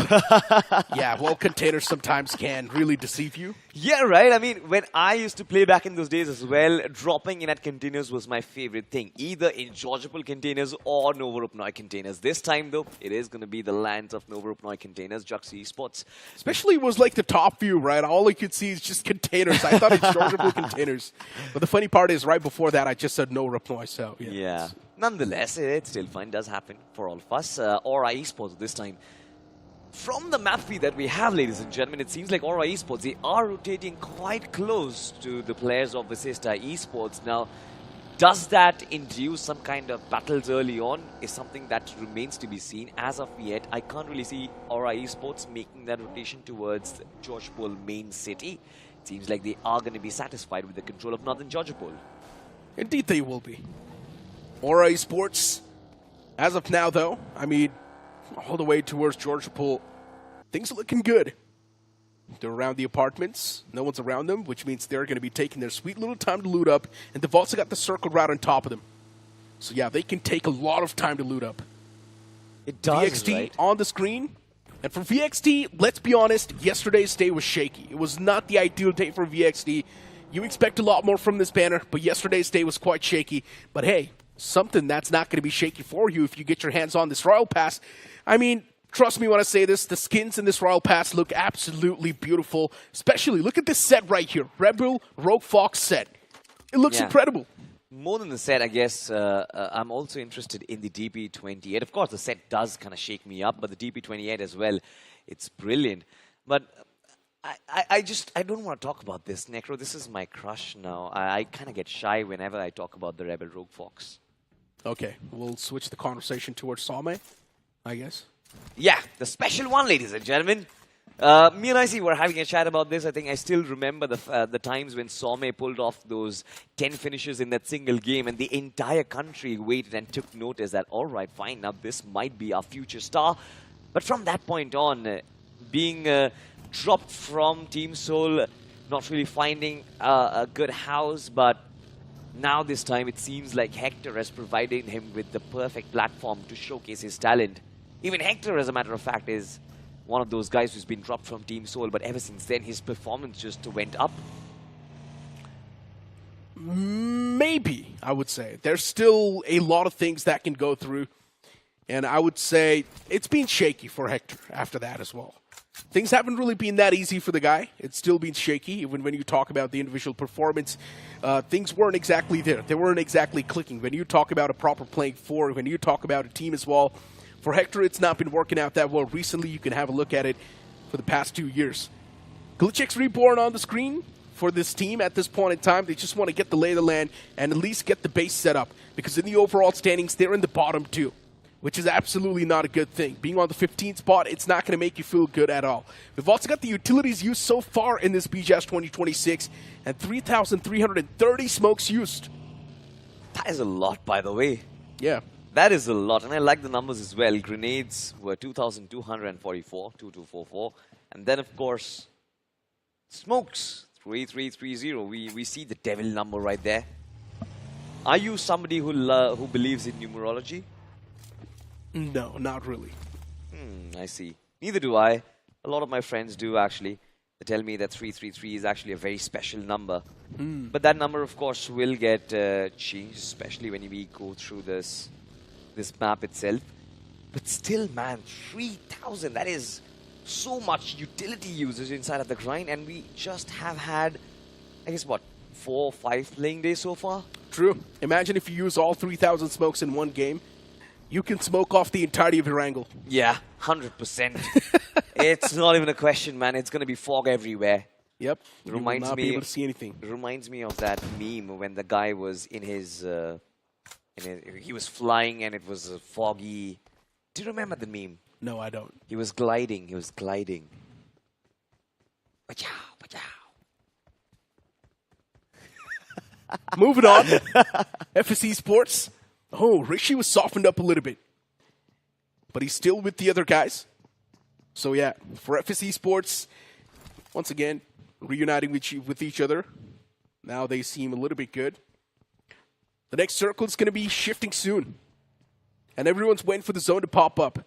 Jux Esports getting bridge camp by the players of Revenant Xspark all the way down south. This is going to be an interesting one for Jux Esports. How do you break through the shackles? Now, this is something Revenant Xspark usually do, by the way. They love looting up on the lands of Farm and Milt, and then they love to hold on to that petrol pump that is right next to that bridge. Jux Esports, if they take the direct way out of Novorupnoi, they are going to be in for some trouble. Jux has got a lot to lose, and Revenant Xspark, they've already done it. So Revenant Xspark knows it's completely okay for them. The room for error, it's quite a bit. For Jux Esports, the room for error is next to none. One bad game and their position can be compromised in the overall standings. So Jux needs to make sure that they take every single step in the right direction. All the 4 players around the bridge, and they've just sent one man in front. Somewhere down line, I guess Jux Esports really expects Revenant Xspark to camp this. And it seems like Revenant Xspark as well, they're extremely passive with this one. Trigger Discipline coming through from Revenant Xspark. It's a major bait setup for the side of Jux Esports, and Jux is about to mess up soon. And there we go, Pain strikes. The moment he spots the remaining players come through, Pain gets the first knock at the confirmation, and now the entirety of Jux Esports, they're set up in a big trap. This man is merciless, and of course, Jux Esports, it seems like they're not studying the map enough. Had they been doing so, they would know that Revenant Xspark, this is the usual setup. This is not even something surprising. Jux, they just walk straight into their hands and give them their first finish. Revenant Xspark, of course, off the mark. And so is 4 Wolves. But the circle does make a shift as we do head on towards the lands of Everest. That means the high ground is going to be in contention. You've got Vasista, Versatile, as well as Team Altitude. Looking to fight for that altitude, by the way.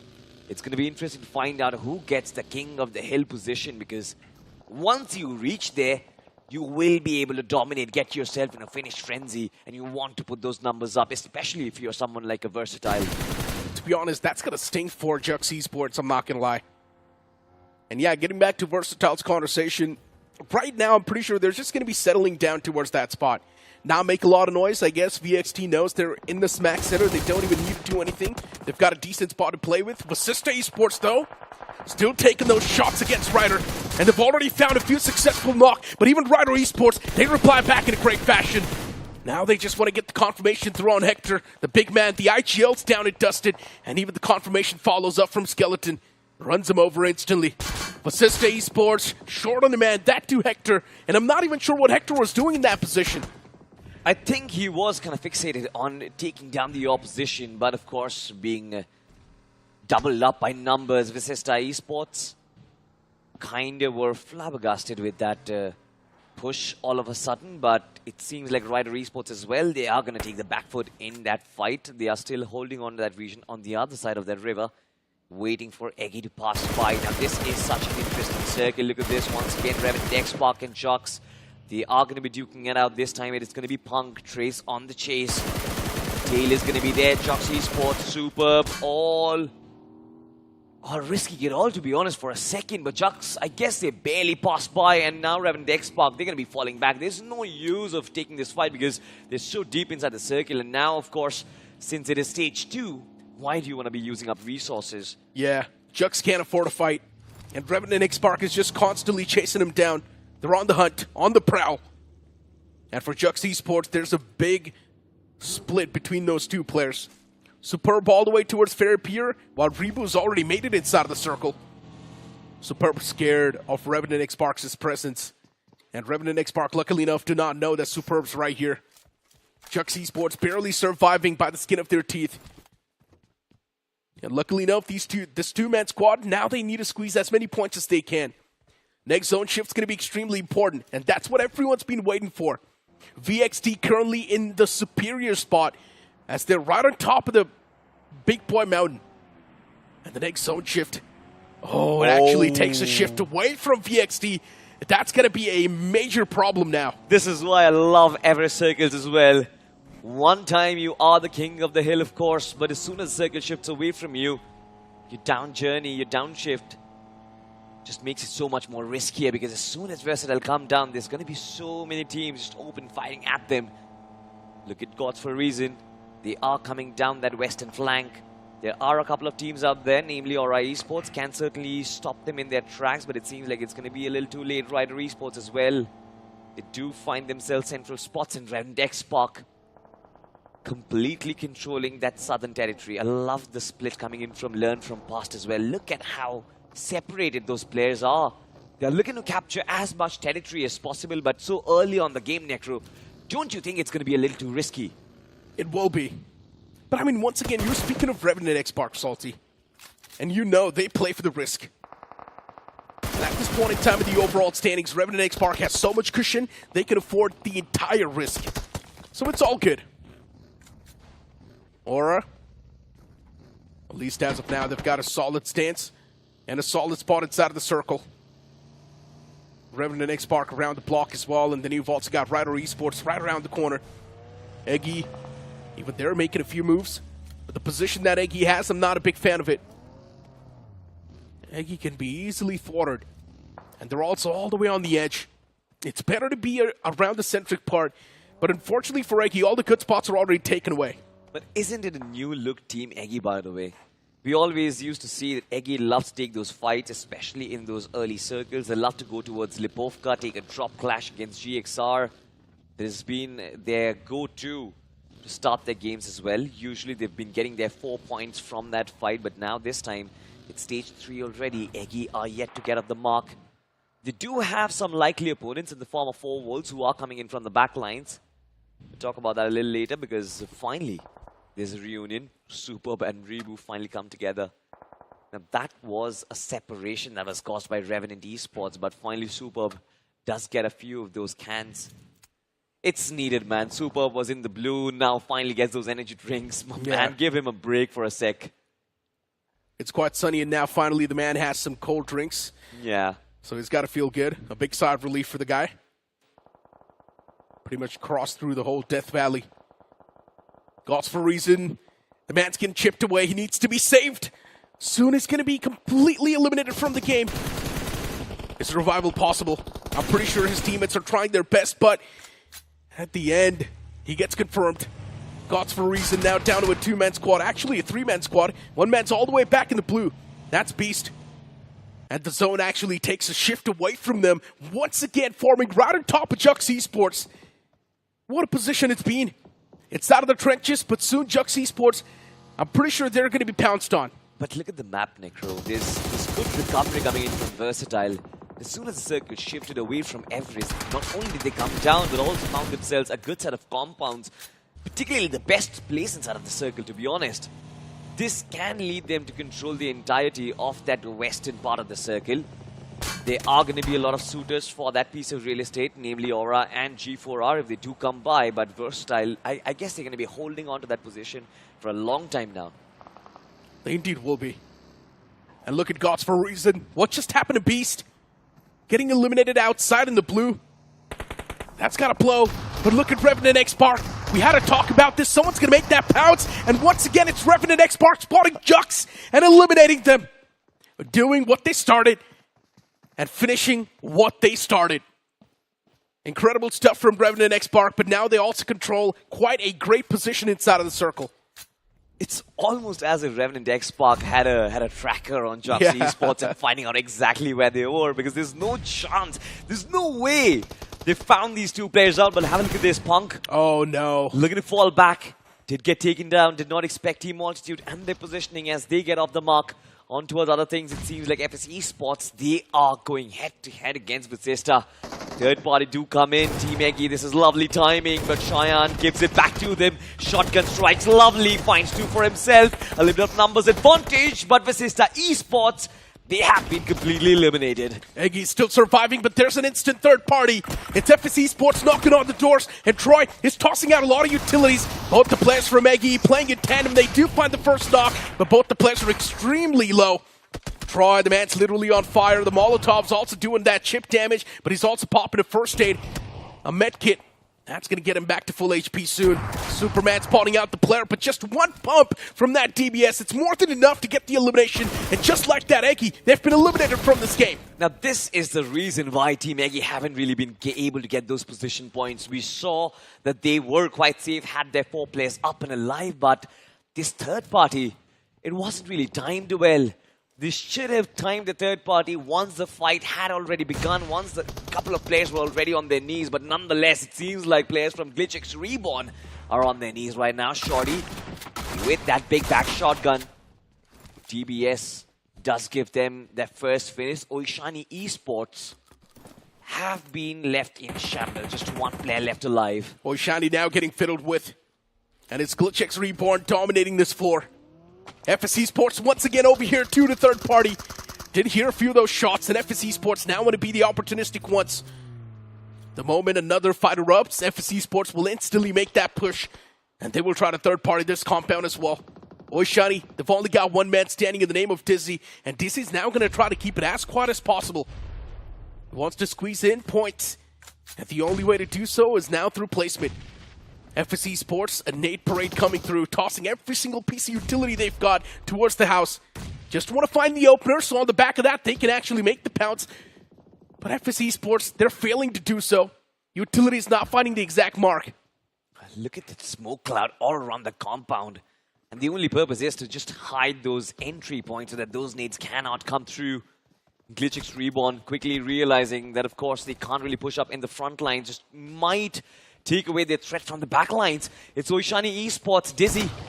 In a world of trouble, the floor is lava. Will not be able to patch himself up. GXR find themselves a little bit of space to work with, but now their own players are down. Vasista Esports, this is their chance to pounce upon. It's not a good look. NFS, they were just trying to find that one knock.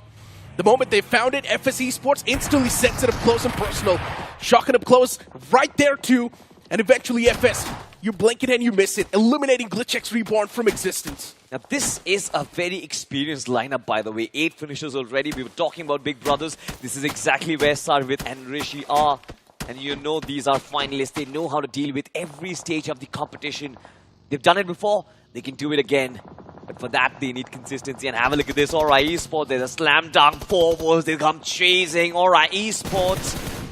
They all of a sudden come face to face to a tornado. And this is a big tornado, by the way. Oh no, 4 Wolves. Out in the open, absolutely pinched. Can't go anywhere. All the sights locked on them. And 4 Wolves. Not a lot of possible ways they can make it out alive. 2 players knocked all the way in the rice fields. And soon the confirmations will follow up too. And that's what happens. Even Revenant Xspark taking a bit of those elimination points in their own court. Rivalry Esports, a risky rotation from their side, but they do not even have the options. They have to make it. Revenant Xspark, they try to take those fadeaway shots, but Rivalry Esports, they instead send it! A push up close and personal from Rivalry Esports. What a maniac move it is. And somehow it might just work out as well, but Pain, this man flips the table as he shuts down all 3. All the possibilities taken down to the grave. Pain making sure that he inflicts the maximum amount of pain against the foes. Do you not have nerves, Pain? This is ice cold. Ice cold veins in that situation. He missed those couple of shots with the shotgun, instantly switches onto that SMG and just sprays down the opposition. Not just 1, not just 2, but all 3 of them. This is scintillating from Revenant Xspark. No matter what you throw at this guy, it just seems like he's always calm under pressure. And this is not normal. We might be witnessing the birth of a new superstar. But I'm going to hold on to that thought for a second because another fight is about to brew up. Learn from past. They are knocking on the doors, of course. And it is going to be the likes of Troy Tamilan, another team who has actually done it in the past. Comeback is what we saw from day number 2. But momentum is required in day number 3. And Learn from past are here to halt that momentum. They indeed are. Learn from past. 0 finishes so far. It's been a slow and steady start, but that's how Learn from past likes to play. A team that relies completely on consistency. The next zone shift, it's going to shift out in the open. Tamilan Esports in that compound, and you've also got altitude right around the block. But they're outside of the circle. But yeah, to be honest, that play from Payne, it was insane. For a moment, I thought there was actually a chance for the opponents to come out on top, but then Payne just single-handedly shuts them all down. Unbelievable stuff. I think for a second, the experienced assaulters over there, Trace and Ninja, also got surprised with the way Ryder just flew into that fight, but not Payne. He just was calm under pressure. We have to look at the replay once again. Have a look at this. First 2 shotgun shots missed, but instantly switches onto the organ. He just wrecks them. Connecting all 3, knows he's aware of where those players are. We see players getting heckled, players getting surprised and shocked with such a sudden push, but not Payne in that situation. He's the one with the almighty push. And of course, with all of the powers of the anime villain. Yeah, if Payne just keeps on playing the same way, I guess JD Gaming is going to be warming the bench for a long time. Has to be. I know, right? What a play that was. Always just surprises everyone. And yeah, Revenant Xspark, once again, dominating in this game as well. The position right now isn't too good, but it's still something they can work with. 3-man standing, Trace, Ninja, Payne. And yeah, the amount of firepower this trio possesses, it's insane. Tamilan Esports, even they've got a decent bit of that compound. The only good compound inside of the circle, actually.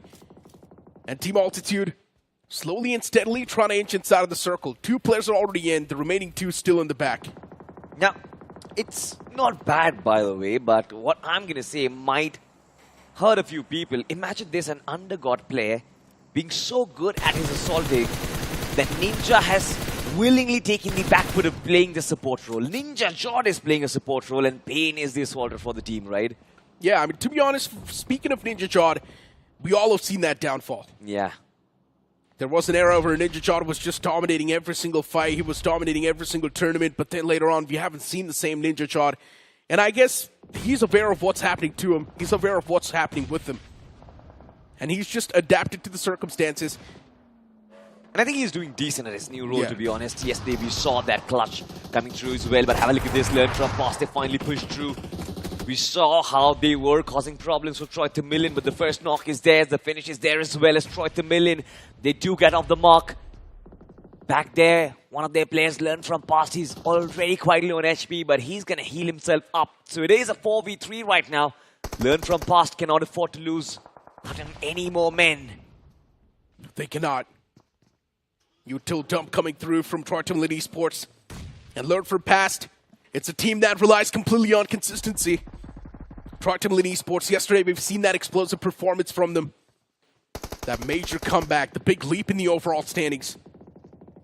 And right now they've got all the 4 players standing in that compound. Learn from past, this might just be a bit of a challenge, but they still do find the first. They thread the needle. And it's such an important opener.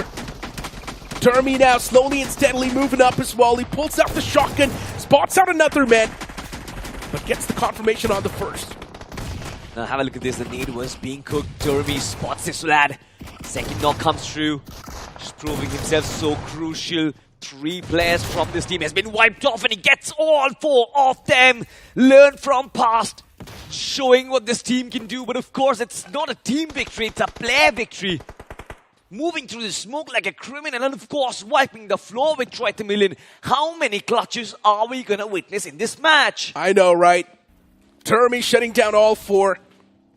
Another highlight in just one game. FS Esports now ruling the circle. They're on the other side. Revenant Xspark now just waiting to shut down the players of Altitude, and within a few seconds they do so as well. Altitude was the only team that could have challenged Revenant Xspark, but now even they've been eliminated. Revenant Xspark, for them now it's going to be a clear pathway, but they're still too exposed. Out in the open, they've got the hovercraft to play with. Do stop it out in the open once again. Utilities are there to try and cover the hovercraft in smoke, so they can at least block the lines of sight, but that's not going to do a lot. FS Esports taking shots against that one individual left standing from VXD, but he's going to give his life away to the blue. Yeah. But to be honest, for the first time, I've actually seen a team take such an active part in using hovercrafts as a part of their strategy. They do it so that they can tank those damage, find themselves in those aggressive spots, but this time it's not really paying them dividends.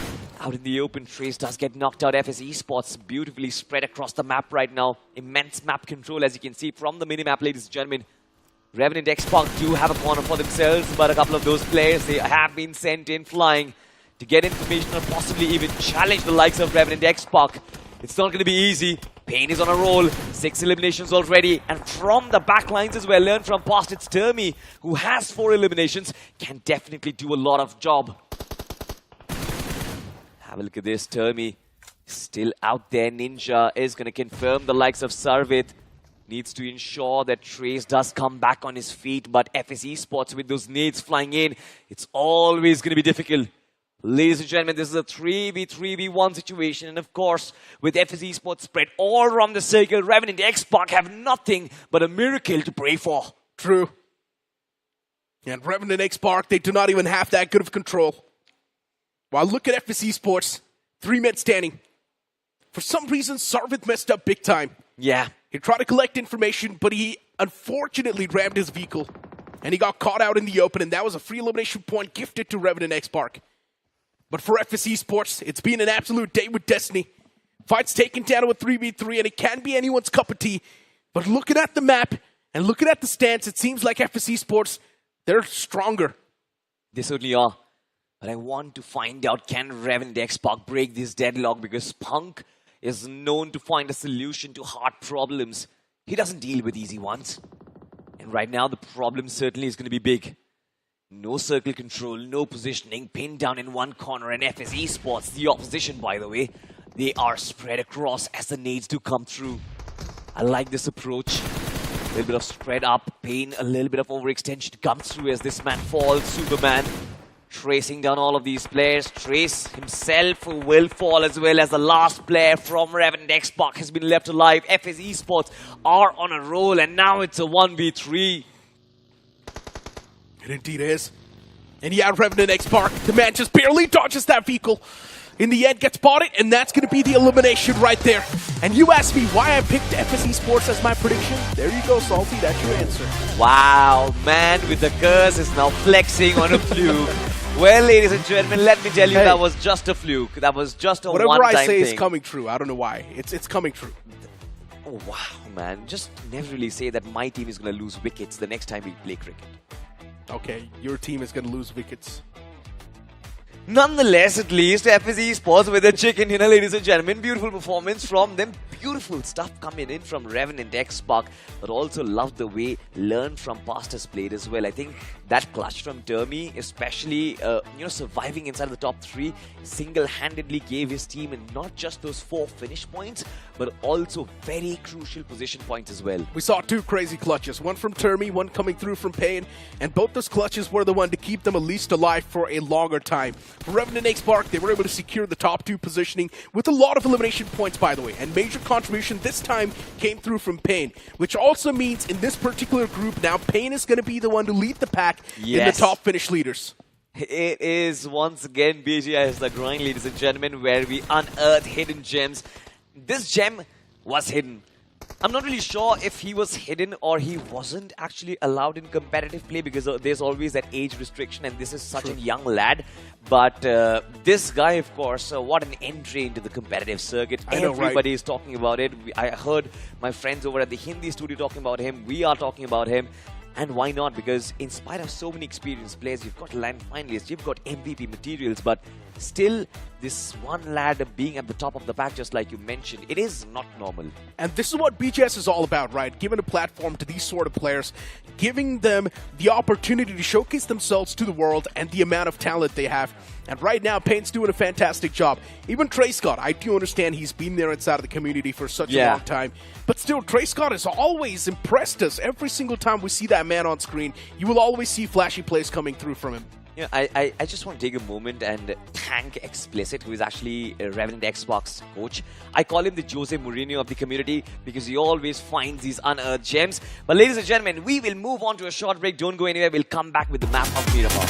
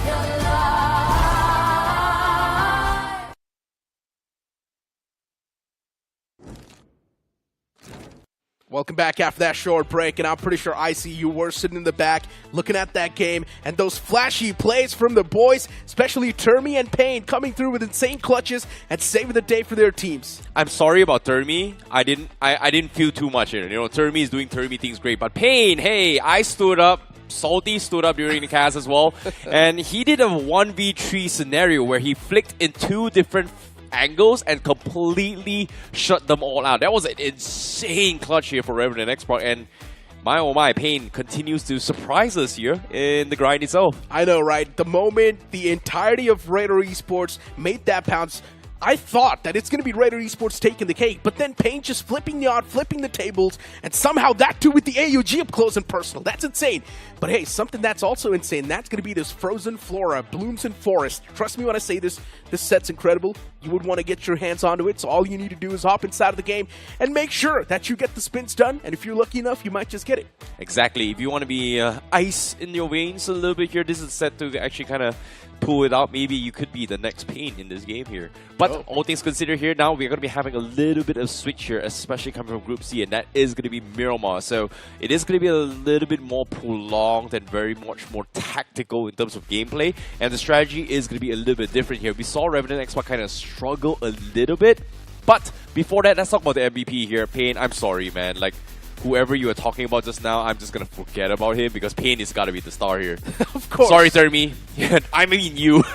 6 finishes racked up from Pain, and then you've also got another man coming through from FS Esports. That's going to be Doxy right there with 5 finishes racked up as well. Rishi too from FS Esports with 5, and you've also got Trace with 4 elimination.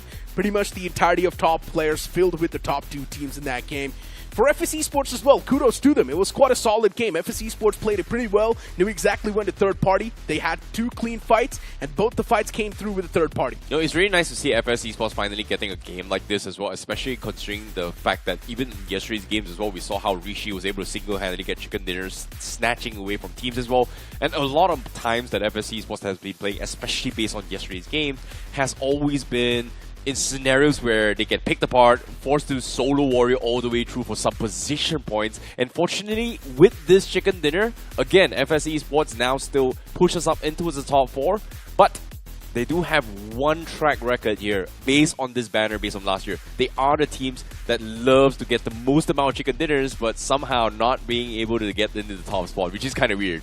Imagine this, right? FS Esports, just with that one single game, they've propelled themselves directly on the 4th spot. At the start of the day, they were on the 10th. And now just on the back of that one massive chicken dinner, they're all the way on the 4th, which means it's not a good news for teams like Gods for Reason and even 4 Wolves, because now they're getting pushed back in the overall standings. You've also got Jux Esports. Personally, had a lot of expectations from Jux, but with the way the entire game started, especially with the Revenant Xspark camping that bridge, I feel like Jux should have been a little bit more aware. Yeah, Jux has been doing the same things for quite some time now here. There were a lot of, I would say, risky rotations of a gamble, which didn't really pay off. But now it's gotten to a stage where they still have a shot to push into the top 8 here. But fortunately for them, there's still more games to work with. But I feel like Jux Esports, they definitely need to refine it a little bit more. They need those massive games to try and retain themselves and push themselves to the top 8. Of course. And I feel like Jux Esports is one of those teams that is known to push through at the last moment. It's not the first time where Jux Esports have placed themselves in a bad spot in the overall standings. In the past, over and over again, they've constantly been doing it, but it's all about those final few games where Jux Esports pushes through and they always make it. And over here, there's not much on the line. You're fighting for a better slot towards the main event. Even if you do not make it, it's not like you're going to be eliminated, so there's not a lot of that extra bit of pressure. And yeah, I had a lot of expectations coming through from Rivalry Esports as well, but what Pain did to them is just unfortunate. I don't know if... Well, that's the thing, right? When opportunity presents itself, you gotta take it, and Pain has literally took a clip right from the get-go here. Rivalry Esports, well, you guys gotta be the casualties, man. I guess, well, for Rivalry Esports, even they knew everything was well calculated. Like, they made that proper pounce, but just one individual heroic. Hey, sometimes doing the right thing is doing the right thing, but sometimes doing the right thing may not go as what you expect it to be, right? The outcome may be very, very different from what you expect as well, even with proper planning. Yeah, I guess. And speaking of proper planning, I guess that's what Aura Esports as well needs to do now. Because Aura Esports on the map, they seem completely lost.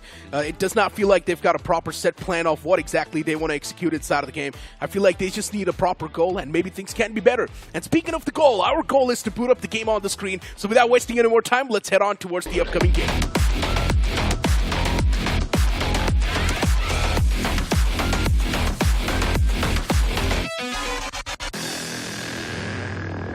Well, this is going to be the map of Miramar for Group C itself here for Week 2, Day 1 itself.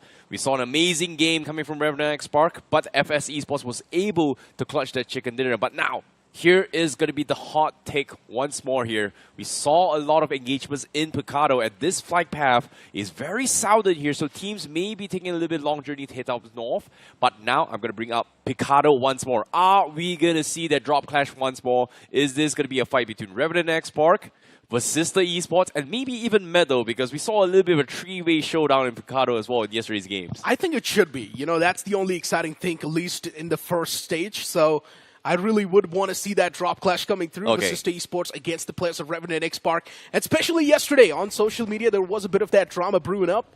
So I guess now it's all about that ego clash, huh? Well, fair enough. But let's take a look at this as well. Meadow Esports has completely strayed away from that match because Vasista Esports securing the chicken dinner in that particular round, which is yesterday's first Miramar for themselves here, was that Meadow Esports intervened against Revenant Xspark, drop clash alongside Vasista, giving them that opportunity to kind of sneak out Picado and then eventually, you know, out-survived everybody else and made it to the final zone as well. So I think Revenant Xspark was also there. They were in the top 4 in that game, but Vasista was the one that actually got the chicken dinner.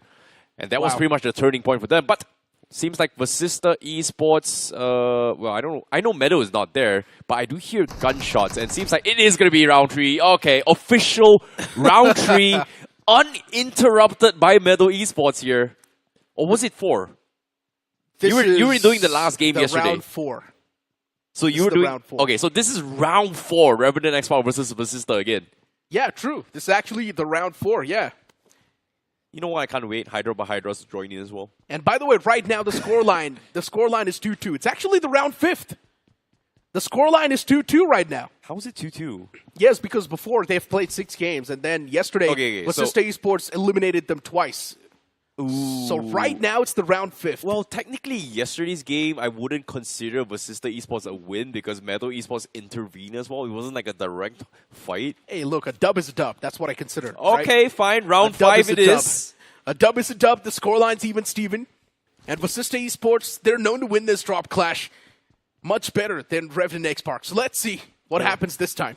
I really hate it when you win a fight out of technicalities. But like you said, I agree. A win is still a win. Fine. Round 4, 2-2. Yep, and for Vasista Esports, once again, just trying to get their hands on the basic loot. Revenant Xspark at this point just collecting info exactly where Vasista Esports is placed. See NINZA just trying to convey his information to these teammates. And he knows exactly where the players of Vasista Esports are as well. I think this is a statement, right, being made by Revenant Xspark and Vasista Esports. Like, considering the fact that they have gotten so many points in other maps here, and they do have this very strong safety cushion to work with, it does give them the luxury to try and contest this for the later stage game. I just hope this doesn't become a problem when the round stage is beginning. But it seems like Punk has already made separations here to actually kind of play outside the zone and get a couple freebies himself. He is going to be scouting around by himself, while the rest of his teams has also disengaged from that fight here. So seems like they are not looking to fight Vasista, because having FS kind of roaming around as well. Seems like we are having third parties here. Rishi, oh no, great shots coming in. Gets a couple knocks on Pain. And that's the confirmation. Ouch. That's gotta blow. The big man Pain's down. The one who pulled off insane moments, but Punk instantly replies back, as Sarwit is the one who's gonna face the casualty. Man's knocked out. Even Steven numbers on the board might just be. And there you go. Punk is now starting to close in towards that compound. He just wants to hand out the death blow. Get the confirmation rolling in. It's really unfortunate that Revenant Xspark has to face against FS now, because FS usually knows that there is a big fiasco in Picado and usually goes for the common route to rotate out of it. And just coincidentally, Revenant Xspark, they decide to get out. And but what? Whoa! I'm sorry, Trace. What was that shot? What was that burst? All the bullets connecting to the dome, and the man did not even stand a chance. He just got deleted from the game. Still knocked out. Rishi, the only person inside of the compound. FS Esports, after getting such a massive game, it seems like now the downfall is going to be real. What can Rishi do? In my opinion, just keep on camping and try and survive for as long as possible. Wait for the opponents to make the mistake. FS Esports, it's a 2-on-3 fight. You've still got another man who is there out in the open, who can constantly keep on giving those revivals, and that's what he's doing. But Rishi needs to stay alive. You cannot be knocked here. If Rishi gets knocked out, everything, all the game plan of FS Esports, it's going to be down the drain. And right now, Rishi's getting approached by the foes. He's whiffing quite a few shots. Pump shotgun up close and personal is supposed to have the advantage, but even Uzi cannot be ruled out. Utilities tossed out from the side of Revenant Xspark, and now Rishi is getting pounced on. The first shot connects. Second shot not finding the connection yet, but there's still a man in the front, and Rishi shuts down both of them. Great shots coming in from Rishi. FS Esports, they hold on, and Revenant Xspark is the first team to be eliminated. What a defense coming from Rishi. 3 knocks, 3 finishes. What a clutch from him. What a game from FS Esports. But unfortunately for Revenant Xspark, that is not looking good. It started well. Oh my But at the same time, Vasista Esports, here we go. Oh my god, you gotta love it. The disrespect. Yep, one of the men was eliminated by Vasista Esports. The remaining job was done by FS Esports. And Vasista Esports, yep, taking the shots on the loot crate. Well, what started out in favor of Revenant Xspark 2-0ing Vasista Esports, now with Vasista Esports playing just very patiently. And it seems like sometimes patience pay off. Yeah, they indeed do. And for Vasista Esports, man, this is going to be a statement, and I'm pretty sure there's going to be a lot of clips being cut out from this area. It seems like Revenant Xspark's eagerness to do something has cost them very dearly in this game. Like, I like the idea of just like, you know what, let's not engage and disengage. But while getting out, FS Esports, who is on their usual common route to dodge Picado, caught them midway and lost the fight. Very, very unlucky there. They had a proper field trap set up. And it seems like Revenant Xspark just walked into it. But still that knock from Trace. Yeah. For a moment I thought maybe Revenant Xspark can stand a chance. But then Rishi, in close proximity, that pump shotgun, it proved out to be extremely deadly. He connected those shots, and he came out on top. Yeah, the second confirmation was really good just because of the fact that, you know, cover fire was being shot from outside here from FS to trying to provide some sort of cover. But that small little shot that came in gave them a small window where Revenant Xspark was kind of distracted. He picked through, got the shot in. So nicely done though. Indeed. But hey, Team Altitude, at this point in time, for them, I'm not even sure what they can do. It's still the early phase of the game, so Altitude can definitely try and lay the plan down, but it's better to just play around the centric part, and I'm pretty sure that's what Altitude is going to try to do. Avoid all the eyes on them and just try and play it a little bit safe, but instead, the moment I say so, not so safe after all. Oishani Esports in the same compound, and for Oishani Esports, they've got a lot to lose. The same thing can be said for the people of Altitude as well, but Altitude has more points compared to Oishani. Yeah, this is going to be an ambush here for Altitude. All they need to do is just surprise them. And I don't think they've heard them here coming from Oishani. They have a rough idea, but seems like they are going to check in with those nades. And possibly bait something out, but shots has been fired here. Sporta pops out, but misses his shot. And Oishani gets the first knock through. God's first one to get taken out from outside the fence. And Oishani, they are going to be grouping up. As Clouds go, looks for an off angle. Sporta once again tries for the pick, but no connection so far. Not a big fan of what's going on. Altitude should back away and get the revival on the fallen player first. Oishani, they were able to thread that needle. And right now, they have created a bit of that panic in Team Altitude. Utilities tossed down, and Cloud's going to be knocked as well. Oishani Esports slowly and steadily starting to close the grip. How are they winning the fight? Altitude is struggling too much in this one. Sporta and his teammate, even they're taking too much damage. Sporta now the only person standing. Team Altitude, the tables are flipped against them, and it's Oishani to come out on top. Great stuff here coming in from Oishani. They baited them into this fight, and Vasista Esports, they've heard all this commotion, and this time they are looking to try and third-party this. But unfortunately for Vasista, there's no one knock from the side of Oishani. They're hoping to get lucky, but seems like they don't really know what's happening here. They are going to try and force this fight in a 4v4. Oishani, fantastic defense. But now, once again, they have to defend against Vasista, and they're pretty spread out. Beast and Salme going to be flanking from the sides here on the warehouse to try and catch Ghostface off guard. But again, Vasista Esports has no clue where Oishani is. It's absolute silence coming from everyone from Oishani. True.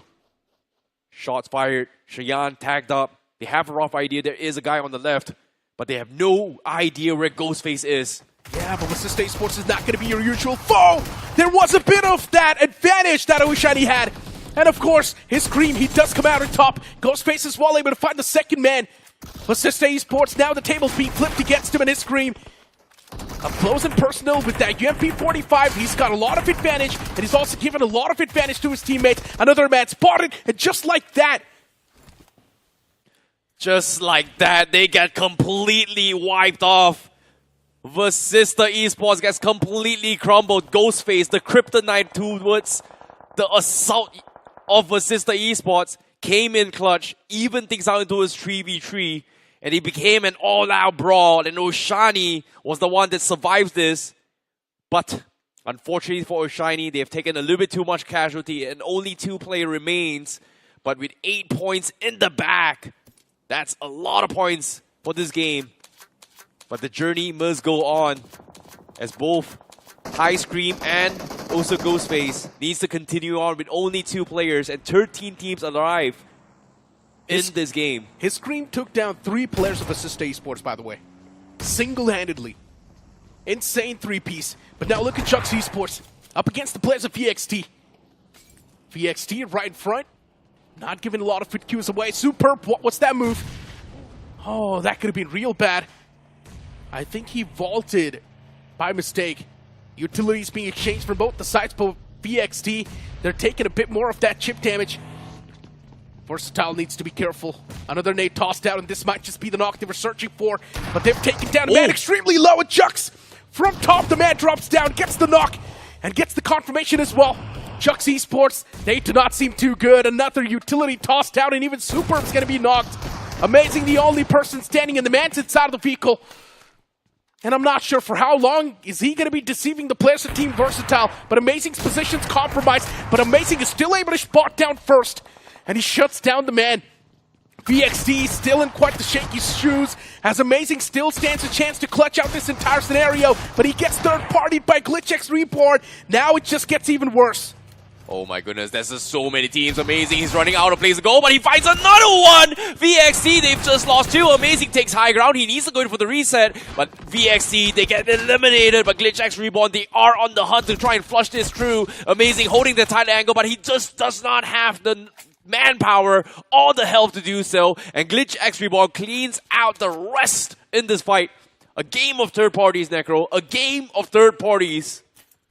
How did VXT lose control of that fight? VXT was supposed to come out on top. Amazing was the only person standing. VXT had the man advantage, but Amazing somehow just played around pretty well. He got inside of the vehicle, ejected out, got the first knock, instantly wrapped around towards the stairs, went back up, got the second knock, and I'm not even sure. How was he allowed to move so freely by the players of VXT? They should have had better control. But I guess experience is something that's lacking from them. Maybe they'll be back better in the upcoming game, but as of now, Eggy, it's another one of those banners that's been able to get the elimination points, but the conversion has been a little bit shaky.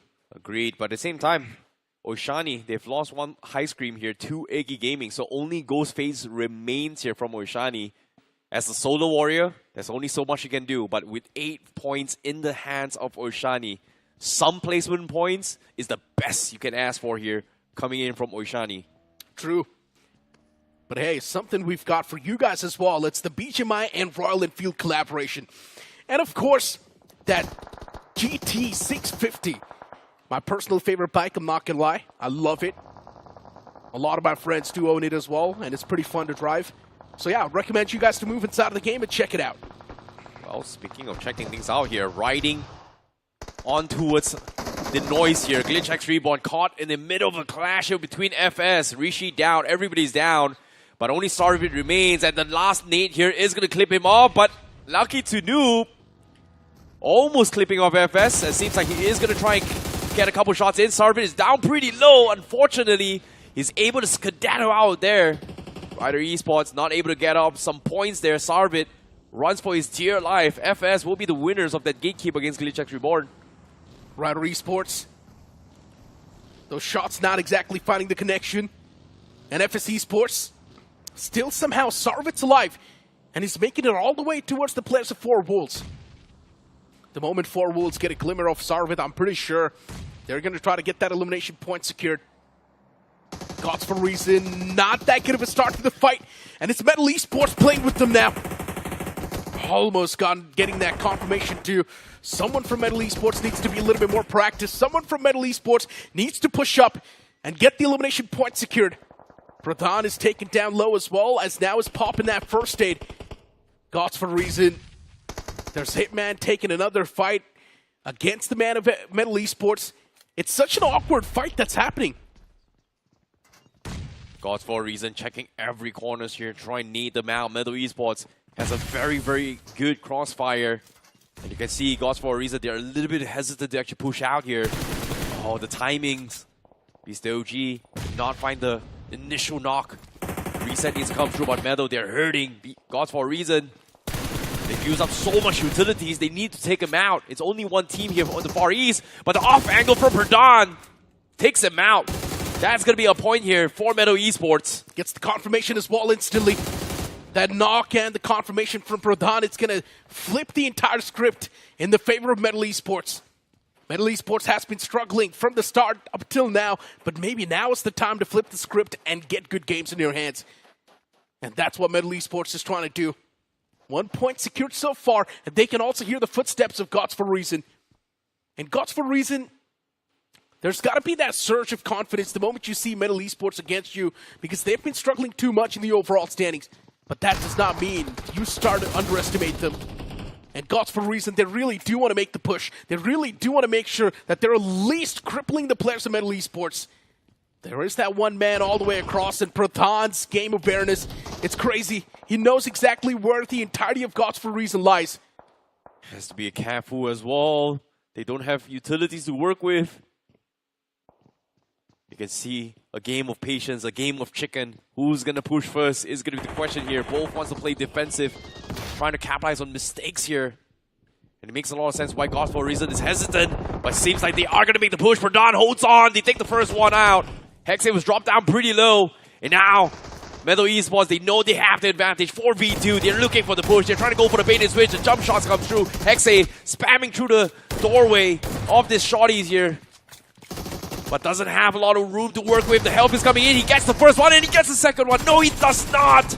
MIZORAM Esports shuts him out. Needs to go for the reset here. But MIZORAM Esports looking in prime position to win this fight now. MIZORAM Esports, they've already taken down 3 players of Gods for a reason. 1 more still exists, but Hitman, it seems like now is going to erase MIZORAM Esports from his hit list, and he's just going to back away.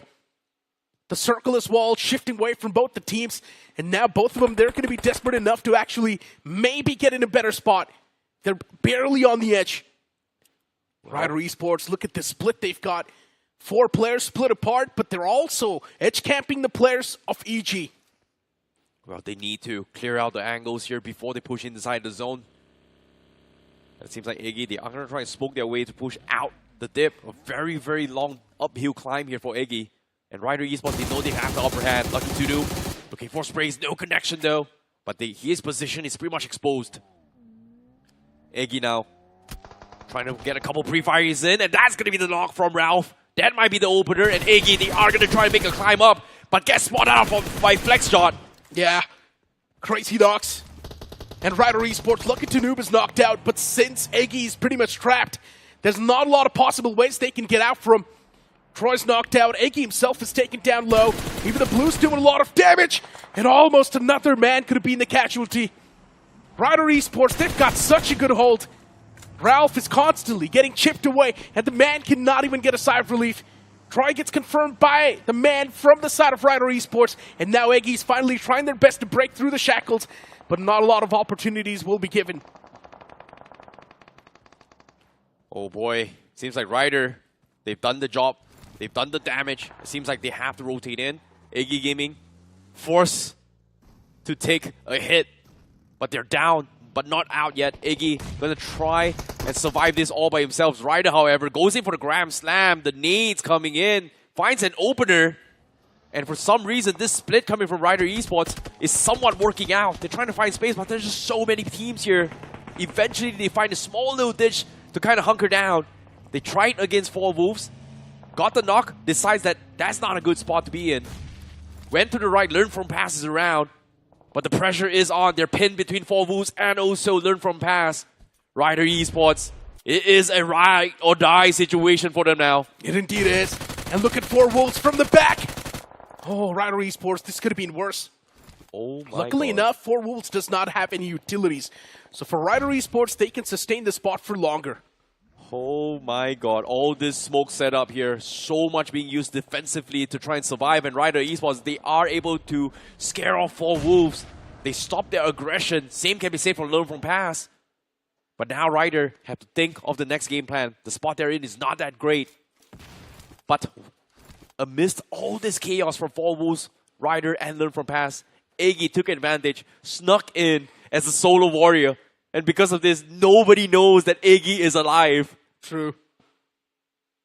The next zone's going to be popping up soon. Within a few seconds. And that might just reveal what the game has for us. Learn from past, still outside. At the next circle, it's going to center on up a bit more. Aura, that's the only team that's got a solid spot inside of the circle. The remaining teams, they're going to be out in the open, which means Aura is now set up for success. Learn from past, taking a fight against the players of Rivalry Esports. That's a lot of utilities being dumped against Learn from past. But I guess backing away from this spot does make a lot of sense, and that's what Learn from past is doing. Eggy's been eliminated from the game eventually, since Eggy was the only person left standing. They didn't know where Eggy was, but 4 Wolves was driving around, casually spots him, takes him out. Feels bad for Eggy, but 4 Wolves, like you said, they have to make a move themselves. They're not exactly in zone. They're hoping that Learn from past takes a fight against Rivalry Esports, but nothing is happening. It is a temporary ceasefire, a game of capitalization. And 4 Wolves hasn't exactly given out compound yet, but it allows Rivalry Esports to reposition inside. This time, they might be able to find a gatekeep angle onto his 4 wolves. They might. And 4 wolves now starting to push in tandem. But look at Likitha Noob, his position, it's uncompromised. And this might just be the X factor that Rivalry Esports is relying on from the top. The man was raining down death and destruction, but Likitha Noob eventually gets shut down. There are still a few men standing from 4 wolves. It is Immortal right on top, but learn from pass from the back lines is now starting to apply more pressure as a few more players from Rivalry Esports fall apart. Oh my goodness, Rivalry Esports needed a saving grace. 4 wolves as well, but learn from past, they just got so much patience. And throughout all these fights, they finally heard major fights happening. They immediately take shots as well. And both teams are hurting. Metal Esports, however, try to make it a little rush here. Tamilan Esports goes in for the slam. They lose 2, but Hesperos is out in the open. As Metal, who is on a split as well, knows that Tamilan is hurt. Hesperos trying to equalize the fight, but Metal, look at this, they're so afraid to push through as well. Hesperos scouts things out, and he is going to try and reset this before taking the attack here. Tamilan Esports, they're just going to try to play for safety. Yesterday, they pulled off a big comeback, and now today, they just want to sustain the spot they've got in the overall standings. And yes, they do have a lot of points as well. But sustaining also means crossing that 140 points marker. And as of now, for Tamilan Esports, the life, it just keeps on getting worse. Hitman spotting that first player, getting an instant confirmation, that's a freebie. 2 points converted for GOT for reason so far. And as I mentioned a while ago, Aura is the only team who's got the better spot in this entire game. And Aura is the only team that will stand a chance to win the game. Well, only time will tell, but as of yet, Tamilan Esports, they are expecting more coming from Vedo as well. The nades comes in. They are looking to get a couple shots in. They get the knock through. Mando loses 1. Oxin finds the opener. But he doesn't realize that God for a reason also is there. And it feels like Tamilan Esports expects this to be a 4-man roster despite winning the initial fight. It is Aura's game. There's no way Aura loses this. They've got such a good compound to work with. Even the terrain around them is extremely good. They've also got a lot of intel to play with. Every single star, it's starting to align. Aura's got every single thing with them. It seems like a day with Destiny. It's just time for them to close their fists and start delivering those major blows and learn from past. As of now, they did spot that one individual player from GOTS for reason. Shots were taken, but no connections were found. Well, seems like learn from past. They need to clean out everybody outside first before they go in for the major fight. And Aura, pretty much the red boss in this scenario. They've only got 2 finishes in the bag.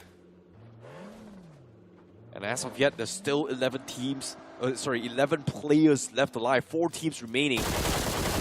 And now Hitman, Gods for a reason, comes out big time. Eventually gets spotted out by Hesperos. A big clutch. Can he go for the reset is going to be the question. Because as of yet, Aura has got him completely marked here. Hesperos going for the pre-fire.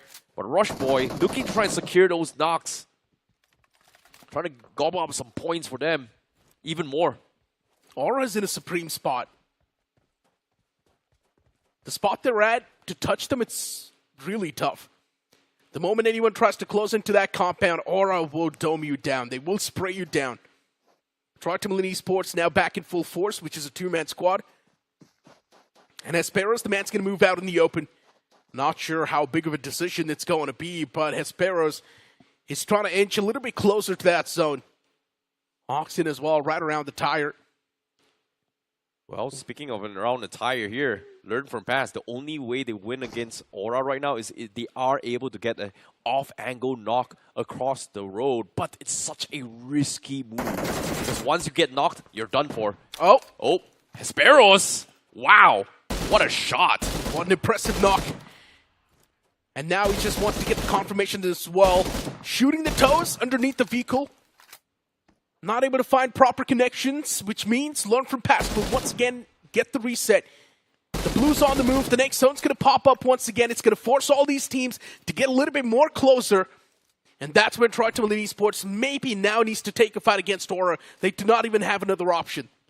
A big, big boy here. Hesperos, the confidence And it does set Learn from Pass back a little bit here as well. The vehicles are kind of exposed. They need those vehicles to push Aura. And right now, Xspark, he's got the angles on those vehicles from Aura. But the problem is, Aura doesn't need those. So there's no point taking jabs on that. They need the knock. Xspark, he's trying to punish something. Jackson with the nades. Exposed. But doesn't seem to clip anybody. But with 5 seconds remaining, the circle is about to close in. Troy Tamilan Esports, they have no choice but to push through. And you can see Troy Tamilan Esports, they do not have vehicles. And Aura, they're not throwing away this chance here. They're not exposing themselves. And Learn from Pass. And Troy Tamilan Esports is still taking shots after shots against each other. Oxid is fine. But the circle closing in, Necro. This is not looking good. Oxid finds the opener. That's exactly what they need. But they're going to be out in the open. Jackson looking for a couple shots in. Can he find connection? No, he can not. But Jackson, he finds it. Troy's down too. Yeah. Aura Esports, as I mentioned, they've just got a supreme spot. And once again, working on that pretty well. But for Learn from Past, I feel like that should have been the proper way to approach the fight. The moment Aura was busy taking a fight against the foes, Troy Tamilan Esports, Learn from Past should have sneaked up. They've created that smoke pathway. They've created that smoke wall. As now they want to close up slowly and steadily. The Blues once again going to close in within 2 seconds. And this is also going to be the final stage of the game. It's going to close in slowly and steadily. It's going to start shrinking even more. And both the teams will be forced out of their comfort zones. But for Aura, still they've got a big advantage. Smokes being set up. Circle control. Currently on Learn from Pass. But like you said, they are exposed. And Aura Esports, they find the opener. But at the same time, Oxin gets picked off from behind. So Learn from Pass, they might be able to slow things down a little bit more to try and inch in even further. They probably will. And Learn from Past, they're just trying to find that one slip-up. And there we go. The slip-up's already found. Aura Esports is now down to a 3-man squad. Man advantage in the hands of Learn from Past, and somehow they're able to flip the odds in their favor. Aura messed up big time. They should not have sent just one man across. The strategy was to send him across and provide cover fire, but the cover fire wasn't quick enough, and that's why the man got knocked. And now Learn from Past with the man advantage. It seems like they've also got the advantage to win this game. A 4-on-3 battle. Aura is trying their best to get something done. Aura is trying their best to get the equalizer, but Learn from Past, the defense is tight. Yep, they need to push forward here. The zone is closing in. Saeed finds one. 3v3 now. But they are exposed. Saeed gets sprayed through the smoke. Termi finds one. Now 2v3. And Aura, they might have dropped the ball. Learn from Pass. Finds the opener to push up forward. And they almost find the actual knock here. But it is now down to the 2v2. Termi is hurt low. Learn from Pass has to restock on those ammunition here, especially on Honey. Can they get the reset is going to be the question here. The nades comes through, and it looks good. He finds the knock. Jackson dropped down pretty low. Learn from Pass. Might be able to just clutch an impossible win with the Molotovs coming in. Jackson, his options very limited. Here comes the push from Learn from Pass. One last man standing, and that's going to be in the name of Jackson. Can we see a lot of action from Jackson?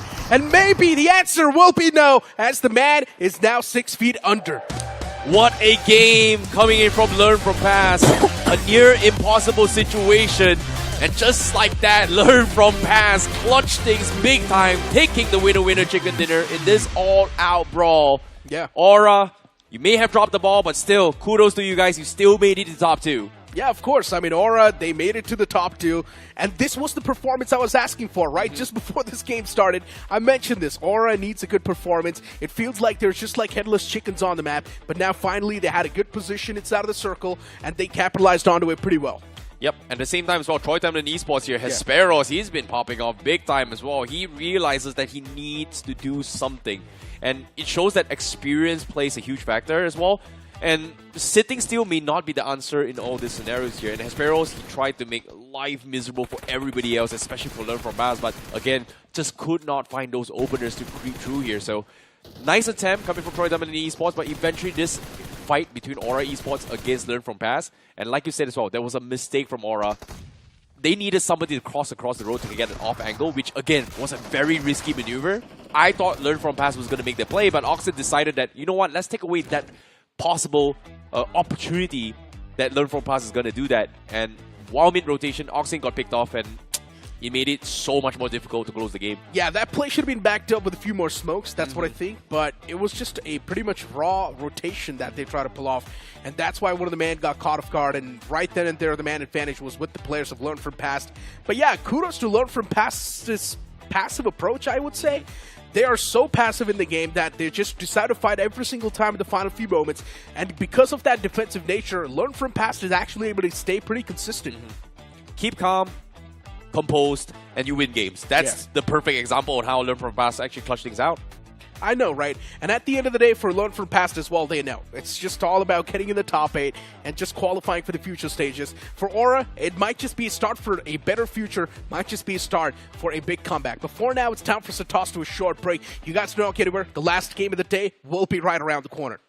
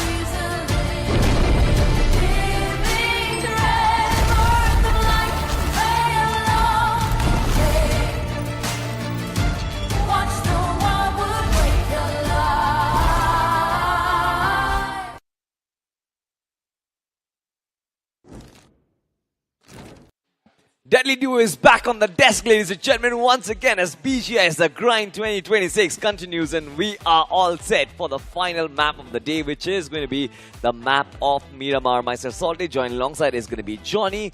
I like that hairstyle, but I also like the last map of Miramar, by the way. Learn from past with that chicken. What are your thoughts? I mean, it was very impressive. Learn from past has already been doing quite well. I love the aggression that this team has been able to bring on the board in the last few days that they've played. And I think the momentum just lives on. But more than that, I think Aura Esports, they're going to be kicking themselves in the shin. Because that was kind of a blunder, them missing out on that chicken dinner. And of course, a pleasant surprise in this particular match was Oishani Esports with those, let's just call them 2 squad wipe. They got 8 finishes or something, right? Yeah, but could not really get those placement points, by the way. But Oishani Esports, I think it is a walk in the right direction, a step in the right direction, by the way. Let's hope for the best from now on, because I think they still have got matches left. And looking at the points difference, yes, they were at a very big dip. But the top 8 is not completely out of the equation as of yet. So Oishani Esports, they are going to be looking to fight for that. But of course, we have to talk about always the hot drop of Revenant Xspark and Vasista. Well, actually, hold on to that thought for a second, because my new crush is on my screen once again. Rebel Rogue Fox.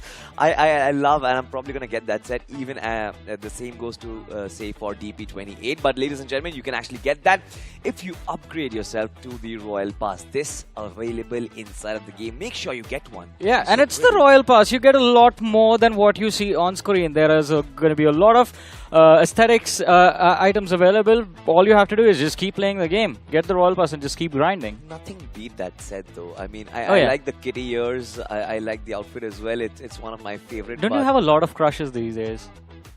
Well, that is a conversation we're going to have after broadcast. But ladies and gentlemen, let's have a talk about the MVP of that game. Learn from past's Honey. 7 eliminations on board, 834 points of damage, 5 knocks. And look at that survival time. I think Learn from past, They are going from strength to strength. After day number 1, they kind of ensured that they remain in the top spot. Not the top spot, at least in the middle pack, and now they are pushing forward. Look at that, FS Esports as well. I think this team has also found consistency today.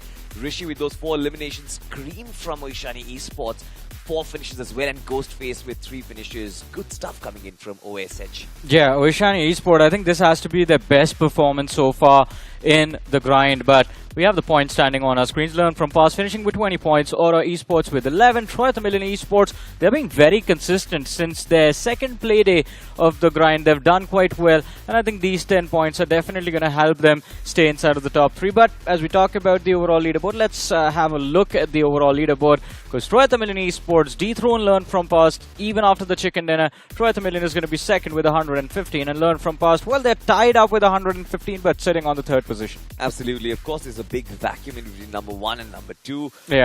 Courtesy to that big clash on the map of Miramar, which we might expect once again. Vasista Esports, they've actually thrown down and now are on that 4th spot, 111 points. FS Esports 105, G4R 100 exact, and then of course you've got Versatile chasing them with 96 points.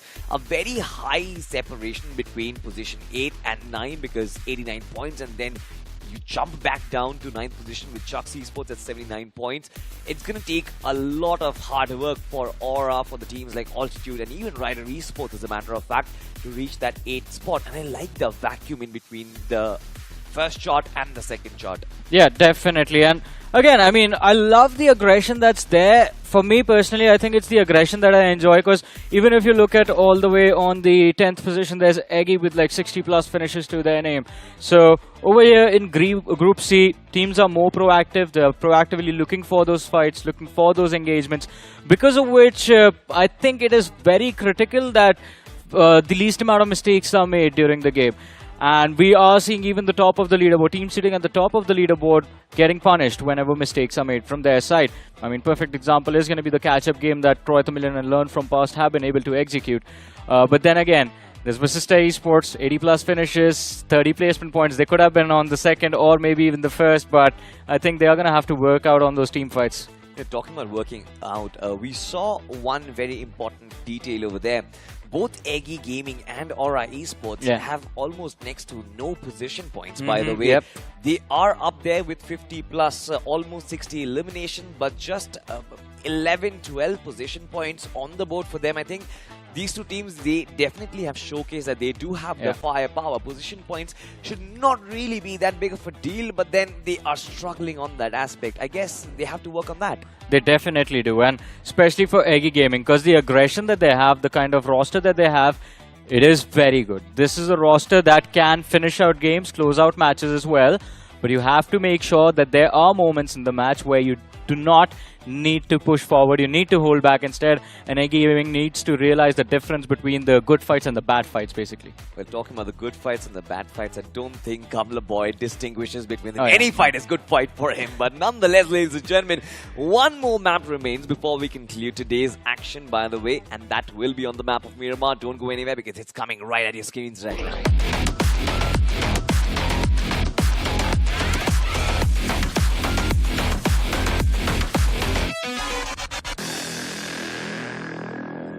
Alright, this is going to be the last match of the day, the last map of the day for Group C and for us as well. The map of Miramar on our screens. It is match number 15 for the grind for Group C. And of course, we have a flight path that makes the lives of all of these 64 players inside of this game extremely easy. It's going to start from Prison, the southwestern edge of the map, and go all the way towards Torre Amuda. Well, between Torre Amuda and Campo Militar, the northeastern quadrant of the map. And of course, we also have the stats of Miramar performances from all of these teams on our screens, and Learn from past. They've been doing quite well for themselves on this map. They certainly have been. I think they are sort of replicating Team Alpha's performance from Group D. Oh, yeah. Who were also quite brilliant on the map of Miramar. We'll have to find out if there will be any alterations to that stat after the end of this game. But certainly, the flight path, one of the best that these players could have actually asked for. Does split the map into equal halves. You can go anywhere, to be honest, and you can see that lovely little split, because of which Rivalry Esports have so much space for themselves. Still looking for those early contentions, by the way, Johnny. One talking point will be that clash in Picado, which happens between Vasista and Revenant Xspark. Remains to be seen whether or not does Hector take a backseat in this one, or will Revenant Xspark just whiz past them. I don't know what happened yesterday in Miramar. For some reason, Metal Esports decided to join the party. Maybe they were expecting that they could take advantage of the chaos, and, well, I don't even say chaos, complete my word. And look at that circle centered around water treatment. This is going to cause a nuisance for a lot of these teams. But Vasista Esports still experimenting with how to take on Revenant Xspark in the city of Picado. Instead of going for the big reds, they have dropped to the compounds just southwest of those buildings. So they will have that movement space, a little bit of breathing room to work with. But the question is, how do you aggress? How do you push forward? How do you retain control of the city? And of course, what are your exit options right now? Because there are no vehicles there for Vasista to work with. Talking about vehicles, it seems like Hector already seems to be the one to make the move. Moving from compound to compound. Now, this Picado fight usually is always drawn out. And we saw what happened in the last game. This extended battle between these two Titans, by the way, inside of this group, did kind of prevent them from taking an exit. And that gave, or rather presented, a great opportunity for FS to capitalize, which they did so as well. We saw both Revenant Xspark and Vasista suffering. A lot of trash talk happening on social media as well between these two teams. Should as well. yeah.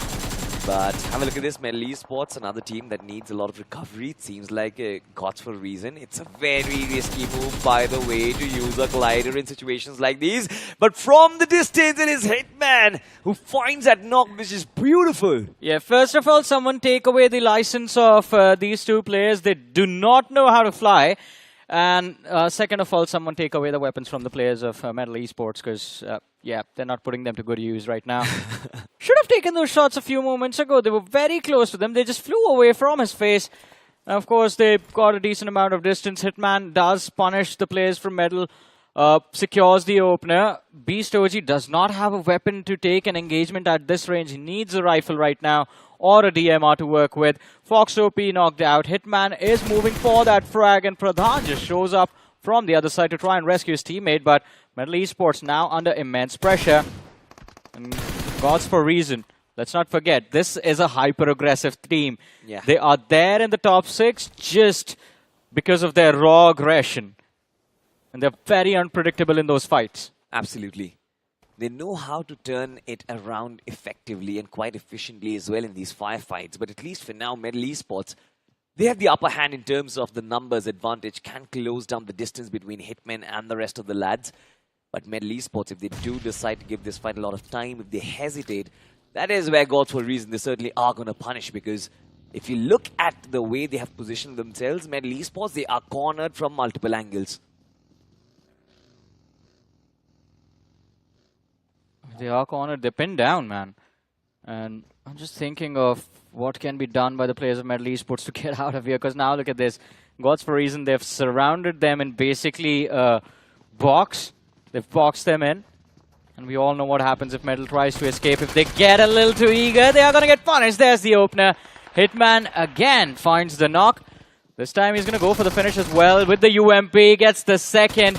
And Metal Esports, they can't do anything about it. They aren't even shooting back. This, by the way, is one of the best players inside of this lobby so far. Hitman has been one of the finds of BGIS The Grind 2026, barring Pain, I think, from this group. Hitman has been fantastic. 3 players knocked down in a flash, and now bring it up. It is a 1v3 by this lad, almost a 1v4. Is he emoting on his crate? In the back, Spirit. I mean, why not? If you actually beat them so comfortably, you should be emoting, right? But Metal Esports, I think it's an improvement. They've actually gotten themselves 6 points in the 3 matches that they've played so far today, so it's an improvement from yesterday. This is the 3rd game, so 2 games, 6 points. Really? 6 points? Yeah, 11 to 17. Oh, wow. They went up. I did not notice that. My apologies. Yeah, wow. So a step in the right direction, but a step too late. Anki was very excited when they got their first point at Erangel. The reason why they played well today is because Anki and Spiro predicted their name. Why are you taking credit away from Metal and giving it to Spiro and Anki now? They worked hard for those 6 points, man. And well, I think, oh, my apologies, yeah, 6 points in 3 games because this match is over for them. They just got taken out. Yeah, so Yeah, they I'm come back sorry. tomorrow. They play the first half, by the way, which is going to be a little interesting because they did play the 2 Miramars. Maybe they're better sets, but tomorrow they will be playing the map of Rondo. Now, I'm not really sure how Rondo is going to pan out for this team. Rondo forces you to take those aggressions, but also provides you with that extra life. Yeah. You do have those recalls available, so we'll have to find out if that kind of helps Revenant Esports. But another team that does not need any second chance of life has to be Tamilan. What a team and what a comeback have we witnessed, because apart from that first day, this team has been on a roll. And you said it during the point standings as well, that this team is extremely consistent. Every time the point standings come up, they are somewhere in those podium places. Yeah, pretty much, but look at this, what's happening to Eggy Gaming again, man. Today is not going their way. Again, caught off guard by the players of FS Esports. They lose bodies, Gamla Boy and Troy shut down.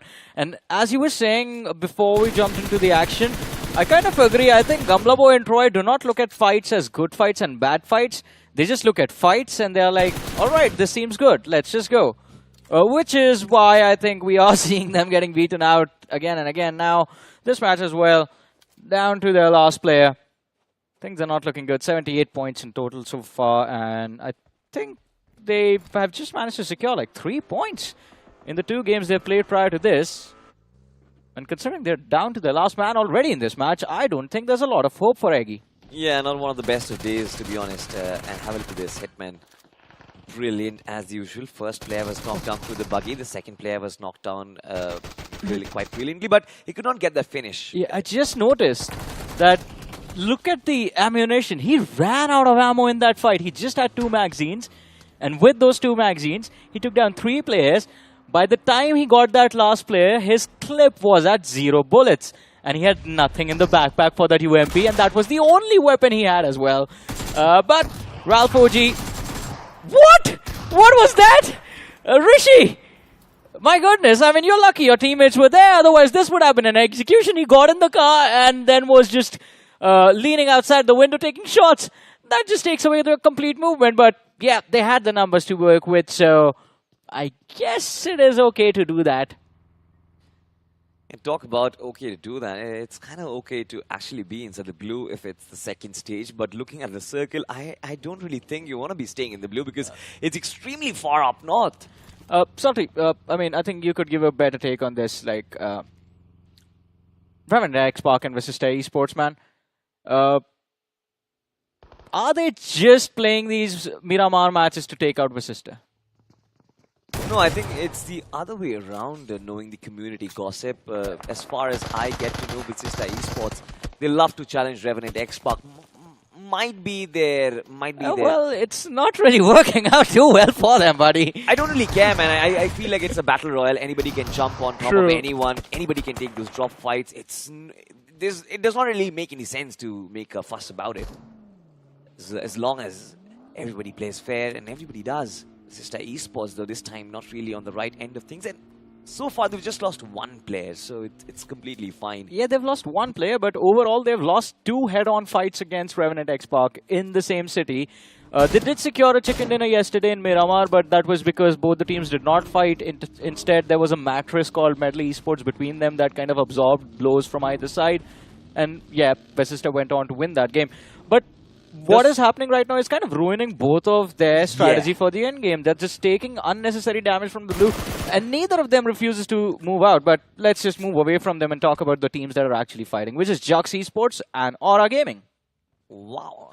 Amazing height advantage for Aura, by the way. Yeah. Even Jux Esports, as a matter of fact. Now, you do tend to see these discrepancies in terms of altitude in these northern circles. La Cabrera and Crater Fields provide one of the highest territories that you can find on the map of Miramar. So it will obviously be up for grabs, but I guess majority of the teams are starting to huddle around that region.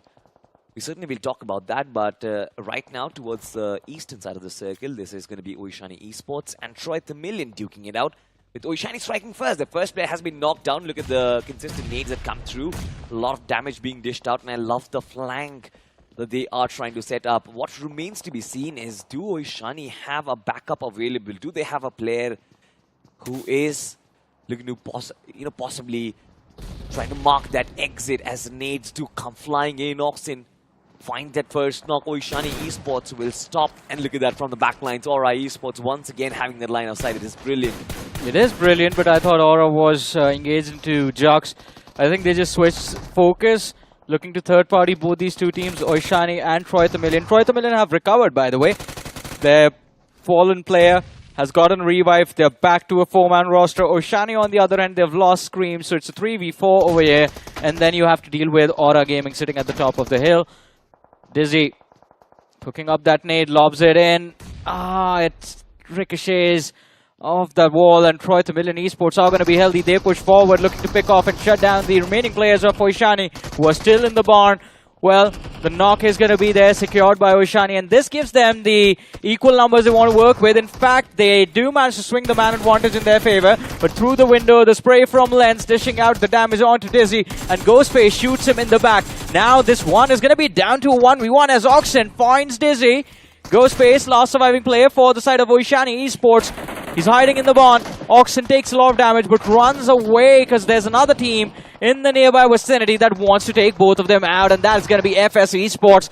They show up as a cleaning crew in this one. Rishi shutting down Oishani first, and now the next target is going to be Troy Tamilan. 7 eliminations for FS Esports. We have seen them, especially in these third-party engagements. The timing is pristine usually. This time, once again, just doing a similar job. Oishani, of course, has been throttled out of this equation, but can Troy Tamilan hold down the fort? It's just Oxen wants to use those nades, but have a look at this. A nade right at his face. So beautifully timed, beautifully cooked. Puts him back to the lobby. FS Esports, 8 eliminations on board already. This is a good start for them. Aura Esports, somebody who's also known for aggression, this time is taking a backseat, and look at this, man. Now, this is painful. Revenant Xspark Vasista, you've got to sort out your differences somehow. And the surprising thing is Revenant Xspark, they're not really taking a backseat from this fight. It's okay because Revenant Xspark have a lot of points. There's a big gap as well, but what are you trying to do? What are you trying to achieve with doing this? Doesn't really make sense. 2 finishes in the bag of Revenant Xspark already. Nonetheless, it seems like God, for a reason, they found an opening. Yes, John. I mean, I just wanted to say that some people just enjoy watching the world burn. They are burning too. They are in the blue. Yeah, they don't care. 148 point. I think we're expecting the cutoff to be about at 150 for this particular group. So they need 2 points. Yeah. Just for safety, get to 160, I guess. They need 12 points to do that. So the way Revenant Xspark have been playing Rondo and Erangel, I don't really think they are going to be struggling. But nonetheless, have a look at this. Aura Esports from up top. Beautiful visibility. Player is going to go down. It is Hexy, who did not have an opportunity to strike back. There's almost no way you can strike back when you are going to be so up high. I think this is a beautiful spot for Aura Gaming to work with. Because earlier as well, we saw them having line of vision, line of fire for the players of Jux. Then they caused trouble for both Oishani, Troy Tamilan, and I believe even for FS Esports now. That's a nice little spread on the top of the hill that they have going for themselves. And look at what just happened. The entirety of Vasista Esports go down to the blue zone. Well, not the entirety. Their 2 players were picked off by Revenant Xspark, but wow. Yeah, they just forced them to bid adieu. That is a stranglehold. That is a lovely yeah. stranglehold, by the way. But Revenant Xspark, they're also going to bite the dust, by the way. The zone is very far away from them. All the players are going to get knocked out. Just carrying the crate. Now, this is Revenge Arc, by the way. I see what he was trying to do over there. Maybe try to put all the death crates of players together. And, you know, put them aside each other. I think that is a peaceful way to end that rivalry. But a rivalry certainly is building up, by the way.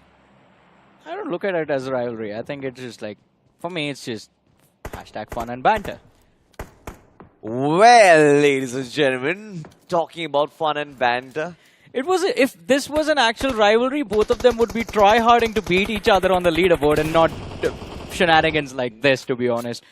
Fair. Yeah, Nonetheless, doors of opportunities open up for Learn from Past as well as FS Esports. pretty much, man. That is, I think they are going to be the happiest, especially after this encounter, that these two big names go out just because of the play zone. But have a look at this. Termi, I think, has been having a fantastic day so far. We saw on the map of Erangel a 1v4 clutch against the likes of Tamilan Esports, if I remember correctly. And now, this time as well, 3 players still surviving in a lovely little compound to hold. Brilliant place on the map from the feed that we have. It seems like Learn from Past are well set for that final third of the game. They do not really have a threat as of now. Instead, they are going to be the threat for Rivalry Esports, as shots do connect to Lucky to Noob from this team. Altitude as well in the close proximity, as well as Jux. So you've got 4 teams who are going to be in the neighboring compound. So a little bit of long-range battles, a little bit of those shots being exchanged, but I don't see a battle brewing out, a war being engaged, unless and until the circle forces them to. Learn from Past, they have to be cautious over here. As we're talking about 4 Wolves, they have a nice high ground advantage to work with, man. And if they have the scopes to back it up, then it's going to be trouble in paradise for Learn from Past, because they can't move out of the compounds that they're in, considering Jux, Altitude, and Rivalry Esports are waiting for them on the other side. But we're down to 10 teams, 33 players alive in this game, and only Versatile, 4 Wolves, Aura, Altitude, and GLITCHREBORN are there with their full teams. GLITCHREBORN not choosing to fight as of yet. We're going to have to wait to see them in action. But Aura Esports, we spoke about this, controlling those eastern hills, has given them an edge, and they're keeping FS Esports pinned down. FS down to 2 players, can't really take the risk. And the second shift of the circle, well, not the second, the next shift of the circle, my apologies, is going to be a central one. Altitude sitting smack center, with Rivalry Esports towards their west. FS Esports finally starting to move out, step into the crosshairs of Aura. Shots fired, knock secured. Sarvith, last man left standing, and Jackson, he's going to switch over to the Mini 14. He sees Sarvith, few more shots to the body. HP depleted to about 50%, but Sarvith, yeah, that's not going to be a safe angle. Aura Esports have control of the complete hill. Syed can fall back and actually get that finish. You can just wipe out FS from this game right here, right now. But that remains to be seen. Do they have a proper exit to actually come down the hill? Because yeah, they do. They've secured the northern part of the hill as well, where Shockwave is. And that slope kind of allows them an opportunity to slam and take away a compound from Jux. One variable amongst all of this is that the same path is going to be used by the side of 4 Wolves. Exactly. Yeah. And now with 4 Wolves being in the backlines, I guess Aura Esports will always have the threat for those shots to come in from the backlines. And we know it, as a matter of fact, these vehicles coming down, they just become pretty little targets for teams like 4 Wolves, who are pretty good on their firefights. Their gunpowder is brilliant, so it should not really be a difficult job for them to take down a player or 2. But we'll find out if that does happen. Aura Esports, they're aware of that threat, as they do tend to neutralize it as well. 4 Wolves, a couple of shots have been taken by Jackson. On the flip side, Shockwave, the player you were talking about, has secured the northern part of that hill, has been brought down. So Aura Esports, they go on the back foot once again, and this fight now is turning to be a tricky one for them. As 4 Wolves, they are starting to edge up right next to Aura Esports. Nade can fly in. It is going to be Immortal as well as Noob. I want to see if these nades do tend to connect. But no way, Jackson from the distance finds the first connection. Opening has been found. Lovely little positioning from Syed. The shotgun strikes. The first knock is there. Aura Esports, tremendous upper hand in this fight, Johnny. Yeah, they have the upper hand. We knew they were going to have the upper hand. The altitude advantage between Aura and 4 Wolves, well, there was a massive difference. Aura a little bit higher up, and now they have the numbers advantage to work with. Balu, he's pinned down in the back lines. Avnish knocked out. The only thing Aura does not have right now is utility, I believe. I don't see any nades on Syed. The rest of the lads as well, if they had a few nades, they would have lobbed them out, of course. But luckily for both these teams, they do manage to get themselves to the edge of the circle. So they are going to be here for a while, fighting it out amongst themselves. Well, we do see nades being pulled up from Jackson and Zin. Oh, and the chip away on Immortal. Balu also falls down to the play zone. So 4 Wolves are down to 2 Wolves. This nade secures another knock as Immortal falls. And the last man just goes down to the guns from the hands of Aura Esports. 4 Wolves DOD wiped out very quickly by Aura Esports.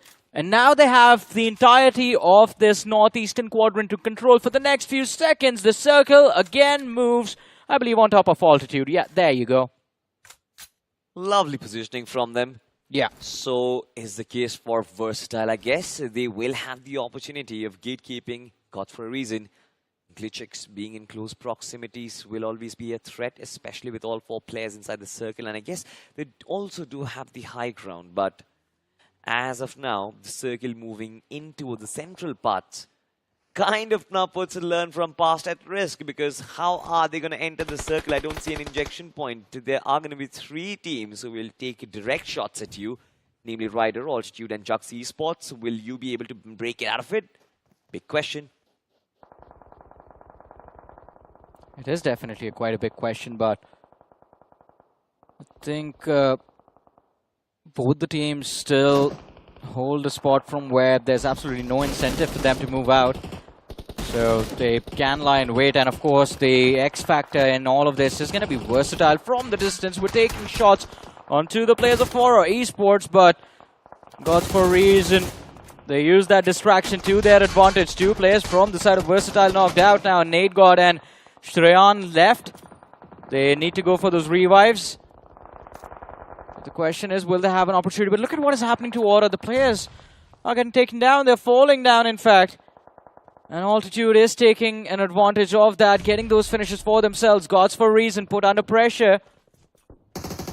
They gave too much breathing room to Versatile, who have almost recovered back to a 4-man roster. Well, we'll find out if that does happen. Versatile in the middle of nowhere. One little shack is where all of these players are pinned down, and I'm not liking this position. Smokes is all that they have learned from past, looking to make that push, looking to make that bounce, but they have struggled. And once again, another player, Rush Boy, is going to fall. A learn from past. It's all down to Termi, if I must say, and now he's supposed to be pulling off a 1v2, if I'm not mistaken. 1v1, in fact. 2 players are knocked down, 1 player eliminated. But these 2 players can be picked up, and Termi is actually giving it some time. Not the best case, especially in a situation like this. I guess he's not aware of how many players are still available out there. Those nades do come flying in. And I hope it does not get taken down by one. Oh, look at this. The nade right at his feet, Tommy! No! He's so lucky that he's still alive, because even Franklin just completely stops midway in that push. And now Franklin is going to get knocked out by that nade. Termi, he has to thank his stars. He has to thank his gods, man, over there. S12K armed and ready. Now he wants to make the pounce. The player has gotten revived. Termi needs to be cautious. He needs to be precise with his aim. Gets the opening knock. Franklin back on his feet. Heals up. Goes for the engagement. And now learn from past. Finally are eliminated from this match.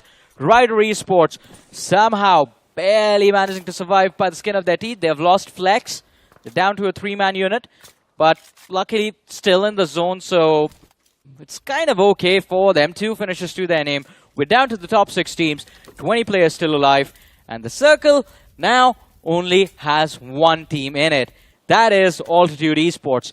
Everyone else, they need to move out into the open. And this is going to be the toughest end game for everyone, just because of the number of bodies that are present in there. Absolutely. God for a reason, though. They are holding down these ridges, but it's not going to be enough cover.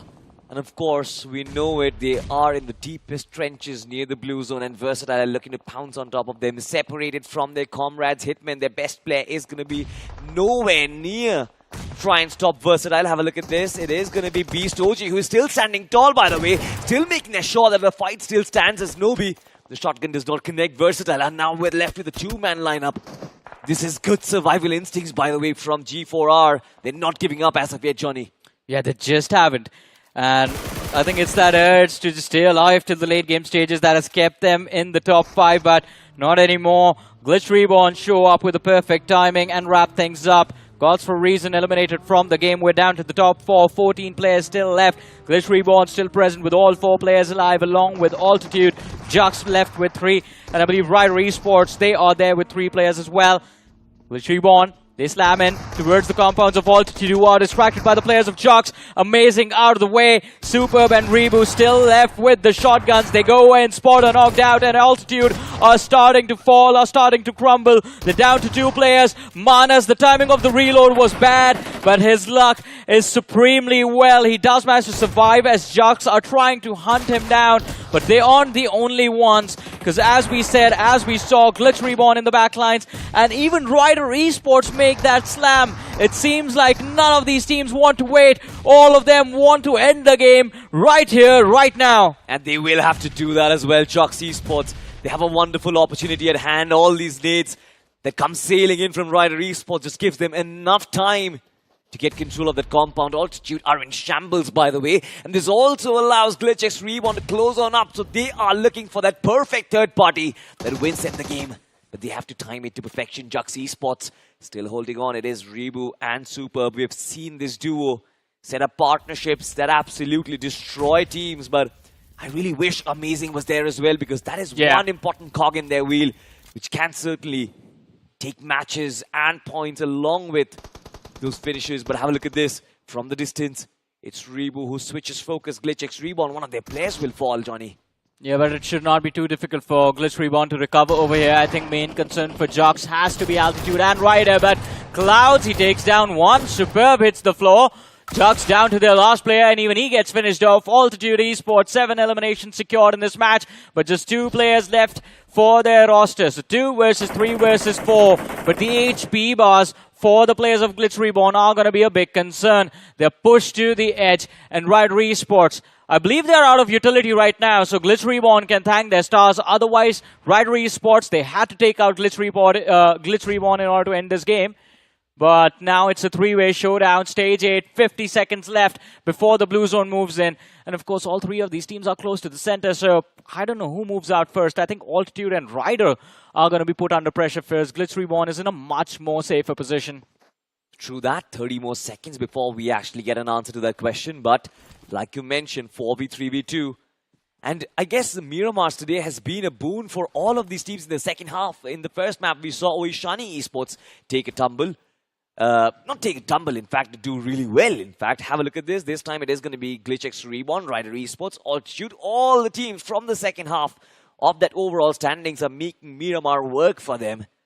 But not really a lot of finishes to show for Altitude. With 7 eliminations will be that one team who can get a lot of numbers from this fight. Rivalry Esports, though Franklin strikes first. GLITCHxREBORN, they are kind of struggling, Johnny. Yeah, they're definitely starting to struggle now. I don't think they realize that they have the upper hand for this endgame, and all they need to do is just wait it out, or maybe just push the players of Altitude if you can. My goodness, he has 6 nades. So Clouds actually can just hand a beating to both GLITCHREBORN and Rivalry Esports if they start to move out. And even Gods has 5 grenades on him. There's a lot of pressure that can be made with that utility, and that is what Altitude needs to do. If they get pushed in, then it's basically GG for Altitude and Ryder, both of them. What is that? What is that position from Fan OP? He's not an actual fan. Why is he on the roof? Why is he on the ceiling? The same question that I had in my mind, but GLITCHxREBORN certainly kind of broke open this deadlock, especially with that repositioning. And now look at the artillery strike. Jax goes down as well. It seems like all of a sudden he just came crushing down. GLITCHxREBORN looks to be in a deep world of trouble. As Altitude, they are fighting back. It should have been the other way, by the way, since they are sandwiched in between Ryder and GLITCHxREBORN. But somehow GLITCHx just completely fell short. And look at that smoke cloud from Rivalry Esports. It seems like they are looking to close in the distance as the final circle. The blue zone will creep in any moment. And these teams will have to finish off their differences as quickly as they possibly can, Johnny. Oh, for sure.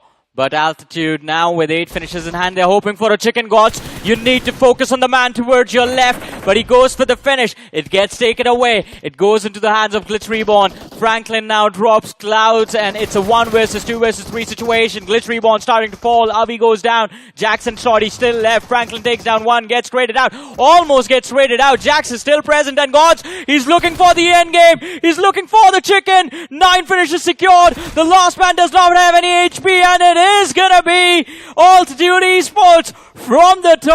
They go up even further to infinity and beyond, securing a massive 10-point chicken dinner. Well, 20 points from this match.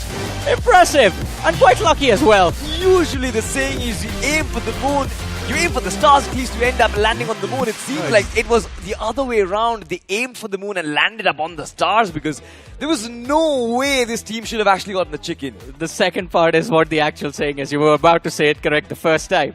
Aim for the moon, even if you miss, you land among the stars. Oh, is it? Yeah. But I would want to end on the stars, by the way, because they are higher and they're bigger.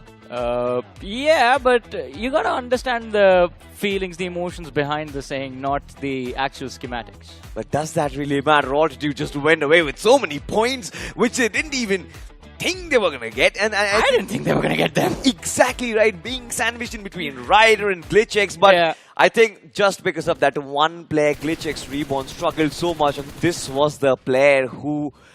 I'm not really sure what's going on in the team comms, but they certainly are not going to be happy about it. Yeah, pretty much. Man, I mean, it was a throw from GLITCHREBORN. This should have been their game.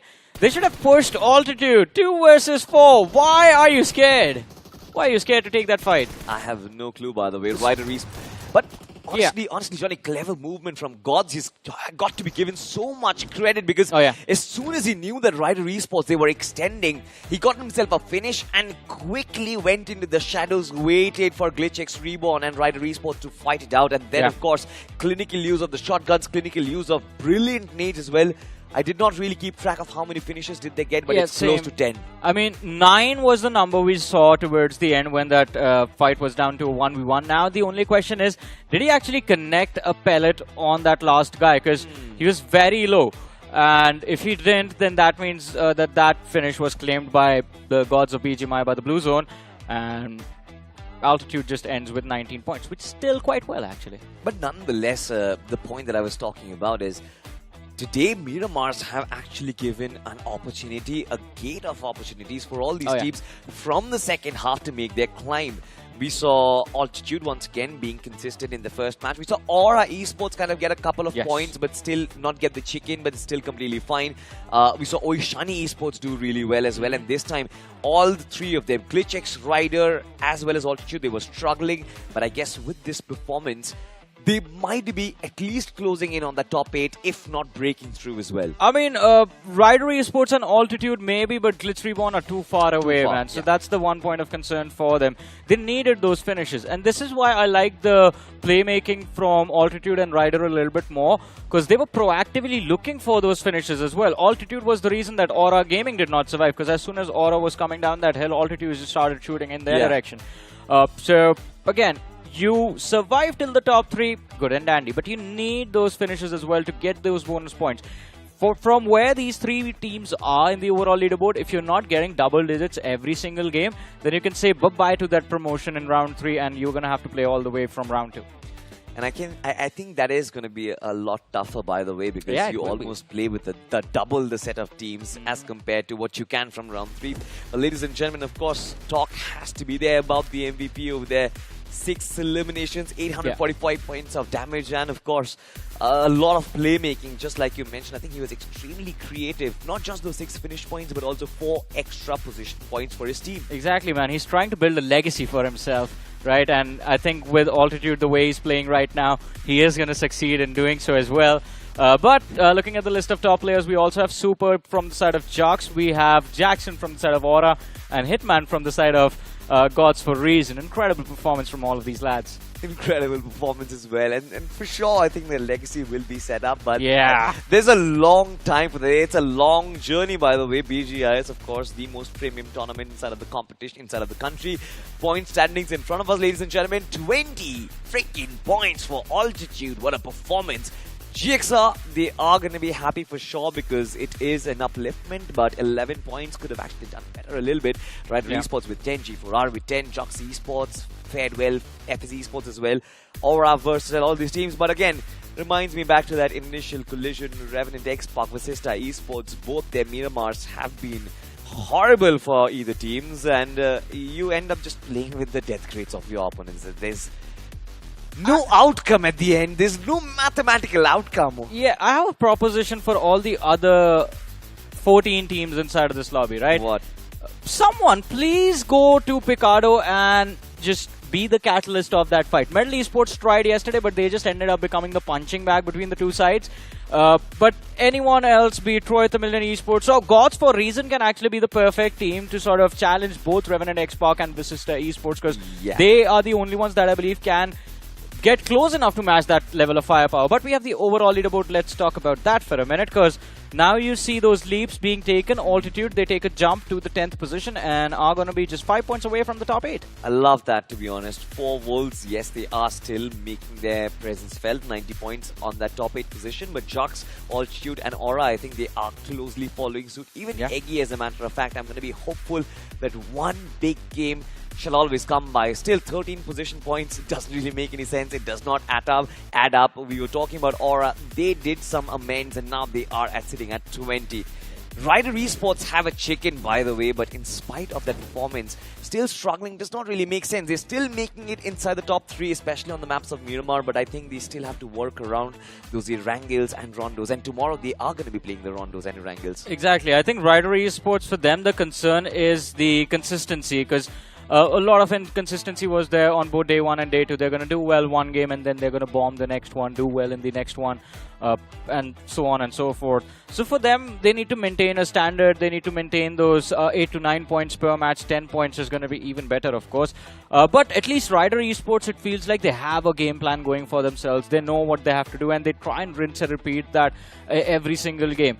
Of course, it doesn't work out every single time because the situation that the circle gives you are going to be different every single time. But their strategy, I mean, if they can refine it, because they have nothing to lose in the grind and hopefully they're prepping for the main event, I hope they get those refinements going and they can push themselves even further.